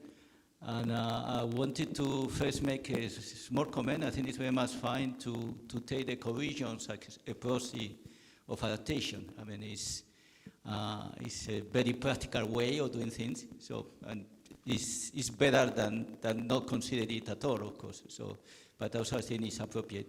And I was wondering also if there would be a way for your general vulnerability framework to include a component on adaptive capacity that could be also based in a process like maybe environmental heterogeneity, like also a process for capacity for adaptation, or so that you don't just get to the genetic part towards the end, but also in your when you are combining sensitivity and exposure, you are also some kind of process of. I mean, a good process would be genetic diversity, but you would not have that data for most species. But maybe just based on the heterogeneity of the habitat that you can measure with, for instance, satellite data, or like a kind of also an adaptation process. You have thought at some point about that, or do you think it has sense, or not? Thank you. Yeah, thank you very much for the question and also for the initial, let's say, comment. We were using ecoregions because it made most sense, but definitely also not these spatially explicit results. It can also easily be combined with genetic data or genetic clusters. So for example, we did that in a project in Central Asia where we had worked on walnut, where we had lots of genetic data, and then we could basically subdivide the area into the genetic clusters, what is more precise than the ecoregions. Regarding the adaptive capacity to bring that into the framework earlier, yeah, I think that sounds like a good suggestion. I wouldn't know at the moment how we could include it immediately, because I think we don't know a lot about that. We could bring in, you're basically saying if it occurs in more forest types or in more ecoregions, it could be, we could give it a bonus for more, let's say, Yeah, a little bit. You have more environmental heterogeneity. You may assume that there is more diversity because there is more adaptation in a particular population. You know, at the fine scale. I mean, it wouldn't be at the scale of the ecoregions, but it would be more like you have topographic variability, soil variability in a population. You probably have a high level of diversity. That if you are in a population that is flat, they don't have any soil variability, for instance. So yeah, it depends also probably a lot on in which part of the world you're implementing it. I don't think that there is such a lot of big differences in Borneo, for example, in the rainforest there, maybe between the forest types, these karangas, for example, and the lowland dipterocarp forests, but I'll definitely take that into consideration, and maybe that would be the future, the next update. It sounds interesting, so thank you very much for the suggestion. Okay, thank you. Thank you. I think we can proceed to the next speaker. Let's join me to thank Dr. Hannes for his very informative talk. So I would like to call upon a speaker from the host, Dr. Rekha. She will talk about the strengthening native tree seed supply system for climate resilient forest and landscapes restoration. Dr. Rekha, please. Thank you. Good afternoon. My talk would be linked to what Dr. Manisha, the thematic keynote speaker, spoke, and also to Dr. Hannes. So we were involved in the App4Gis project, so I would be detailing a little bit on that, and then what next we have done in it. So my talk would focus mainly on the native species which we are handling in our country. So in India, we realize that when we go in for large-scale production of quality planting material, or any planting material for that matter, we generally tend to prefer the exotics because they are fast-growing, and the requirement in the industry as a raw material is also very high. So our interest in the native species is a little limited, mainly because we have very little information on the status of the parent trees that we have. There is a lack of consistency or uniformity in its performance. There are no specific standards that are followed in case of seed collection because we do not have any written standards for most of the species. We have inadequate information on the suitability of the site where we are going to plant it. We just decide that we are going to do a restoration program, but we do not know what exactly are the requirements of the site. And finally, there is no information on the actual gain that would be obtained if you're going for these native species. So this is just an information which,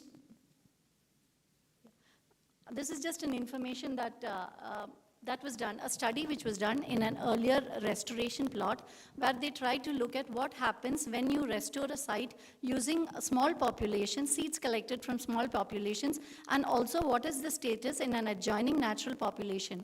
So what was observed there was, if you collect seeds from such fragmented forests or from isolated trees, and then when you go in for restoring, what happens is the same result which you see in a fragmented forest is what you would see in a restored population also, which again becomes dangerous because you are not actually restoring that population. You are trying to retain it in the same state. Further, this aspect of genetic diversity is not considered whenever we do restoration. We just collect seeds, we raise them, and then we try in for restoration. This does not address the issue of genetic diversity, which is again very crucial when you go in for a restoration program.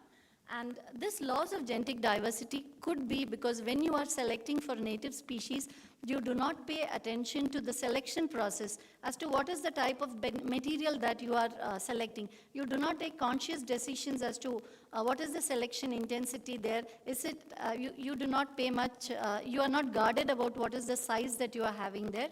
And as a result of this, when you go in for a restoration, you find that the genetic diversity is very low, and later on the seeds, which are a result of what that population actually is, it shows a lot of inbreeding, and so the germination potential of that population becomes very less. So this is an indication that you have to look into the genetic diversity also when you are going for restoration programs. In 2021, we carried out a study. This was carried out with 4 studies where India was also involved. So we had India, Philippines, Malaysia, and then Indonesia looking into what exactly are the challenges that we face. Excuse me, could you just put on this one? Yeah. So what are the challenges regarding acquiring the native seeds for restoration? So under the APFORGES, as Dr. Hannes was mentioning, we had carried out distribution maps and threat maps for 20 species for India. A total of 67 species were studied, 20 of them were from India. So once that study was carried out, we tried to look into, if we are going for restoration using these species, what is the seed availability of these species? Do we have any challenges as far as these species are concerned for restoration? We realized that the different challenges for these species are, there is an irregular availability of the native species. Yeah, as Hannes was mentioning, it was all native species that we studied there. So there was an irregular availability of the species. There was a lack of preferred origin. Say, I believe that a particular origin seeds would be good for my site, but we do not have that particular preferred origin there. Lack of preferred species. Say, I want 10 species for my restoration program. I might have only 2 or 3. I do not have propagation protocols for the others. And overall lack of seed availability, because we do not understand the phenology of the seeds. We do not know if it is a low seeding year, high seeding year, does it seed at all? So that information is also not available. And overall, we have seeds of unknown origin. So seeds come from different places. We are not aware of what exactly, we do not know what we have in hand, which we are going to use for the restoration process. So following this, with the support of the UK Darwin Initiative, India was again a partner of this, and then there were 4 countries involved here: Bangladesh, Indonesia, Philippines, and then India. So we did a capacity needs assessment. In India, we analyzed the requirements of 150 nurseries, 120 from the private sector, and 30 from the public sector. Because in India, it is mostly the departments, the state forest departments, who are the custodians of all the genetic resources, mostly the clonal seed orchards or the seed production areas or the seed stands. So we assessed the entire public sectors as well as that of the private nurseries to see what are the problems that we face in terms of collection of seed as well as production of quality seed material. So the major problems that we encountered in seed collection were that there was a lack of information on seed handling and storage for many of the native species. There was a lack of tools for collection of the seeds. There was a lack of knowledge on good seed collection practices, and there was irregular seed production. As I mentioned earlier, these were some of the impediments that we understood from the nurseries. Further, another interesting observation was that the nurseries did not go in for large number of native species. They were only interested in those species which could give them money, mostly the commercially important species. So if you would see, it was mostly 3 to 5 species which are very popular in the nurseries.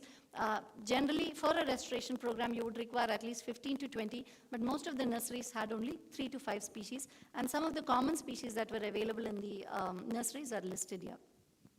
And in this study, we realized it was mostly the informal tree seed quality, which the keynote speaker also spoke about.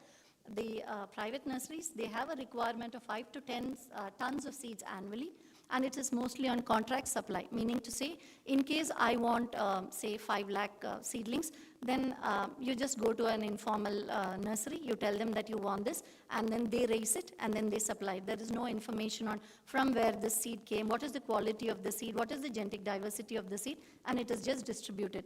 Common species, again, economically important species. In the case of a species like teak alone, 10 to 20 lakh stumps with no information on its origin. And this is generally a family business or a local business, so it is mostly the economics only that is involved. The science part is a little limited. And the seed source for all these private nurseries are small patches of forest which they own, and the seeds are collected from these patches, mainly for the native species, and then they are used in the nurseries, and then the material is produced. So if we are aiming at restoring species and looking into the genetic diversity also, then we need to focus on 4 important aspects here. We need to have the right species, we need to have the right seed zones as to identifying from which zone we have to take these seeds. We need the right seed sources, meaning to say, if in a zone you have more than one seed source, so which would be the right seed source for you, and also the right seed collection practices. So only when you practice all these 4, we would be able to develop good quality seeds and have a successful restoration program. So based on this, another global survey involving 159 countries, where India was also a part, was carried out to understand how do you identify a right species, a right seed zone, a right seed source, and the right seed collection practice. So for this, for the right species, it was, the question asked was information on how climate change is going to affect the ecosystem, where the species is found, and what is the species distribution of a particular species. The right seed zones, do you have maps of seed zones or regions of provenances which you define for the native species. The right seed sources, meaning do you have a registry of the seed sources, and the right seed collection practices, do you have a certification system for your seed sources. So looking into these aspects, based on what we did, the experience that we had in the App4Gis, I took 5 species. So it was teak, rosewood, terminalias, and 2 terminalias and xylias. These are species that are generally used in many of the restoration programs. So we developed pseudo-constructed dynamic seed zone maps based on ecogeographic clustering. We only took the southern part of the country because considering the vastness of the country, so we only took the southern part. And these 5 species, we tried to look into the suitability, and using these seed zones, we overlaid the seed zones along with the species model distribution, and we identified potential seed sources. Here I use the word potential seed sources because we do not have seed zones identified, or we do not have registered seed sources. So I can only use the term here as potential seed sources have been identified for the 5 species. Now, why is this seed zoning so very important? This is very important in terms of adaptation because all the restoration practices, we use tree species which are going to stand for a long time. So we also need to know what would happen to that tree over a period of time. So if you look at the first picture that, so, not working? Yeah, okay. So here, what I have explained is the business as usual scenario. In the present, let us say we have 3 seed zones, the blue, green, and the yellow. When you do a climate modeling, you realize that there are going to be changes. We have taken 2 case studies and 2 different models. So in case study 1, where you have the blue zone shrinking, you have the green expanding, and the yellow continues to remain the same. So if the blue zone starts shrinking, means to say that, and if your planting site falls within the blue zone, means to say that the seeds that you have in the blue zone are going to slowly disappear because of the vagaries of climate change. So in such conditions, you may have to conserve the seed sources which are present in the blue zone. So you would take 75% of the material from your blue zone, 25% from that of the green, and since the yellow continues to remain there, you would not pay much attention to that. But in the second case, if you see where you have the 2 climate models, the blue has completely shrunk, and your planting site is completely shifting out of the blue zone. In such cases, you would take, and the yellow is also expanding in the model, then you would take maybe 50% of the blue zone seeds, you would take 25% from the green and 25% from the yellow, so that the sources which are going to be depleted would be conserved, and you will also ensure that the ones from the green and the yellow are there. So you conserve the populations, you also ensure that adaptable populations are there in your restoration site. Now this becomes even more powerful if you're going to use the genetic data, because once you use the genetic data here yesterday and today you must have heard about discussions on Pterocarpus centalinus in sandalwood and then in teak, where they have been using genetic data also to define ecozones, seed zones for these species. So if you have genetic data, and especially in a restoration process where you have multiple species happening there, it would help us to ensure that you have genetically diverse material. Korea is one country which has been implementing this for a very long time, at least for the past 15 years, where they ensure that genetic diversity along with adaptability is ensured when they go in for their restoration programs. So this is one aspect which we need to focus on. Right now with this seed zoning, we would be able to tell which seed source is good for which zone. But with time, we also need to look into the genetic diversity so that it is more robust, the populations are also viable over a period of time, so that they also serve as sources later on when we go in for restoration practices. So to conclude, what we need to understand first of all is that species do not have boundaries, and so we need to understand that you cannot move seeds from one zone to another just like that, as we have been doing for quite some time now. We need to delineate which seeds, which zones, and which sources. We require a registry of existing seed sources and evaluating them before we go in for restoration programs. We have to emphasize or make it mandatory that you use quality seeds for raising plantations, and we also require an independent cell for managing the seed sources, register them, and also ensure that quality seeds are supplied. So this is an initiative which India has slowly started. As Dr. Manisha was mentioning, we are slowly into it now, and with such sort of tools, and the tools like the diversity for restoration and for conservation for restoration, we should be able to identify what species, because it's already done, we do not need to reinvent the wheel. We would be able to identify what are the species that we need for our restoration, so that our future targets, especially the bond challenges which we have taken up, would be more successful in the years to come. Thank you very much.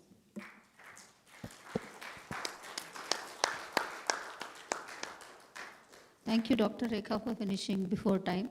Now, can we have one question, please? Yeah.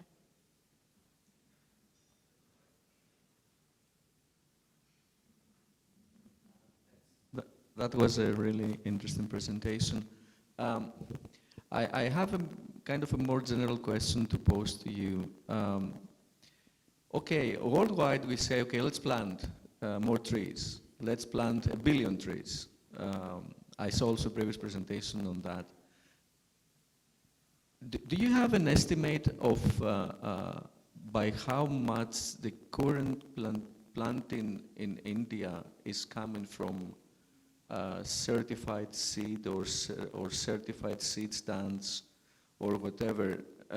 My concern, and I would like your comment on that, is that why we all propose that, this planting, if the genetic resources used are not proper, these plantings will fail. And then the public will be disillusioned about what we do. So if you could comment on that, please. So we have also realized this when we prepared the first country report on the FGRs. So when we were looking at the data, we realized that 10 to 15% come from improved material. We do not have this concept of certified seeds. Dr. Manisha was mentioning that we're just starting that. So 10 to 15% comes from improved material. So we do have tree improvement programs for almost 150 species. So there is some material there, but this has not spread widely because the requirements mostly had been for the industries. So the focus was on tree improvement of those species. The quality material has not been emphasized much for the other species. So realizing that this is an important thing, and now with farmers slowly coming in for more of tree cultivation, especially for species which they believe have economic importance for them, it improves their livelihood. So now they have also started asking these questions. So what is the material, from where is it, will it be adapted in my field, would it perform well?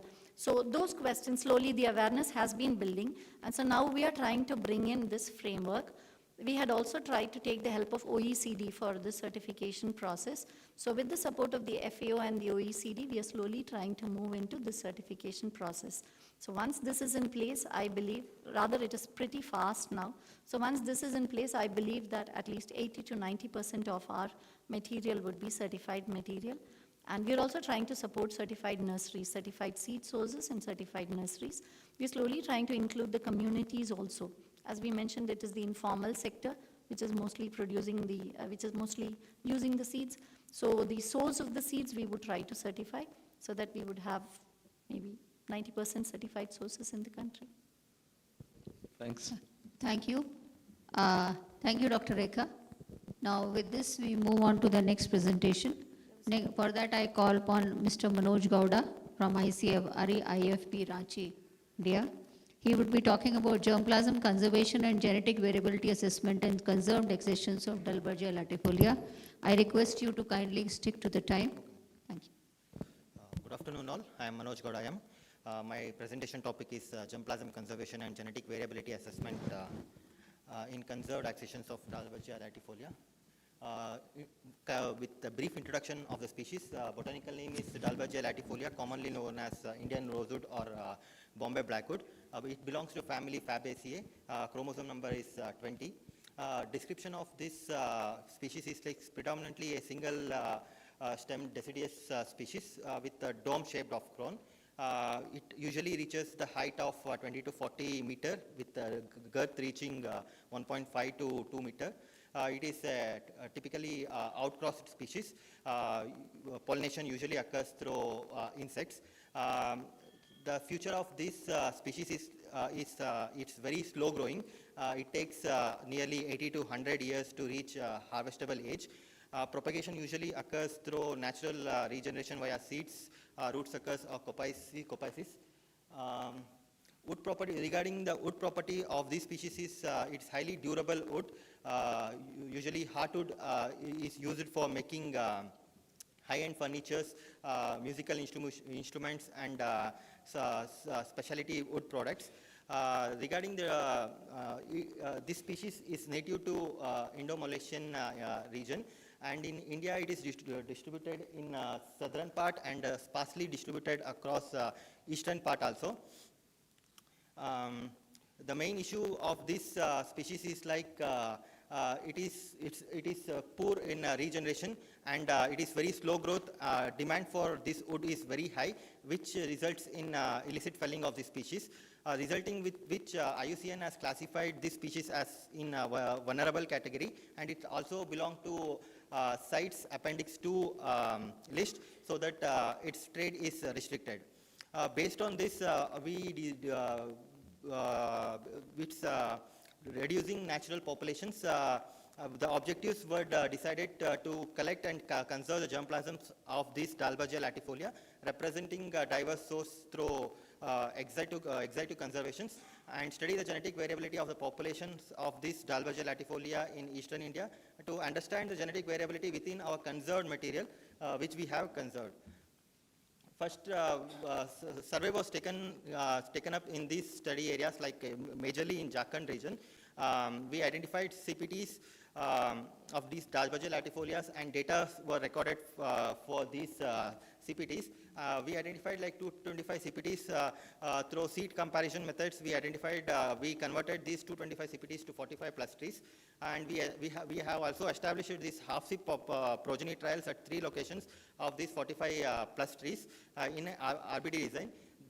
This is for like genetic improvement of this Dalbergia latifolia part.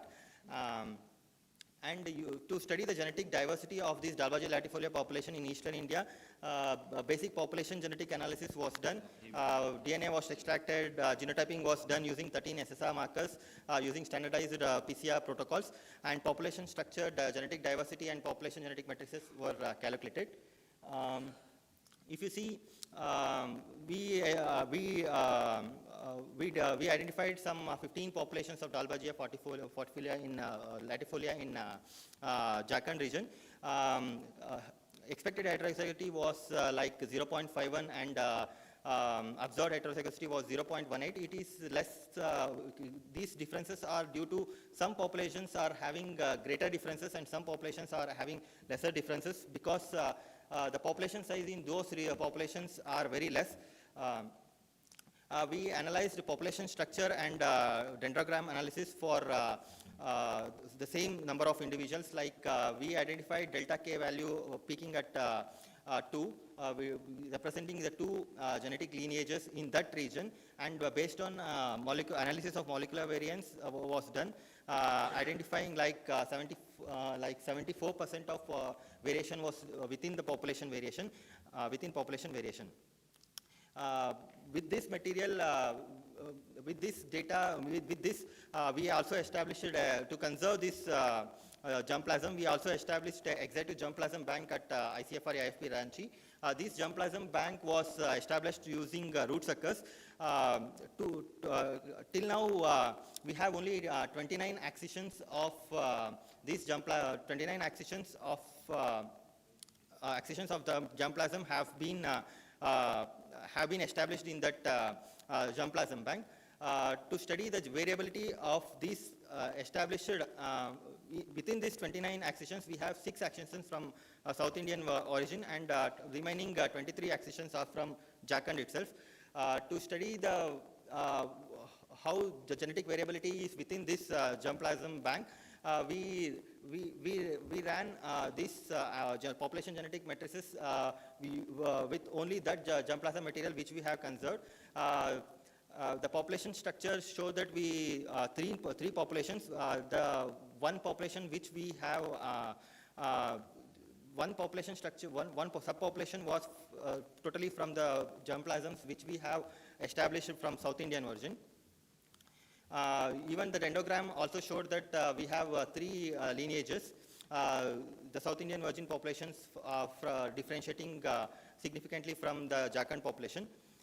To compare what actual population we surveyed and the population which we have conserved in germplasm bank, we compared the population genetic matrices between the total population and the germplasm bank population. If you see that number of alleles present in the total population was 92, and where it was only 50 in case of germplasm bank.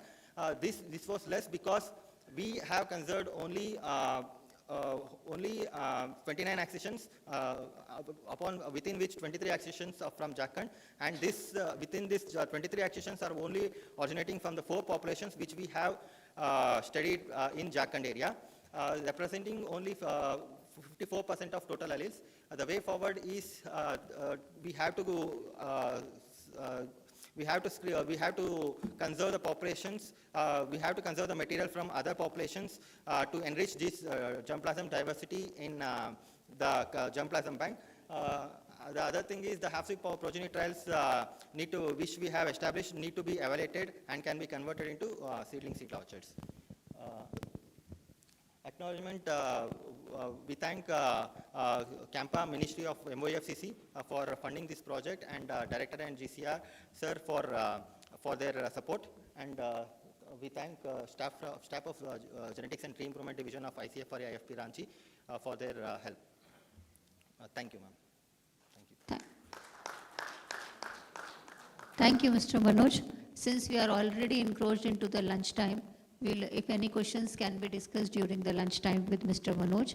And now we move on to the last presentation, that is by Mr. Periyaswamy Arumugam from TNFD India. He will be talking about mangrove restoration in Tamil Nadu, glimpses, insights and strategies. Kindly stick to the time. Sure. Respected Chair, Co-Chair and Moderator, and respected dignitaries, delegates and dear participants, a very good afternoon to you all. So I will not be presenting a research paper. So my topic is mangrove restoration in Tamil Nadu. So what the Tamil Nadu government is taking initiatives and in this mangrove restoration and conservation activities, I will be discussing some glimpses. Next. Some basics about mangroves. So mangroves are unique salt-tolerant plant communities, and they are found in these tropical and subtropical coastal regions where the rivers meet the sea, such as lagoons, estuaries, and sheltered shorelines.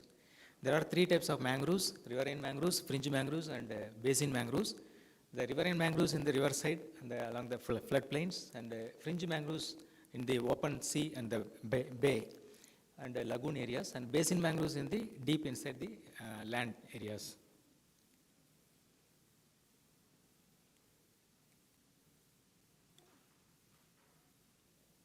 Mangroves, they are specially adapted to the high challenging conditions, high salinity, low soil oxygen, and unstable substrates. They are notably, they are very good. These adaptations are mainly the root systems, prop roots and stilt roots, salt excreting glands, and other pneumatophores, VPR germination and all. They are very critical habitats for the numerous life forms in the coastal regions, and mainly the great natural barriers, and they are the first line of defense for the tsunami and tides and sea erosion and all. The global extent of mangroves. The mangroves are mostly in the tropical and subtropical regions, and about 147,000 square kilometer in 128 countries they are occupied, and they are mostly compared to previous record, there are 5 countries increased. And then the 1/3 of the global mangroves are in Southeast Asia nations, 50,000 square kilometer alone in the Southeast Asia. And about the largest mangrove is Sundarbans, as we know, that's the UNESCO World Heritage Site.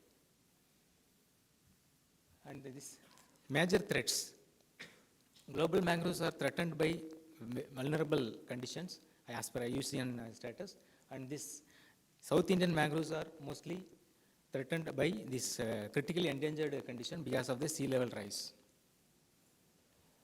Coming to India, the India 12 coastal states we have mangroves, and 4,991 square kilometer area, and the largest mangrove in Sundarbans alone contribute 42%. Tamil Nadu, we have 14 coastal districts, and 3 districts, Kadalur, Tanjavur and Tiruvarur, they are the maximum mangrove cover. And 41.91 square kilometer area is mangroves recorded by the FSI reports.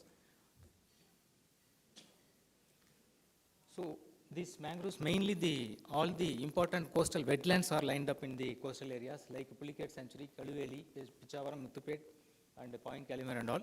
These are the important wetlands of Tamil Nadu. They have mangroves.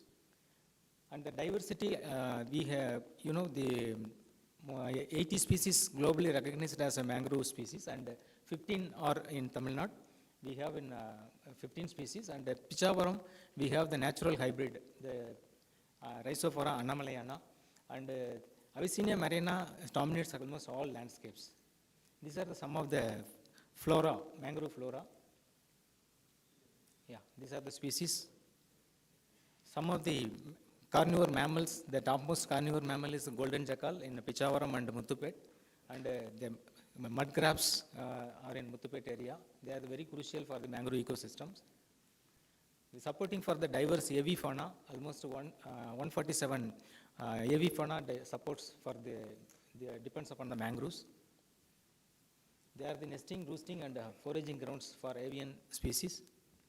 Mudflats we avoid for restoration because they are the critical habitats for the avifauna and other coastal lives.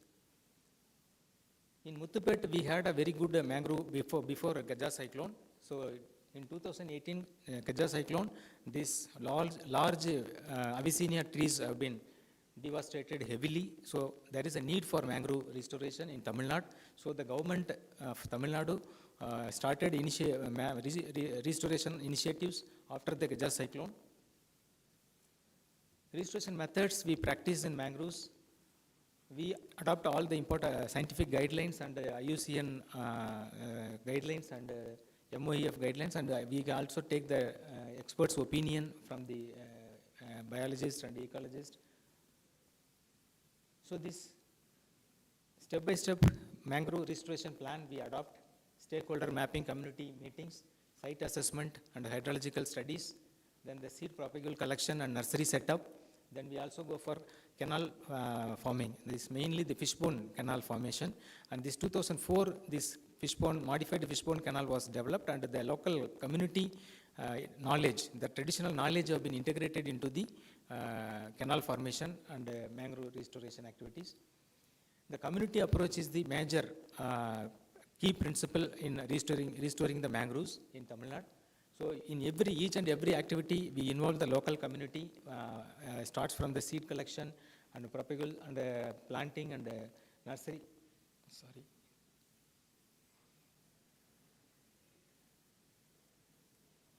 Yeah, we also have mangrove councils, village mangrove councils online with the JFM concept. So we are a very good state in adopting the JFM concepts in the village forest councils and all. Similarly, the village mangrove councils also we formed, and they are actively involved in the restoring and conserving the mangroves. The local communities, they collect the seeds from the different mangrove species and propagules collection, and then the propagules are planted with the help of local communities, and we also go for nursery setup, and the nursery seedlings also planted. This is one of the nursery we established in Pichavaram, where we raise Avicennia and Rhizophora species. Last year we raised 3 lakh seedlings, and this year also we raised 3 lakh seedlings, and the planting is going on, and they are very successful in these 2 species. But we generally raise 8 species in the nursery, mangrove species. And then this planning and support by the local communities, and they are very good in maintaining the canal for their fishing. So we take their traditional knowledge in canal formation and planning stage itself. And this is how the modified fishbone channel is been formed. And there are 2 types of canals, feeder canal and distribution canal. Feeder canal will be 100-meter length and 3 by 3 meter width at the top, and 1 meter depth and 1 meter at the bottom. And the distribution canal 2 meter at the top and 1 meter depth and 0.75 meter at the bottom.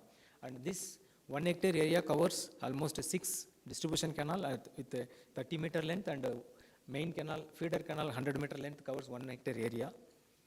This is the real picture of the fishbone canal practiced in the mangrove restoration. So this is how the people involvement is there for the mangrove restoration, especially canal formation and planting, propagules and seedlings. We also take the older canals, the silted canals, we go for desilting, and we are restoring those areas also for the mangrove planting. So this is how the local communities we involve in the planting, and they transport through the boats and all seedlings, and they plant the seedlings. Rhizophora is suitable for the linear plantations, especially in the lagoon areas, estuaries and all. So this is how the restored area appears. So our philosophy have been changed. Earlier we go for planting and we leave the area to the nature, but now we adopt very systematic methodology has been adopted through the Green Tamil Nadu Mission, landscape scale planning, then the hydrological restoration, site-specific species, planting and regeneration, and adaptive management. We follow these guidelines in mangrove restoration. So first we assess the area, how much area available. So we got reports from the 3 organizations. FSI reported 4191 hectare, and Center for Climate Change and Disaster Management, Anna University reported 9039 hectare, and National Center for Coastal Research, they reported 6473 hectare. So the baseline survey 23, as per the NCCR report, we have potential new plantation areas, 5120 hectare, and restoration opportunities available for 1309 hectares. This much area available. Now, as of now, we have achieved this much area. Out of 5120 hectare new plantations, we already achieved 2490 hectare, and restoration out of 1309 hectare, we achieved 2293 hectare.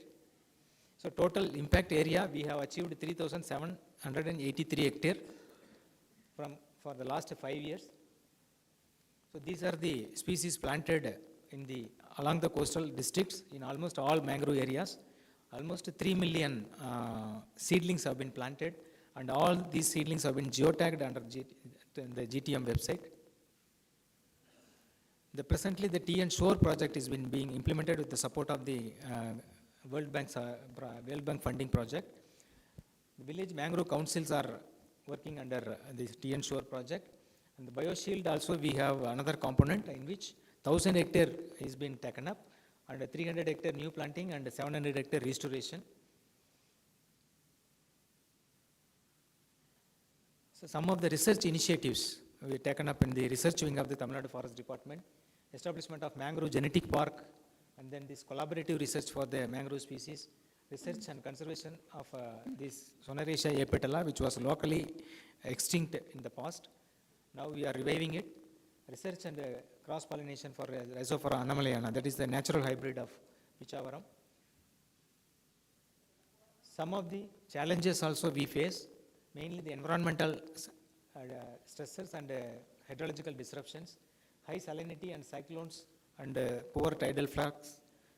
The hydrological disruptions like freshwater flow reduced from the catchment areas, altered sediment and dynamics of siltation. These are some of the challenges we face and we overcome with our technologies.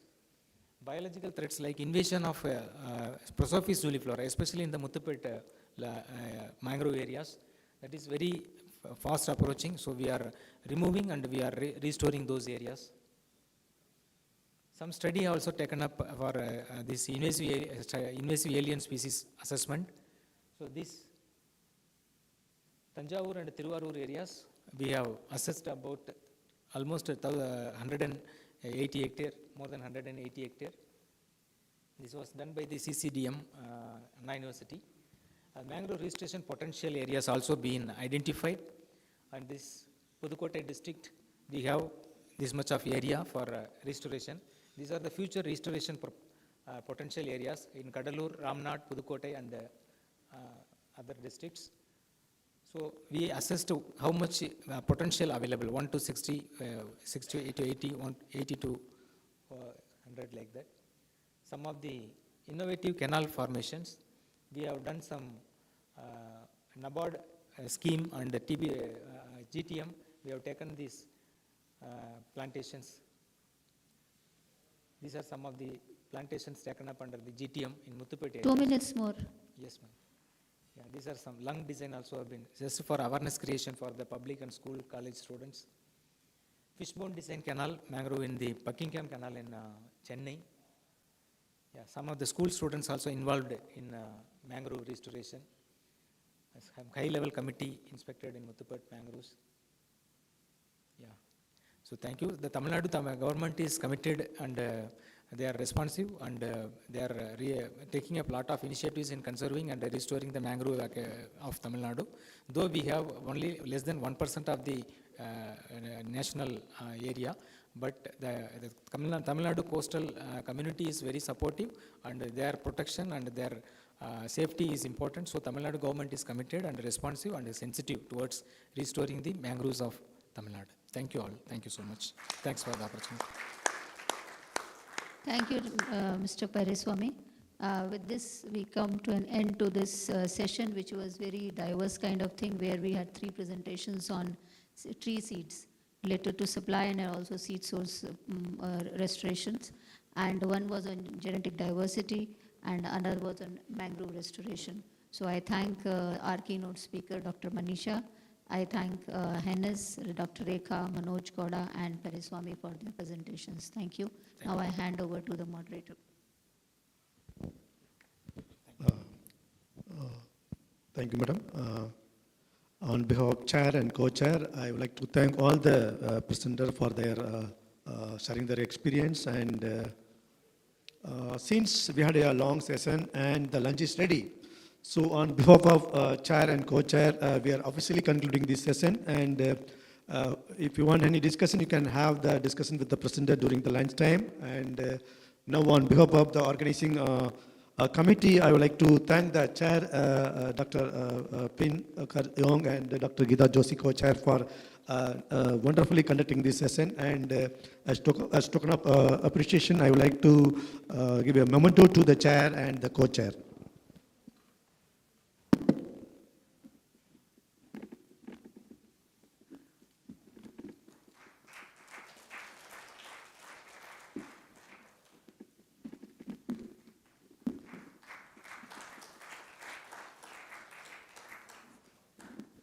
We are officially concluding this session. Thank you. Lunch is ready, and over to Dr. Naushad.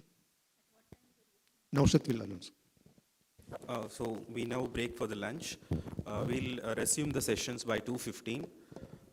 Post lunch, we have a youth forum. So I'd like the delegates to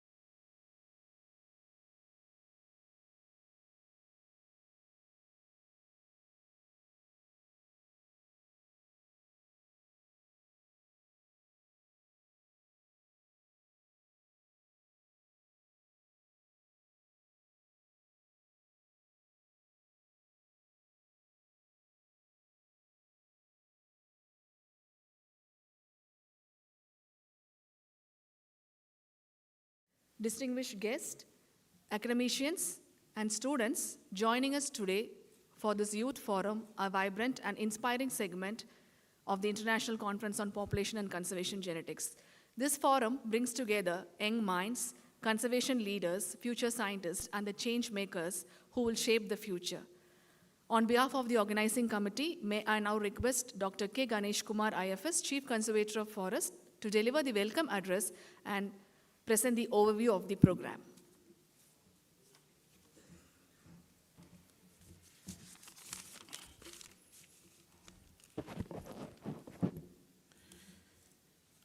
Hello. Good afternoon, respected dignitaries, esteemed scientists, teachers, dear students, and all distinguished guests. It gives me immense pleasure to extend a warm and heartfelt welcome to each one of you to this special session of the Youth Forum as part of the International Conference on Population and Conservation Genetics. It's a privilege and honor to welcome a distinguished leader in education and empowerment whose presence today enriches our gathering. I would like to extend a special and warm welcome to Mrs. Dr. Manimegali Mogan, the founder and managing trustee of SSVM Institution, Coimbatore. She is a visionary and edupreneur whose dedication to excellence, overall learning, and strong values has changed the field of education in Tamil Nadu and beyond. Ms. Mohan, we are truly honored to have you with us today, and we look forward to your encouragement and insights for our young participants. Today, we are not just here as a participant of a scientific conference. We are here as a young ambassadors of change, united in our social responsibility to conserve biodiversity and address the challenges of climate change. The Youth Forum was created to inspire you, the young generation, the next generation, to think deeply, creatively, and kindly about the natural world. This is a platform where your ideas meet the knowledge of national and international experts, where curiosity is welcomed and voices will be heard. I encourage all the students to take advantage of this special opportunity, not just to share your work, but also to engage with our distinguished guests during the interactive session. Scientists from around the world are eager to listen, learn, and share with you. In closing, let me remind you that you are the climate champions of tomorrow, brave, knowledgeable, and ready to lead, because there is no planet B. Saving Earth is not a choice, but a priority and necessity. So once again, a very warm welcome to all of you, participants, mentors, teachers, scientists, and guests. I look forward to an interesting and inspiring session ahead. Thank you.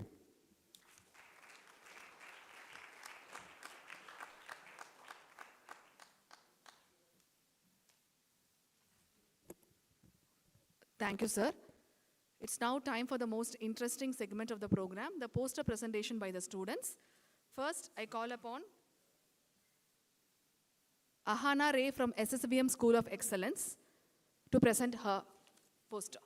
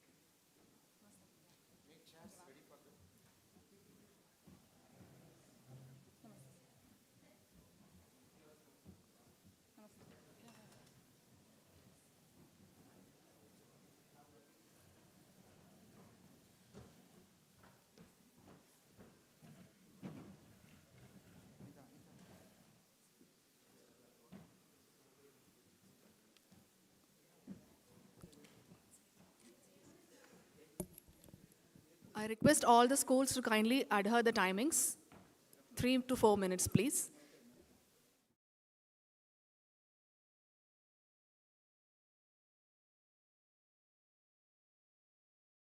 Namaste everyone. So when we talk about extinction, what do we generally think about?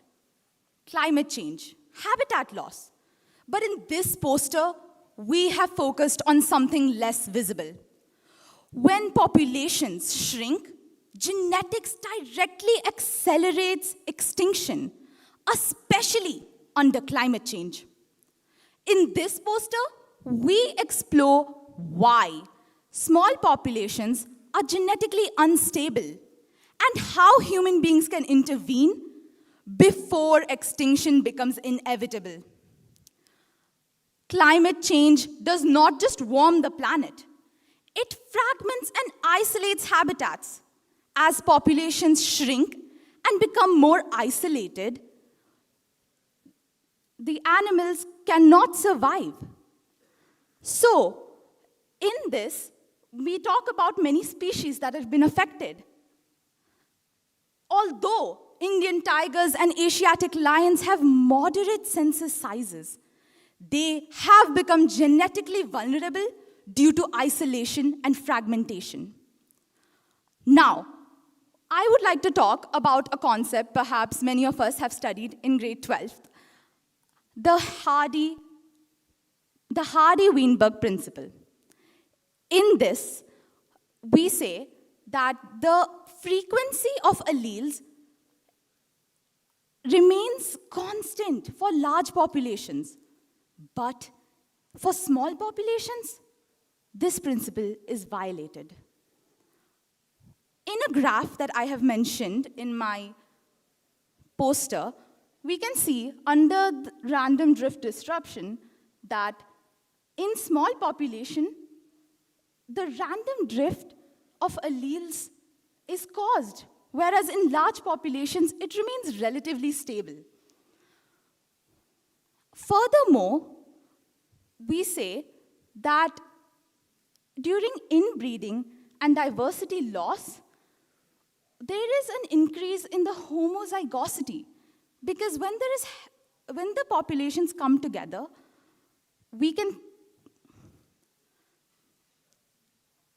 when we talk about the effective population, in genetics, what matters is not the total number of individuals in the population, no.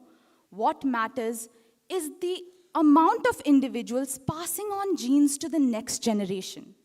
And this is called the effective population size. But due to climate change, what happens is that the sex ratios and reproduction get skewed. And as a result, effective population size collapses before the total population size. So as you can see in these graphs I've mentioned under why census size is misleading, we see that although the total population of the same species may appear stable, due to unequal sex ratios and unequal breeding, there is a rapid decline in the genetic health. Now, what is really important is that we must all come together to ensure that this does not take place. Another major thing that occurs is that when animals do not migrate, they get isolated into the fragments. There is no variation in their genetics. In the graph I've mentioned, under inbreeding and diversity loss, we see that the allele distribution is the least for the one that has the least migration.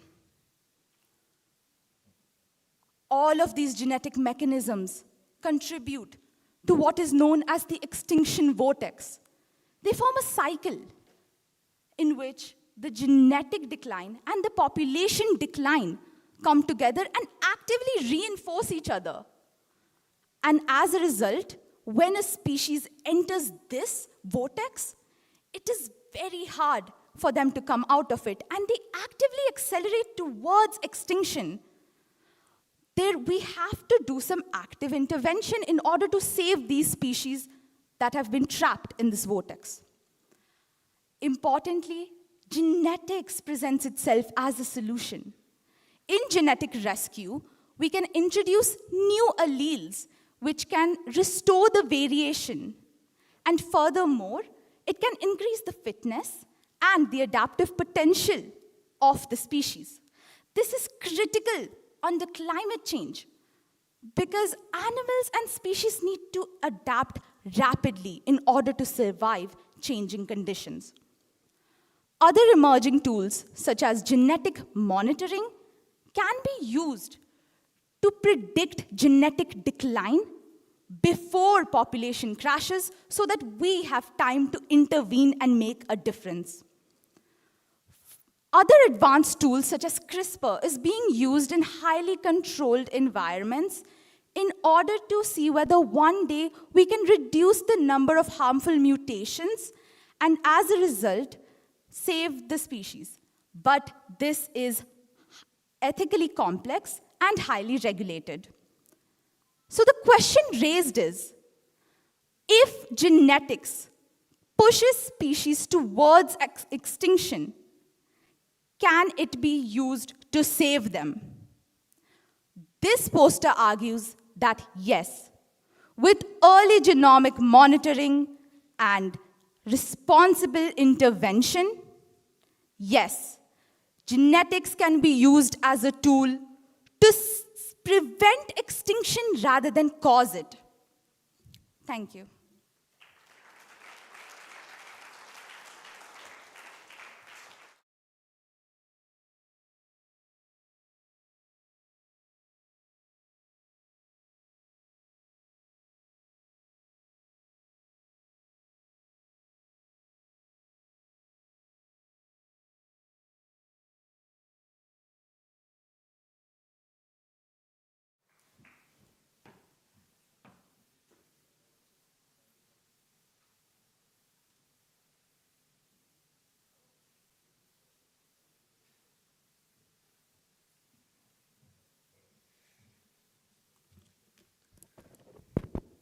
A warm welcome to one and all present here.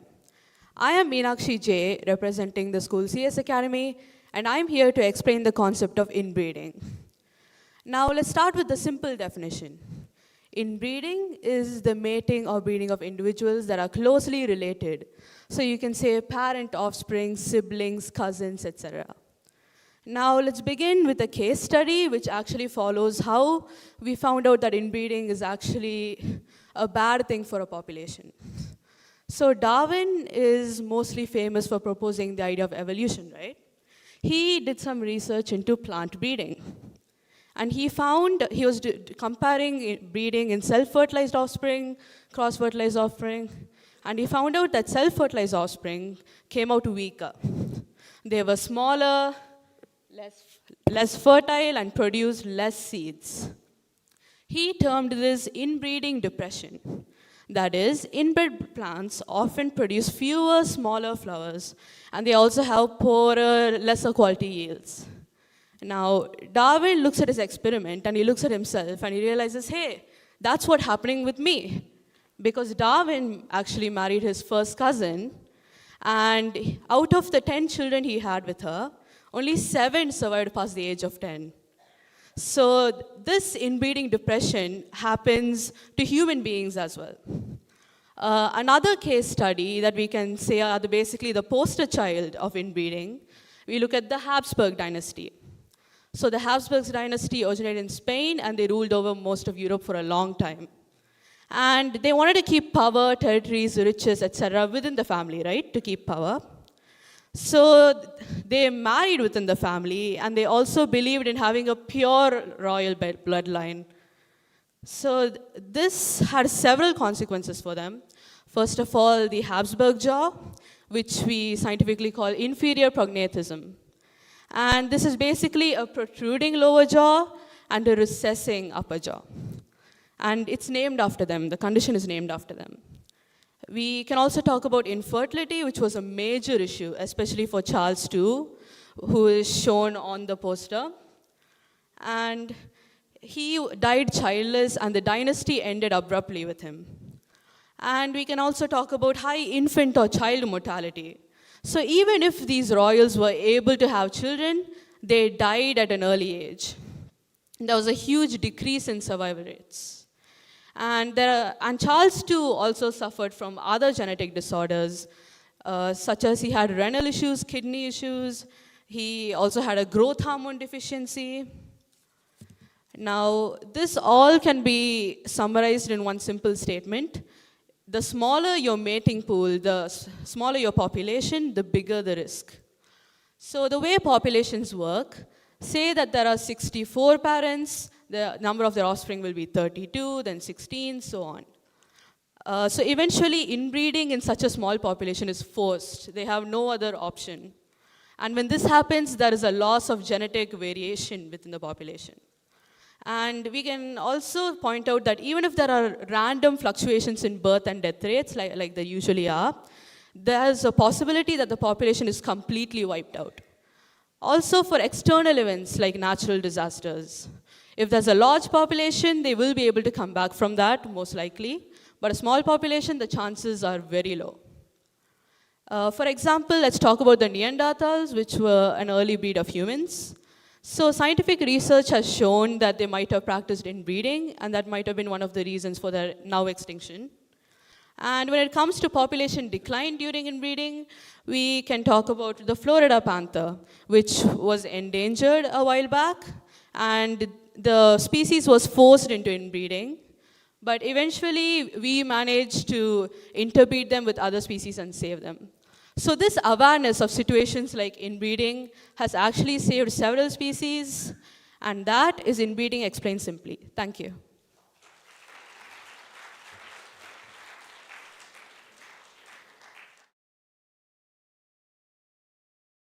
Thank you, Meenakshi. Now I invite Hari Vikas from GD Metric.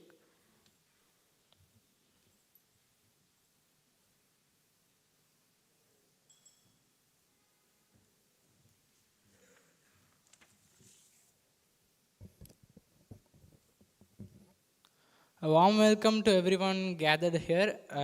Good evening, everyone. I thank everyone for supporting me and providing me with this opportunity. Here I am here to represent about, I am here to talk about an endangered species. It's known as the otter. We all are not aware of this particular species, otter. So, an otter, it's a semi-aquatic animal. It lives in freshwater, mostly in freshwater areas and near coasts, etc. So, an otter doesn't survive because the river is always calm. It survives because it carries the strength to face the storm. Whether on land or in water, every otter bears a living history. Their story of survival isn't just told in books, it's inscribed deep in their genes. Talking about genetic diversity, it's an invisible strength. It's an internal library of survival strategies.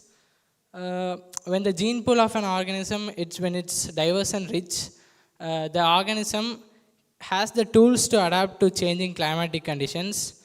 They also can resist new diseases, and they can thrive well in shifting habitats. So the habitats are not constant, they have to be shifting, and they have to adapt to the shifting habitats, right?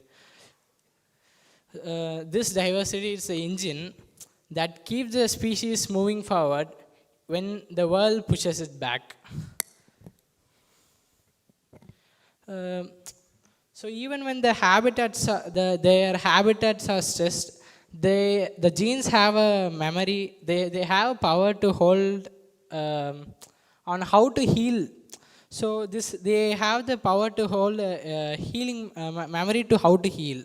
So this genetic memory, what it does is, they allows population to recover from disaster, to say they can easily recover from a disaster if they have this power to heal. So they can easily recover from the disaster, they can reproduce in healthy numbers, and they can keep their freshwater environments in a perfect balance. So this is resilience in its purest form, and the ability to find the stability amidst the rough waves of this life. But I have explained about the genetic diversity, but what happens when the diversity suddenly disappears? When the diversity disappears, the whole of the species, it becomes brittle. It suddenly gets weakened because as genes vanishes, the genes are the ones which help the species to adapt to various conditions. So when genes vanishes, the options to adaptation, they also vanish along with the genes. An endangered species doesn't just lose its numbers because of loss of genes, it also loses its future. Without that invisible strength, the genetic diversity, the species become a ship with a weakened hull.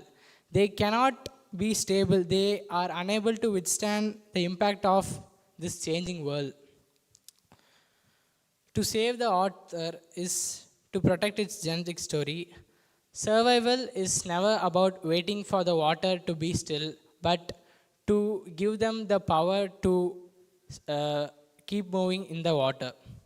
So as I mentioned, this otter is it has an it's of biological importance. The otter, the otter is a bioindicator. Otter are more commonly found in places where fresh water is found. So if you randomly spot an otter in any random area, there must be fresh water in that region. So if there's no fresh water, the otter must be in a problem, or the freshwater habitat is significantly reducing in the world, right? So yeah, that's all. I hope everyone got an idea of otter. It's a very good species, and I personally like that otter very much. Thank you.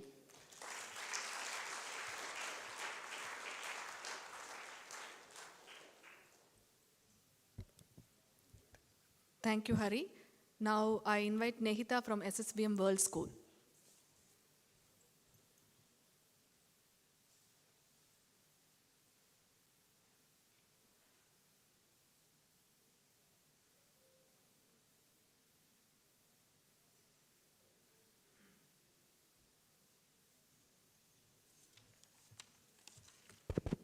So, namaste everyone.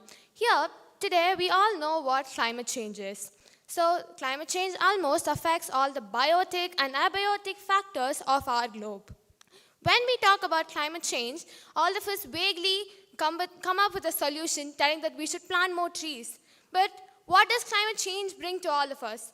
It brings droughts, pests, and diseases that the trees cannot withstand. So today, we have brought to you one such affected species of climate change, that is the Taxus valicinia of the Himalayan region. So this tree is also called as the Himalayan yew, which is a very slow-growing but long-living tree. It is found in the Himalayan region, and it has less than 30% of the seedling production. And also, this is highly endangered due to the overharvesting for medicine, such as the drugs of Tysol. And it has also withstood the climate change and habitat loss. How it has low regeneration and slow reproduction. So there has been more than 50% decline in its population in over 3 to 4 decades, and India is currently losing 80 to 90% of its Himalayan region itself. So now we know that climate change is a very alarming factor that we all should take care of. Hope the next generation is very much in touch with the climate change, and we also are aware of what is going to happen to us, and we should come up with many more new solutions which can cure all of this. Thank you.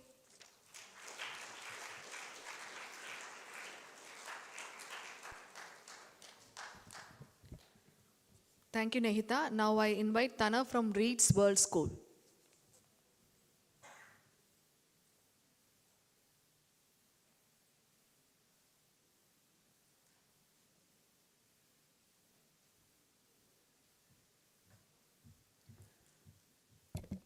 Hello everyone, I am Tanav. I am from Reed's World School and I'm studying in grade 11. So I am going to be doing regarding the topic small population and big risks. Now let's start with genetic drift. genetic drift is basically can be defined as a genetic lottery. But in this case, in this lottery, you have an unfair-sided die, where one population has a higher allele factor coefficient than the other. So, for example, if you see the example I've given there, it's an example of the bottleneck effect. Basically, what it is certain environmental factors may wipe out some beneficial genes from the gene pool. So this, along with many other factors, will cause the reduction of positive factors and eventually lead to the eventual extinction. Second is the founder's effect. Now, if you see that, the founder's effect in its entirety is basically just a singular colony of animals going and settling a part. For example, this can be seen in Amish communities all over US and Europe, but it's most noted for the presence of the Wrangel Island mammoths. These mammoths strayed away from the main pack, and they situated itself in the Wrangel Island Peninsula, which is in Siberia. The Wrangel Island Peninsula is a very remote region where only a singular herd of mammoths went and colonized themselves. These mammoths lived till, past 6,000 years, and then they went extinct. Due to recent studies by University of Michigan and University of Oxford, it is shown that due to high inbreeding coefficient, as in that graph, this is taken from an Oxford University publication, it states that due to higher inbreeding, what happens is there's a reduction in the positive genes in gene pool and leads to eventual extinction. Next is inbreeding. This, as you may see there are two images. One is of a pug, the other is of Charles II of Habsburg. Now, one of my peers already explained about Habsburg, and I'm going to be explaining about the pug. The pug, for its positive features, has been inbred throughout multiple generations, causing it to have a severe lung disorder. There's also the example of the British Royal Crown, where they suffer from hemophilia. This is most notable in Queen Victoria, whose 6 children died during childbirth, and the only surviving Leopold II. Now, conservation efforts. There are many conservation efforts against inbreeding. As my peer has already also mentioned, there's the Puma concolor cori, the Floridian panther, and Canis lupus lupus, the Scandinavian grey wolf. Now, the Scandinavian grey wolf has abundant territory, but they tend to stray to packs and marry within those packs.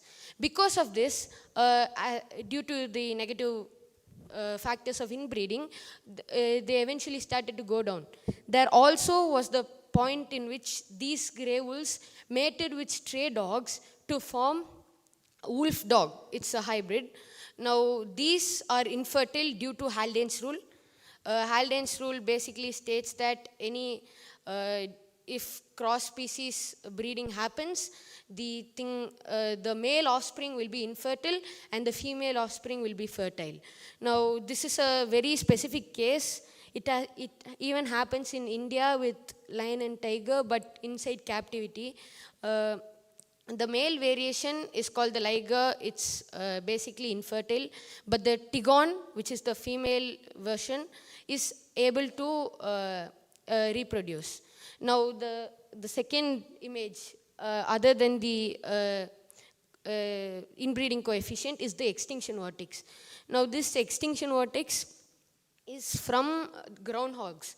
This was from a study done in Harvard regarding the reduction of groundhogs and the causes. Now, if you see that, we could see a small population leads to inbreeding, which causes stochastic changes, which basically is the essence of genetic drift. And because of said stochastic changes, what happens is variability reduces, higher mortality and less, there's a reduction in, as it's given individual fitness. This was suspected to be the cause of, as my pair has already said, Neanderthals. But also the Java tiger. The Java tiger is a currently extinct species of a tiger from Indonesia. They also suffered from this issue.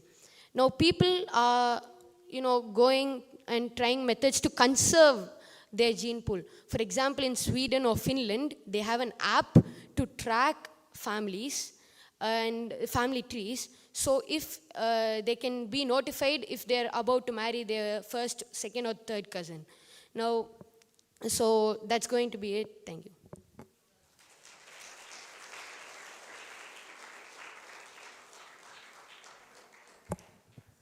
Thank you. Now I invite Rakshan Vijay from SSVM Mettupalayam.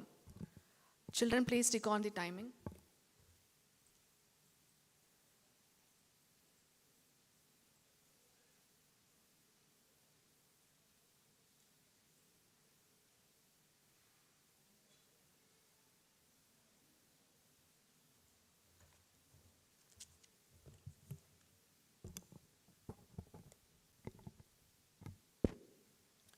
Namaste to everyone gathered here.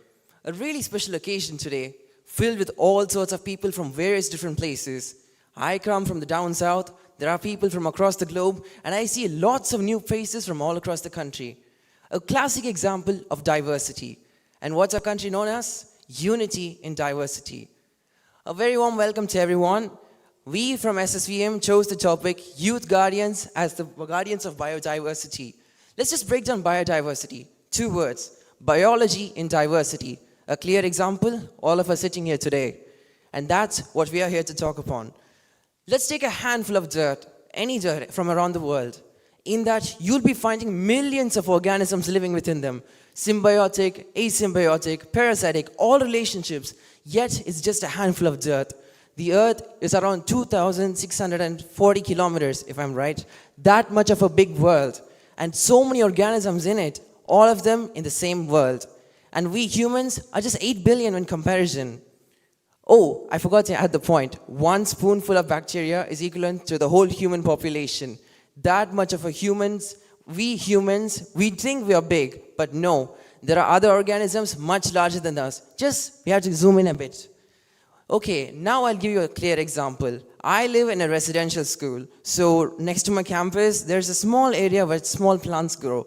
If you zoom into the pictures, you find tiny princess pinecone plants. They are natural attractors of pollinators. And beneath the surface, you would find lichens and mosses growing with them. A clear example of symbiotic relationships. But then, this is just one small piece of land. Our school spans over 35 acres. Imagine the amount of biospheres we'd be able to see them.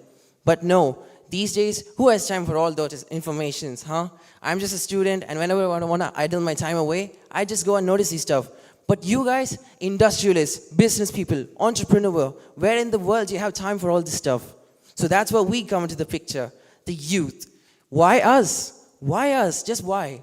Well, we're not those type of people. Just because some random industrialist destroys the environment does not mean we can be mere spectators. We are here to make things right. And that starts with very small actions. No matter where you reside, wherever your country is, let's just say you live in Japan or the next door. But no, all of us live in one place, and that is the earth. It's a collective responsibility. And no, there are no excuses. All of us are one. We are human beings. No matter, because in the earlier days, there were other species of humans, Neanderthals, the other Homo sapiens, Homo erectus. Well, then you could claim so. No, we're not all humans. He's a different type of species. But no, we're all one species. Why is that so? Lack of biodiversity. Those ancestors of us, they made a mistake. They were just clans of their own, and just one superior species wiped out all of them. And now we're the only remnants of the entire Homo sapiens. Okay, lastly, I'm just here to say something. I'm not here to just give out you examples. We are the examples. We are setting examples out there in the world. We are not just taking for bribes and then telling we can do this, we can do that. We're not pitching ideas here. We are the ideas, the game changers. That is the youth and biodiversity. Now, moving on to the poster, I believe I talked a bit too much. We have a well-renowned taxonomist, Dr. Ramachandran. He visited our school campus, and our school is home to just 53 species of trees. 53 species, just trees alone. These are very indigenous trees, very rare to find, and they're highly endangered. Just indigenous species. Then imagine the amount of native species and imported species of plants we have here. This is a classic example of biodiversity. Planting trees, you're not just saving the planet, you're not just purifying the earth, you're also increasing the number of generations that could come on the earth. Imagine your food supply runs out in your home. You go out to buy some more, and then you have a party. Your food runs out more, so you order some more food. That way, you can increase the amount of food without compromising the amount of members in your family. The same way, we cannot compromise the earth just for humans. There live birds, animals, microorganisms, all in the same home, the same planet. A classic example of biodiversity. Thank you very much for listening to me patiently.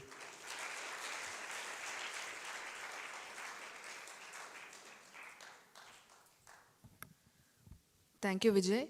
Now I invite Aishwarya from CCMA Government High Secondary School, Coimbatore.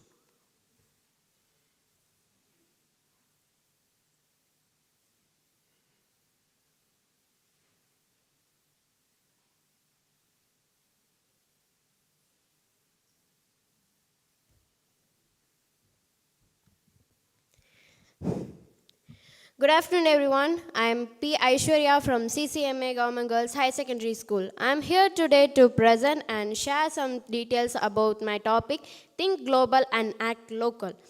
Let's start with the introduction. Our planet Earth is facing several challenges nowadays, like climatic changes, pollutions, and also the loss of biodiversity.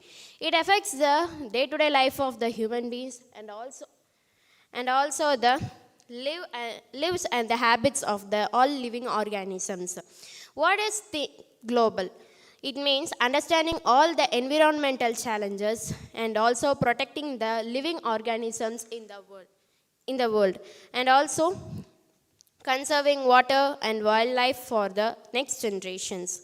What is act local? It means taking the actions in houses, classes, and around other surroundings we are having, and also protecting the nearby plants and animals in the world.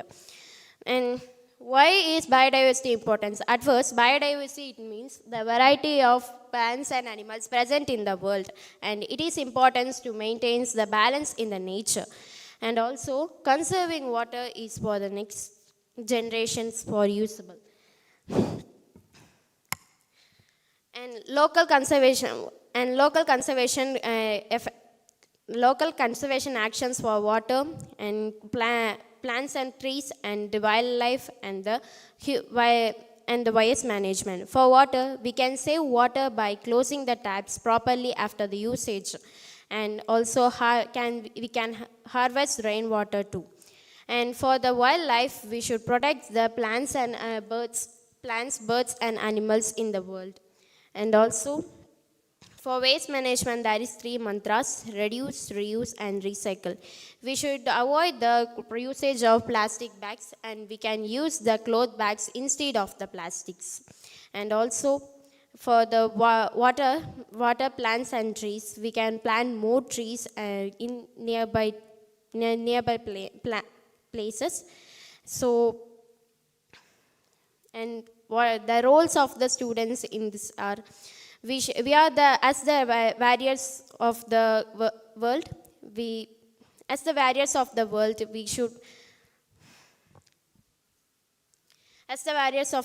we should protect the world by following the conserving processes, and we can do it together for the next generations. And we can spread the awareness of the conserving process in the cities and our societies also. And even if we conclude that Earth is our only shared home, we should protect it. And if we put effort together, we can make a greener future for the coming generations. Think global and act local for a sustainable life. Thank you.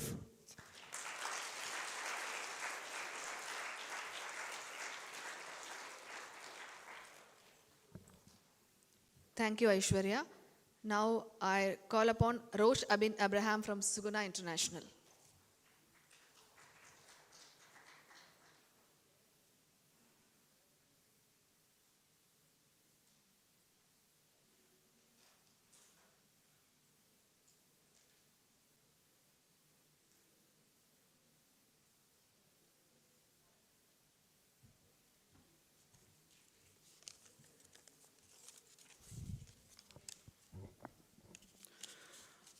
Good afternoon, ladies and gentlemen. I take pride in standing here and explaining my poster and my ideas with such a diverse crowd. Now, I think everyone is a bit too tight here, so let's lighten up the mood with a question, right? So, how does life get built? Who decides everything about us? I know it's such a deep question. So let's go into the answers. So, as you can see, genes, they are the minute things that decide everything about us. Now, as a definition, I could say that genes are the basic functional units of heredity. But if I want to explain it much more poetic, I can go as every food or every dish that you like has a recipe. Every beautiful building that you see on the roads has a plan. That plan for us is genes. Now, genes are the instructions that are in our body for making molecules, proteins, etc. Now, all of us here have a diverse genetic making, right? So how is that possible? Everyone's genetic makeup is different. That is primarily due to the shuffling of genes from both the parents. The recombination, the mutations, and the evolution causes this phenomenon. This phenomenon ensures diversity within our species. Now, I'm going to go for a topic that I added, which is GMOs. Now, I think most of you have heard this term GMOs, genetic modified organisms. Now, GMOs are organisms that have been, their DNA has been altered for our own purposes. They have been altered using laboratory techniques so that we could get the desired traits that we need. For example, cotton, papaya, sugar beets are some of the most common GMOs that are found in our markets. Now, these GMOs helps to provide a particular product or organism that can satisfy the needs of us humans. Now, to conclude, let me add a few facts, fun facts. So, us humans, everyone here in this auditorium, are 99.9% similar. That 0.1% is the deciding factor that makes I have black hair, another person have brown hair, my eyes to be black, hers to be green, his to be blue, and that 0.1 makes the difference.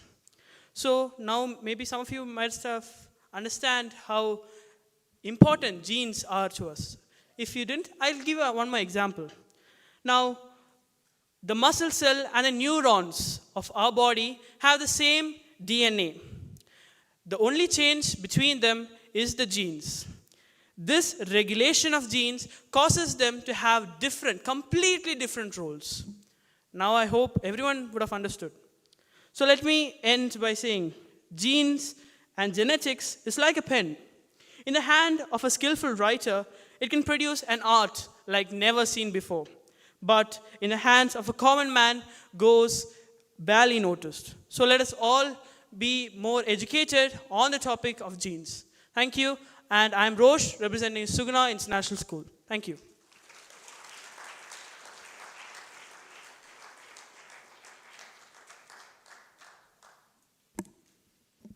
Thank you, Abraham. I now invite Hari Subhashini from Government High Secondary School, Ashokapuram.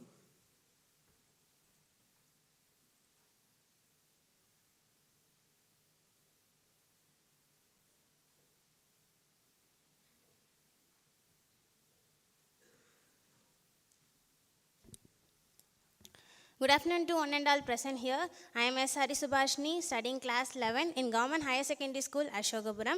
Today I explain about habitat loss to genetic loss. We are all know every organism should live in their own habitat and adapted atmosphere so that we can see the growth in specific species. Research from 2024 to 2026 highlights that current species genetic health is often a legacy to historical habitat changes. The first one is habitat destruction. Habitat destruction occurs when a natural environment altered so significantly so that it can no one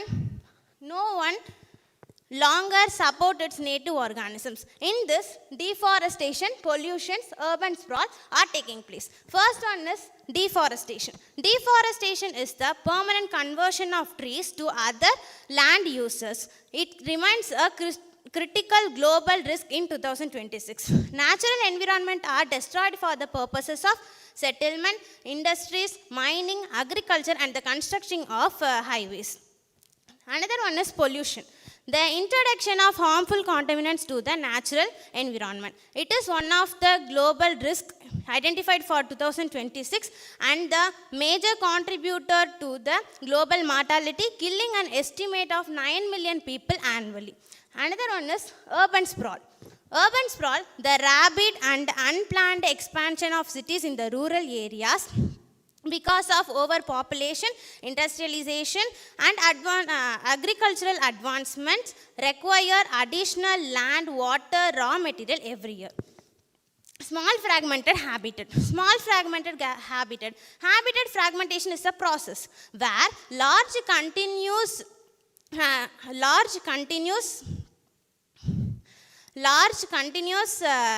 habitat area both reduced to and divide one, two or more fragments. It is like a forest land into cropland, orchard land, urban areas and industrial estates. Next, isolated population. In ecology, isolated population consists of individual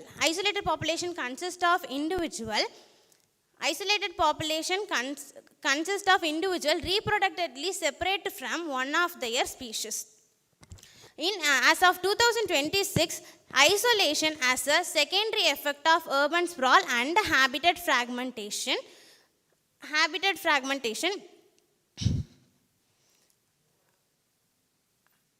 Lower numbers reduced gene flow. Reduced gene flow due to over-urbanization and land usage leads to decreases the forest land and loss of biodiversity. Next, species decline and extinctions. The another one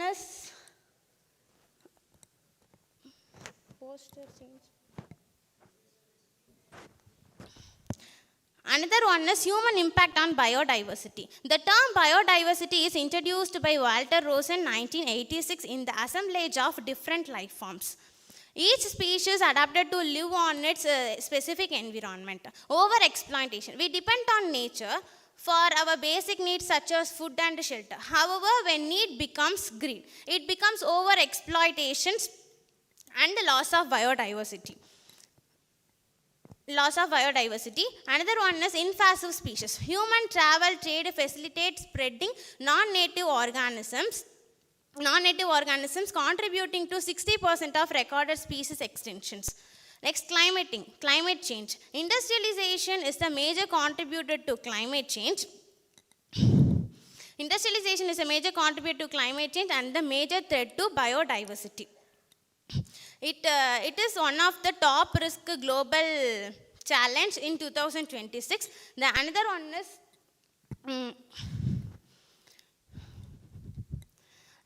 one is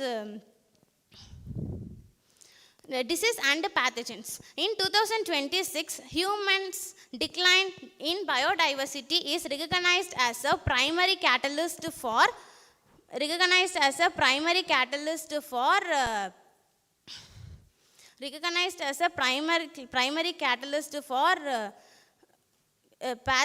pathogens to jump from wildlife to human and livestock. From this, concluding that biodiversity is a variety of life on earth.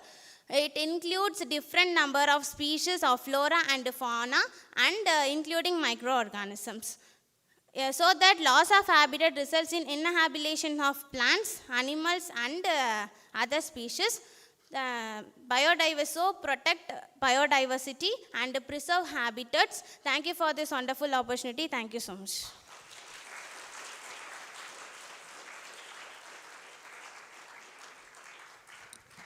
Thank you, Hari Subhashini. Now I invite Karnika from Samskara Academy.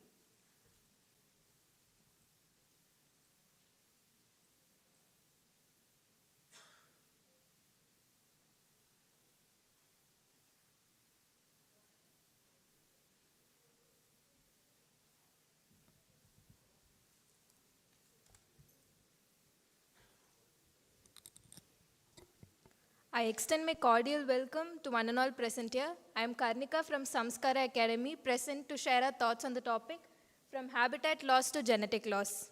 I want you to look at the vibrant, almost electric charge on the left side of the poster. There are spiraling ladders of DNA and scattered chromosomes present everywhere. Usually, when we think about nature, what comes to your mind? All green, all peaceful, all calm, right? But this poster shows a deeper version into that. It's not all calm. It's an explosion, in fact. It looks like a server crash, right? Because it is, we are in a generation where genetic source code is slowly depleting away. Look at the primate in the top panel. That isn't just a sad face, it's a fading signal. See the quote about, it says, when forest falls, genes fade. Slowly, one by one, animal by animal, at last, silence persists. As the forest disappears, the DNA of the species, of the animals left behind, becomes a fading echo of what it once were. Human activity has caused an extinction rate about 100 to 1,000 times more than the natural background rate. We aren't just stealing land, we are stealing the blueprints of life. Every time a species goes extinct, we are tearing a page of our own survival manual.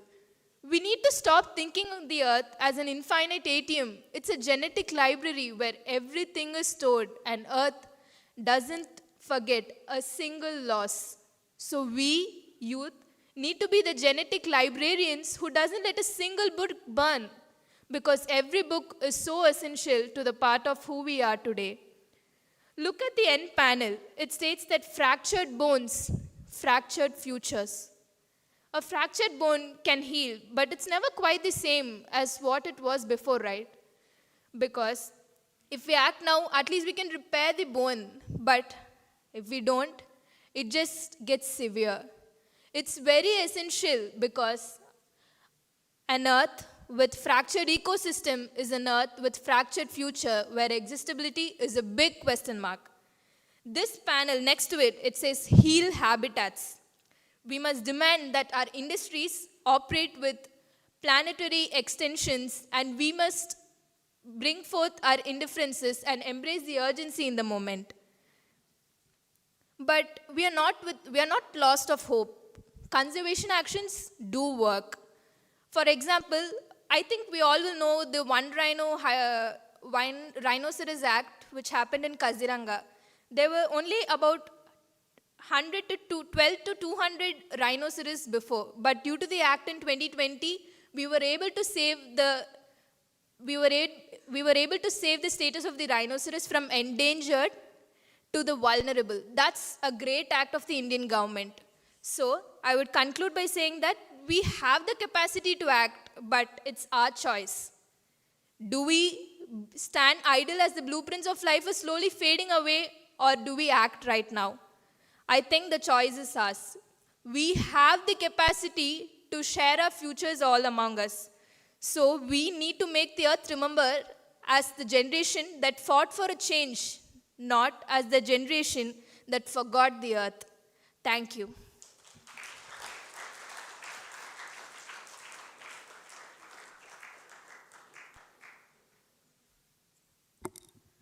Thank you, Karnika. Now I invite Shakti from District Government Model School.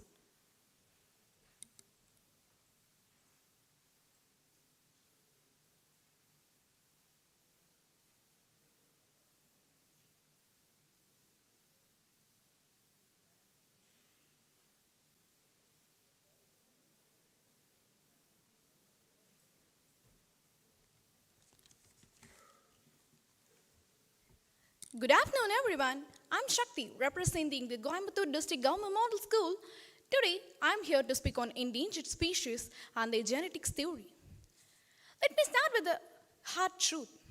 While we are sitting safely here, there is a crime happening in the forest, not on humans, but on the harmless creature which cannot scream for its help.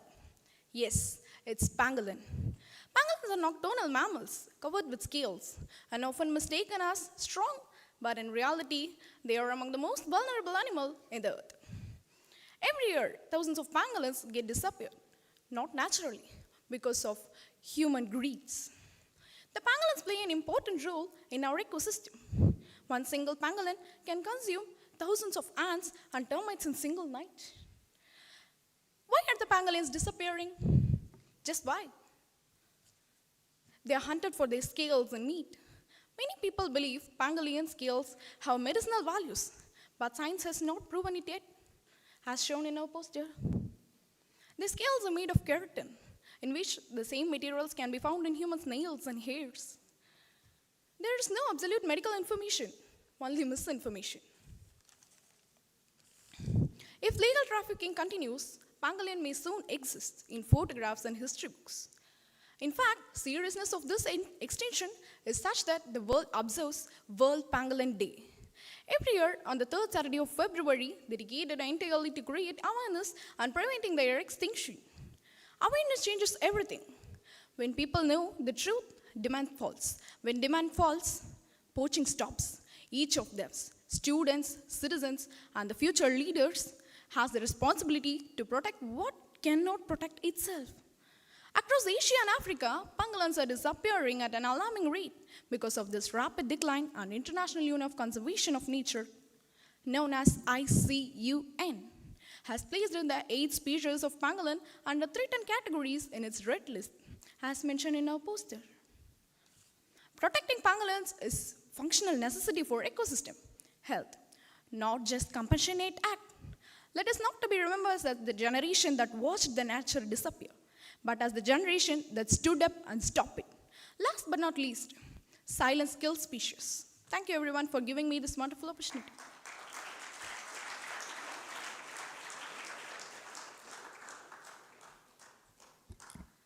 Thank you, Shakti. The last, Shashanka from Kesars International School.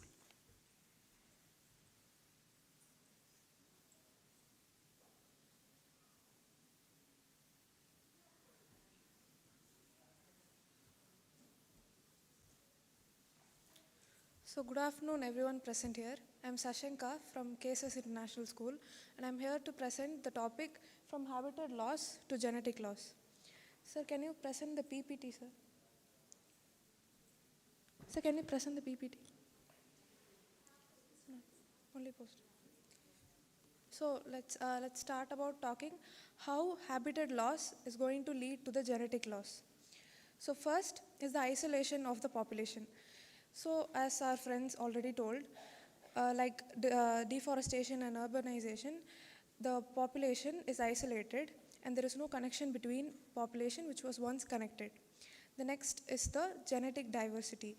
Due to the fragmentation of population, there is high inbreeding. So there is high inbreeding. So we can see that there is a reduce in genetic diversity. Due to less genetic diversity, we can see that the population is struggling to adapt to the high climate changes and sudden changes.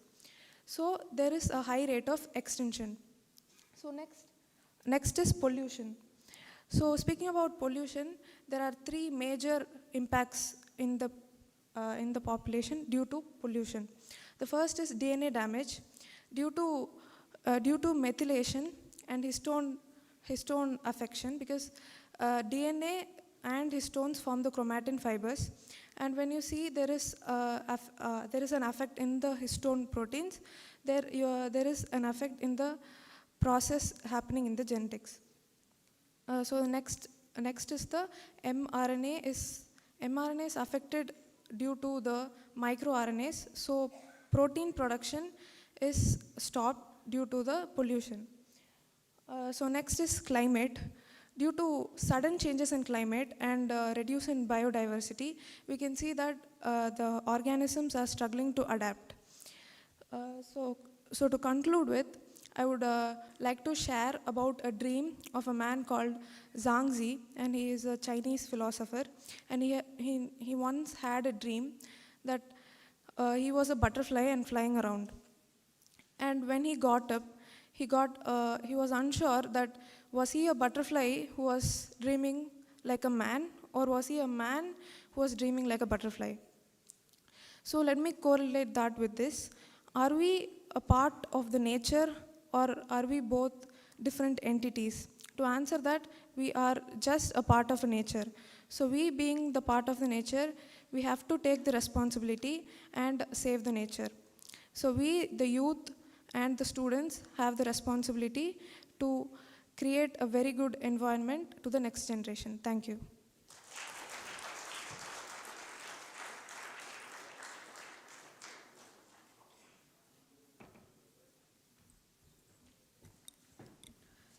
Thank you, Shashanka.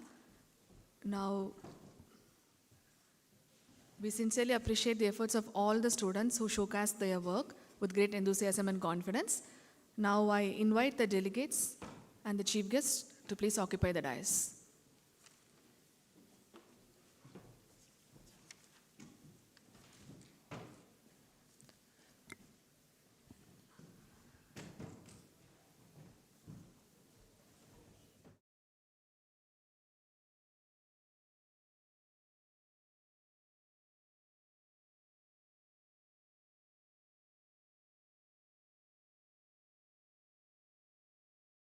Between our esteemed delegates and students, I invite our delegates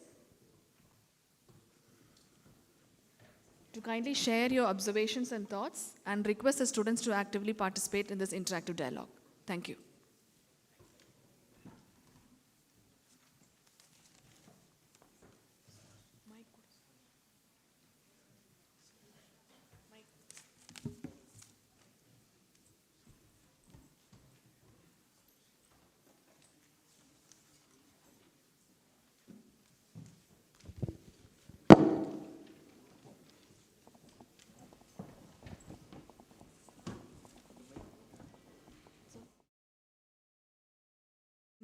Please share your thoughts and observations.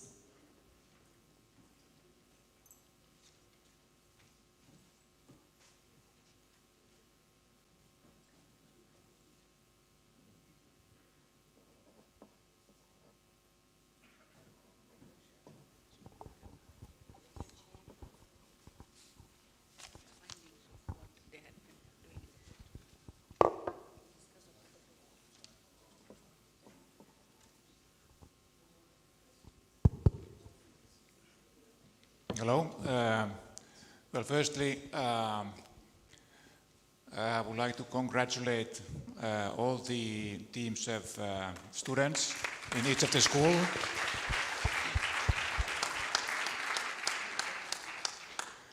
I think all the posters presented a wealth of information, and I think I find it a bit difficult to score them, but I think all of you presented very good ideas, and I think it shows that all the teams in different schools, you have a good understanding of the importance of biodiversity and what does it mean for all people and the planet. The organization I work, the Food and Agriculture Organization of the United Nations, we're also trying to promote food security and sustainable management of natural resources, including, of course, forest. And in case of our forest work, we are trying to promote sustainable forest management. And that also includes, as one aspect, conservation of biological diversity. So once again, I would like to congratulate all teams and all schools for their good work.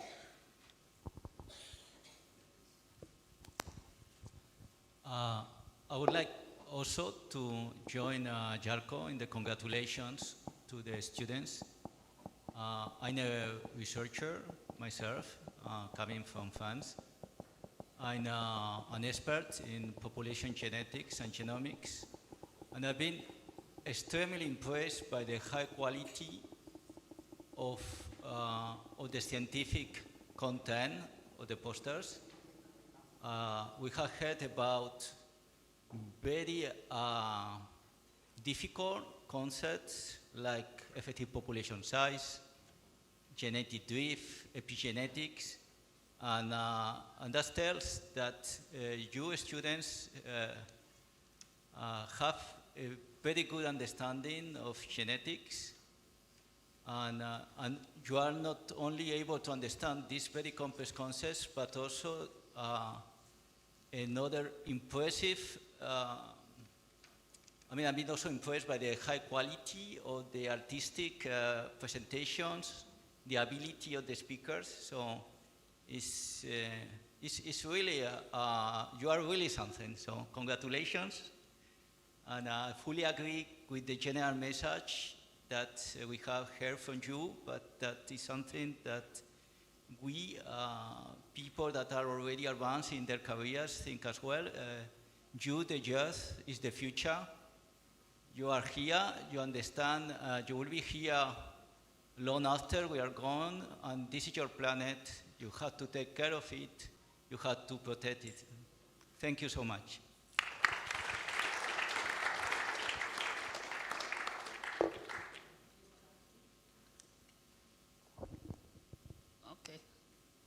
Okay, thank you for giving me the opportunity to evaluate the presentation of the students.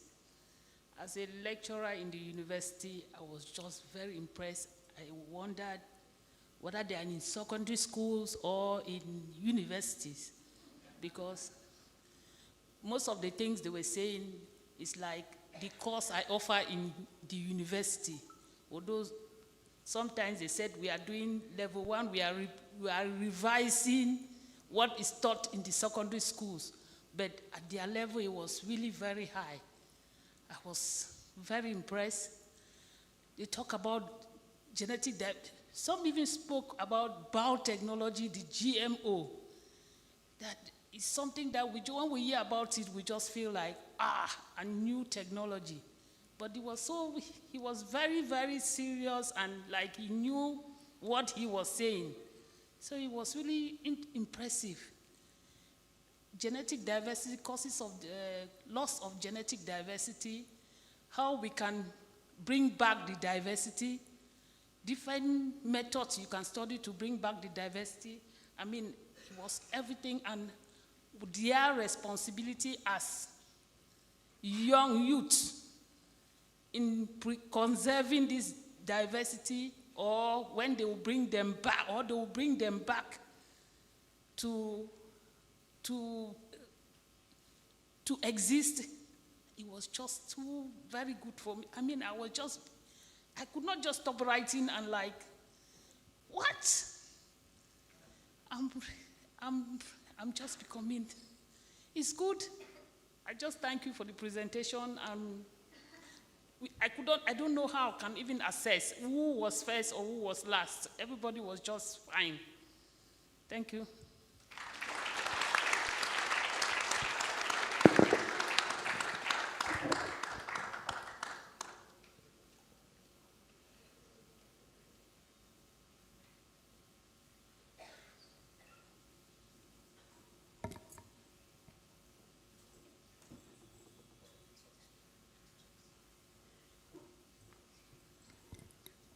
Any one or two questions from the student side to the delegates?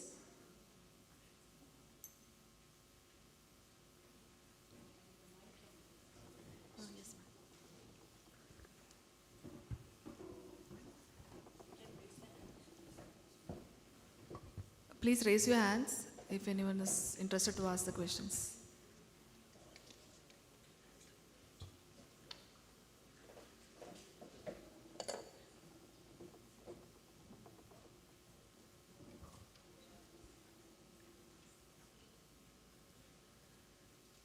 No one? Yeah.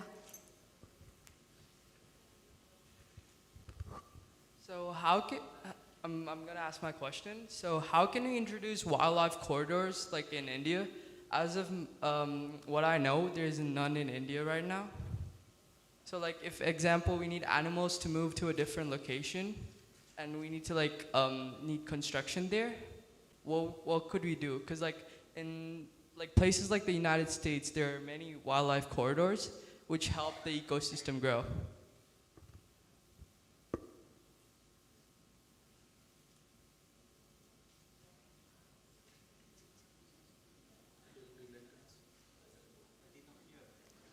Wildlife toilets. Wildlife corridors. Okay.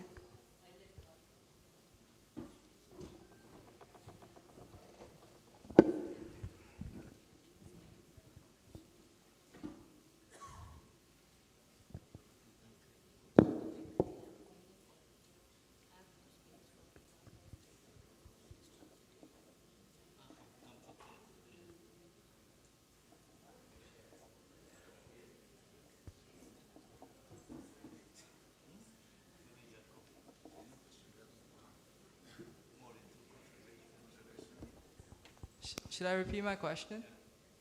Yes, thank you for the question. We were just discussing who should reply about the wildlife corridors. I'm not expert on wildlife, but I think your question is, I think, relevant.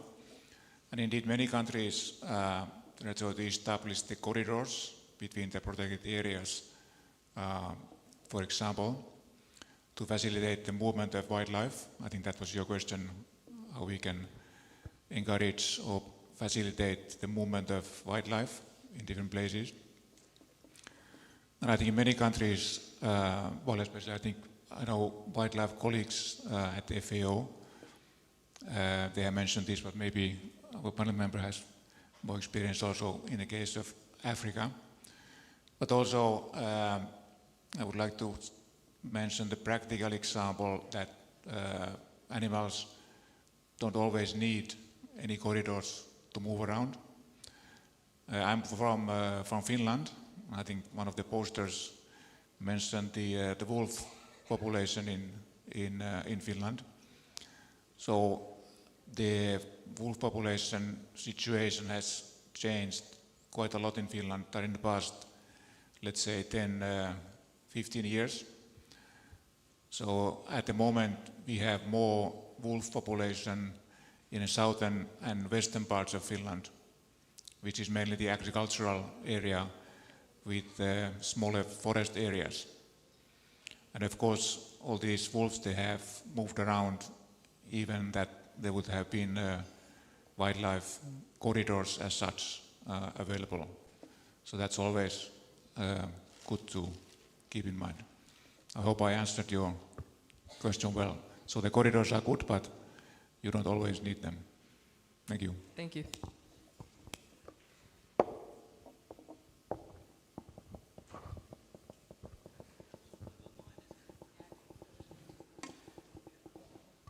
So India, as we know, is currently diverse.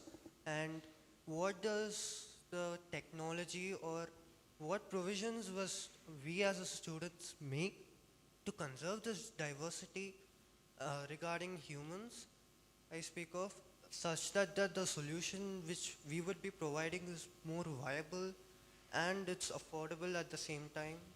So is there any possible solutions that we as students must know regarding it?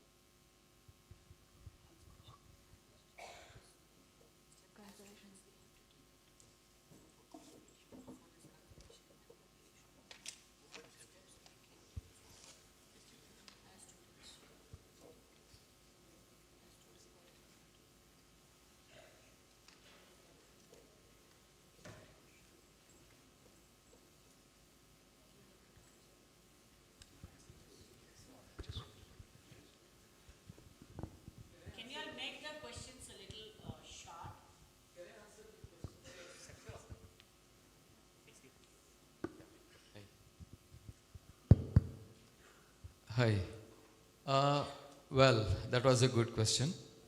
I would like to tell you how you can contribute towards that.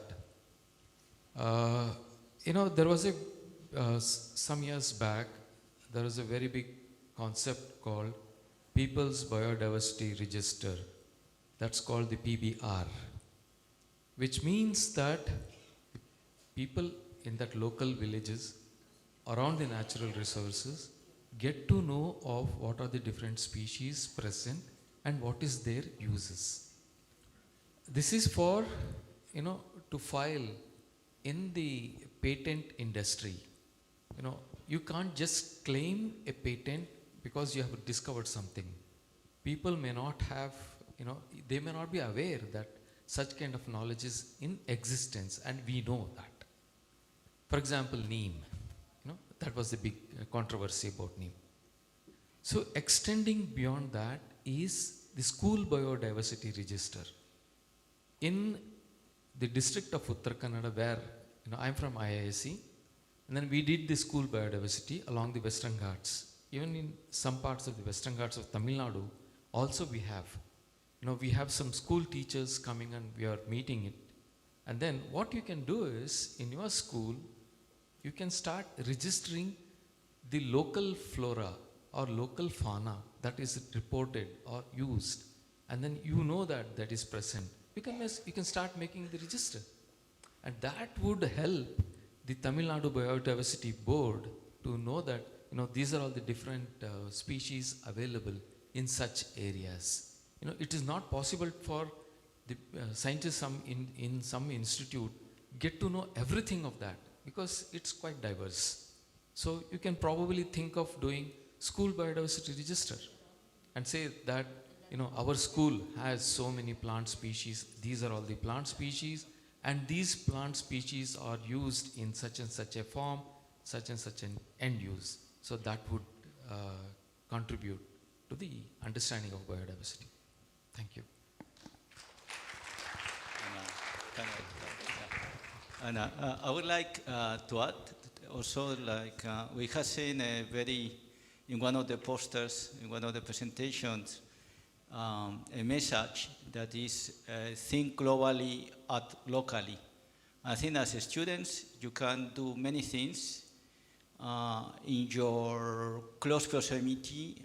First, you can talk about the need to protect diversity with friends, with family, because that's important to spread the word.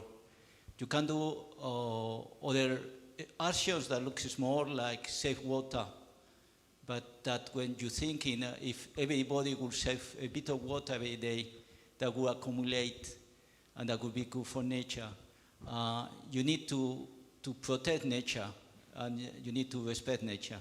And also this can be done at a small scale, and there are actions that we can take individually and that will help. I'd like to ask my question to Dr. Jarko. I'd like to know what are the few sustainable practices that are recently implemented in the food industry? Do I repeat? Was it in the food industry? Well, I try to reply. I'm working on the forestry division. But can you repeat just in case for your question?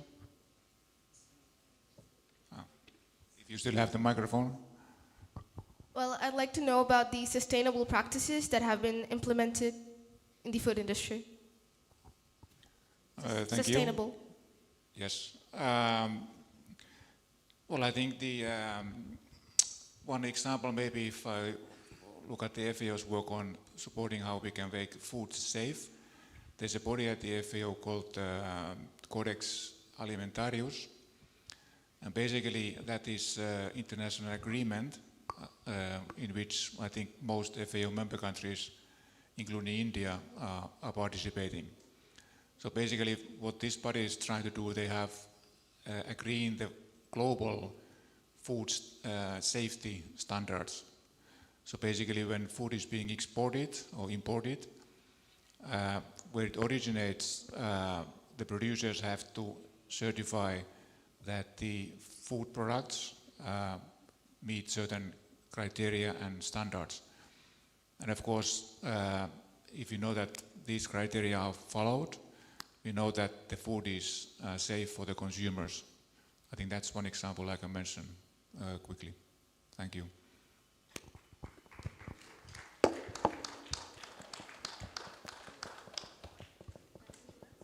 So, genetic drift leads to extinction of few species, but it also leads to the origin of new species. So, is it not a natural process to happen?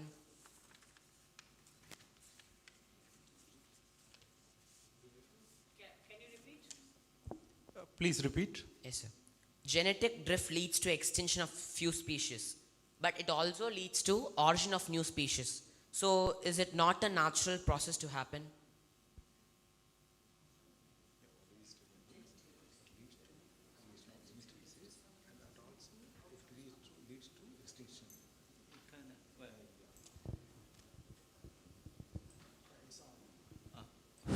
Okay.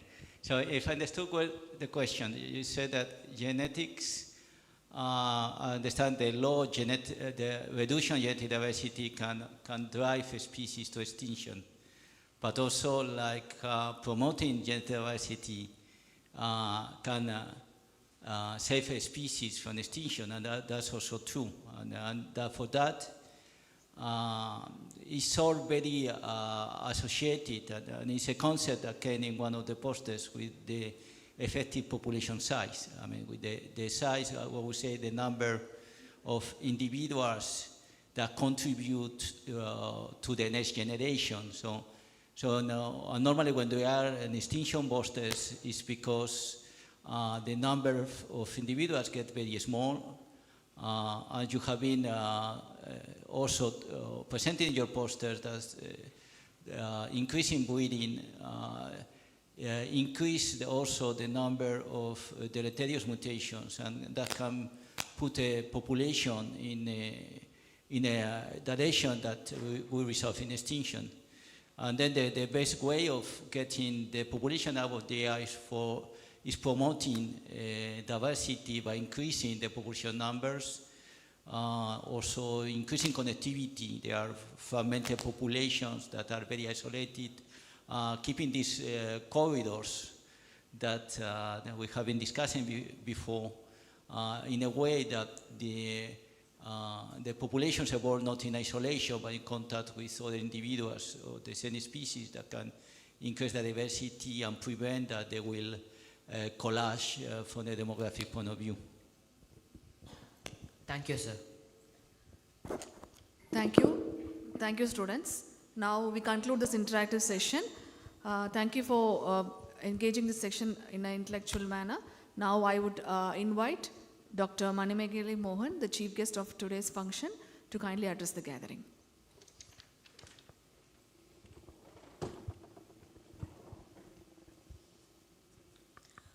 Namaste all. First of all, congratulations to all the students who have actively participated in this poster making. A month ago, Madhumita had to meet me regarding this conference. So we had a lot of discussion on how this can be taken to the children.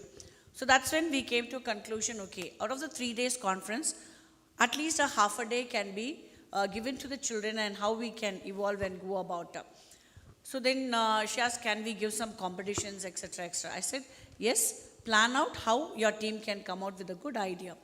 Where it was very clear that your posters was very innovative and you had some strong message to the society. But it should not stop with the posters because you have to go beyond it. How can you take this to the school?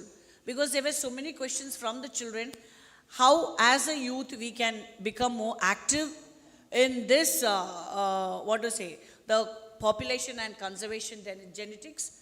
When I had to go through the stalls there, it was quite interesting. I request all the students to please visit those stalls to get a better understanding. So today we all are very clear and aware that a lot of changes happening in this globe. But from where does that change come? It's from us. As humans, we are trying to explore new things, but at the same time we also destroy many things that was in existence. To save that, we have to play an active role. How to play an active role? See, sometimes we try to bring plants that does not belong to the tropical region. And sometimes that has that beauty, you try to add in something extra. Let us say some manure, some extra soil, so many things. And then when those new varieties are brought inside, the present varieties, that is the tropical region, name it the forest, name it the animals, name it the birds, they are also affected. As and how the type of food. If you are in Coimbatore, you have certain types of vegetation and certain type of food culture where we have to think that we have to live up to this soil and this climatic condition food. But we try to have a global food, we try to have a global culture. But as humans we can have, but we also see a fall in the human population also. You have already that has started throughout the world. I don't know when it will come into India, slowly. So see to it that how we can play an active role by first understanding, analyzing, form small teams in your school, create a unit called as biodiversity club, and be an active member of that club, and don't stop with your own school. Take it to the neighboring schools, and first of all, we have to give a big applause for the government schools. First of all, for your language. Because we all think that only children from the private schools can speak good language, but you have really made a big change, a remarkable change in that. First, give a big applause for that. Because to come and speak in such a gathering where the crowd is only talking in English, and of course the judges who are from different country, who can understand a global language, English, they presented well, and even their thoughts were very good. So as a conclusion, I would like to say to the young generation is, live up to your, your climatic conditions.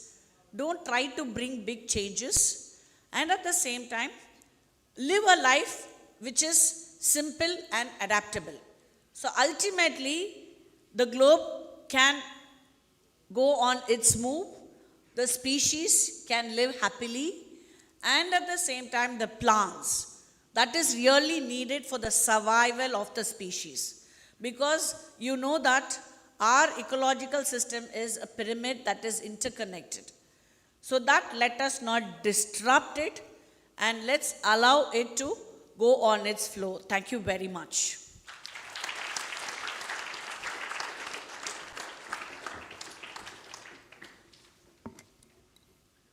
Thank you, ma'am. Thank you so much for sharing your expertise and perspective with us.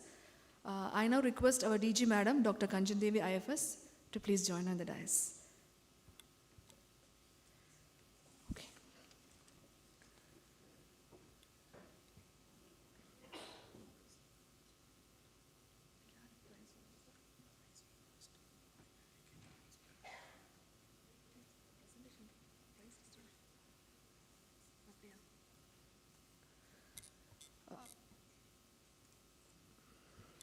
To express our heartfelt thanks for being with us and enriching the occasion, I now request our DG Madam to present a memento to our chief guest, Dr. Manimail Mogan.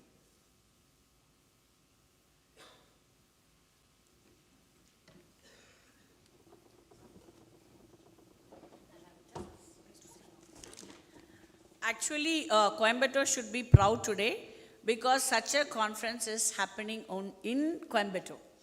Because this is after a very long time this conference is happening. So please put your hands together to thank Kanchana ma'am and Ganesh sir and the team who had literally made it happen in Coimbatore. Normally such conferences happen in big cities like Delhi, Bombay, Hyderabad and Bangalore. Thanks for the forest department who had conducted in Coimbatore and really creating the best awareness for our children. Thank you very much.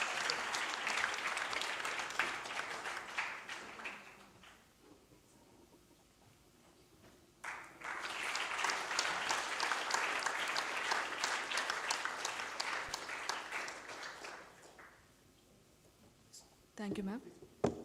In recognition of his invaluable contribution and our association with IFGTB, I now call upon Shri Manoj Krishna Kumar on stage, and I request the DG Madam to present a memento as he is being the students organizer for IFGTB.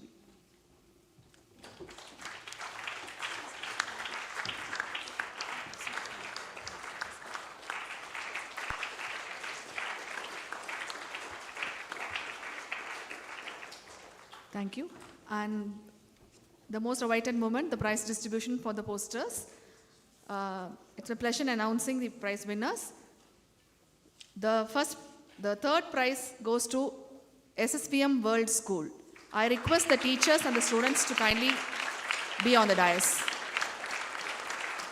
The team and the teachers. The team and the teachers. Please, please.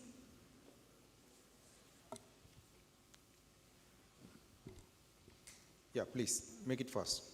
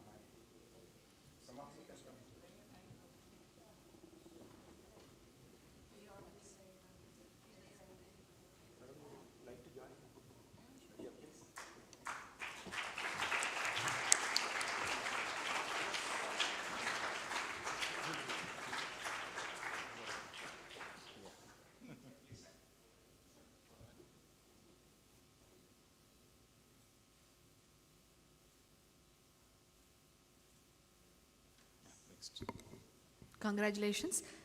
The second prize goes to Samskara Academy. Teachers and the students, please join.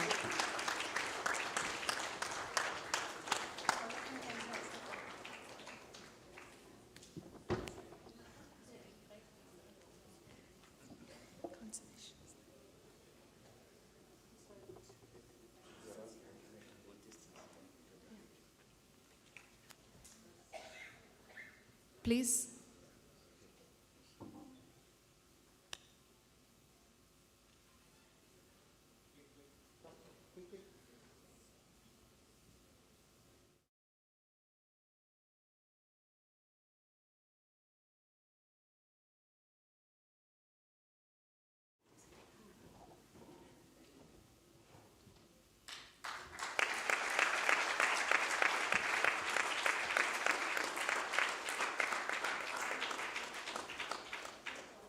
Congratulations, team.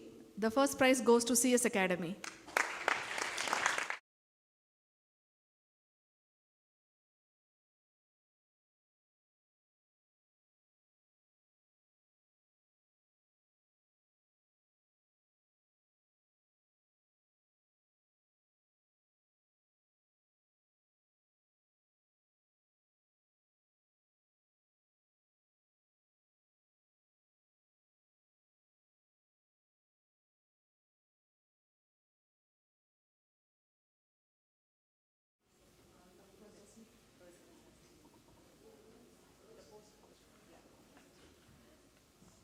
Come on, come on.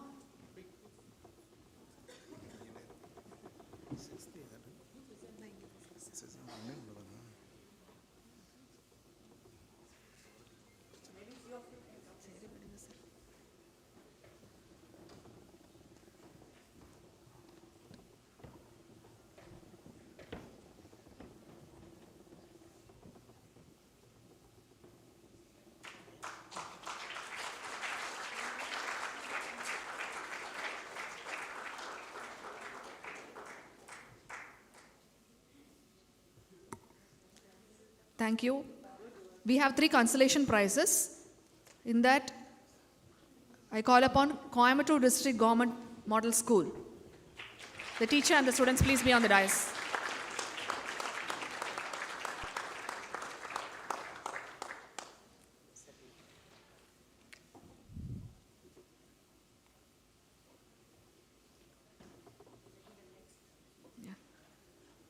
The next consolation is for GD Metric.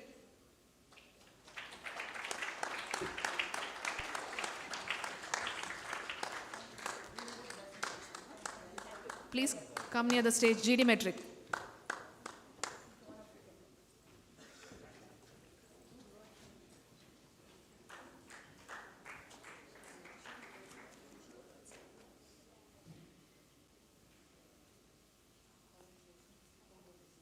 Thank you, GD Metric.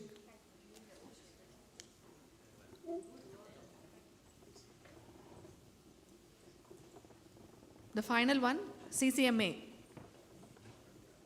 Girls High Secondary School, Women's High Secondary School, CCMA.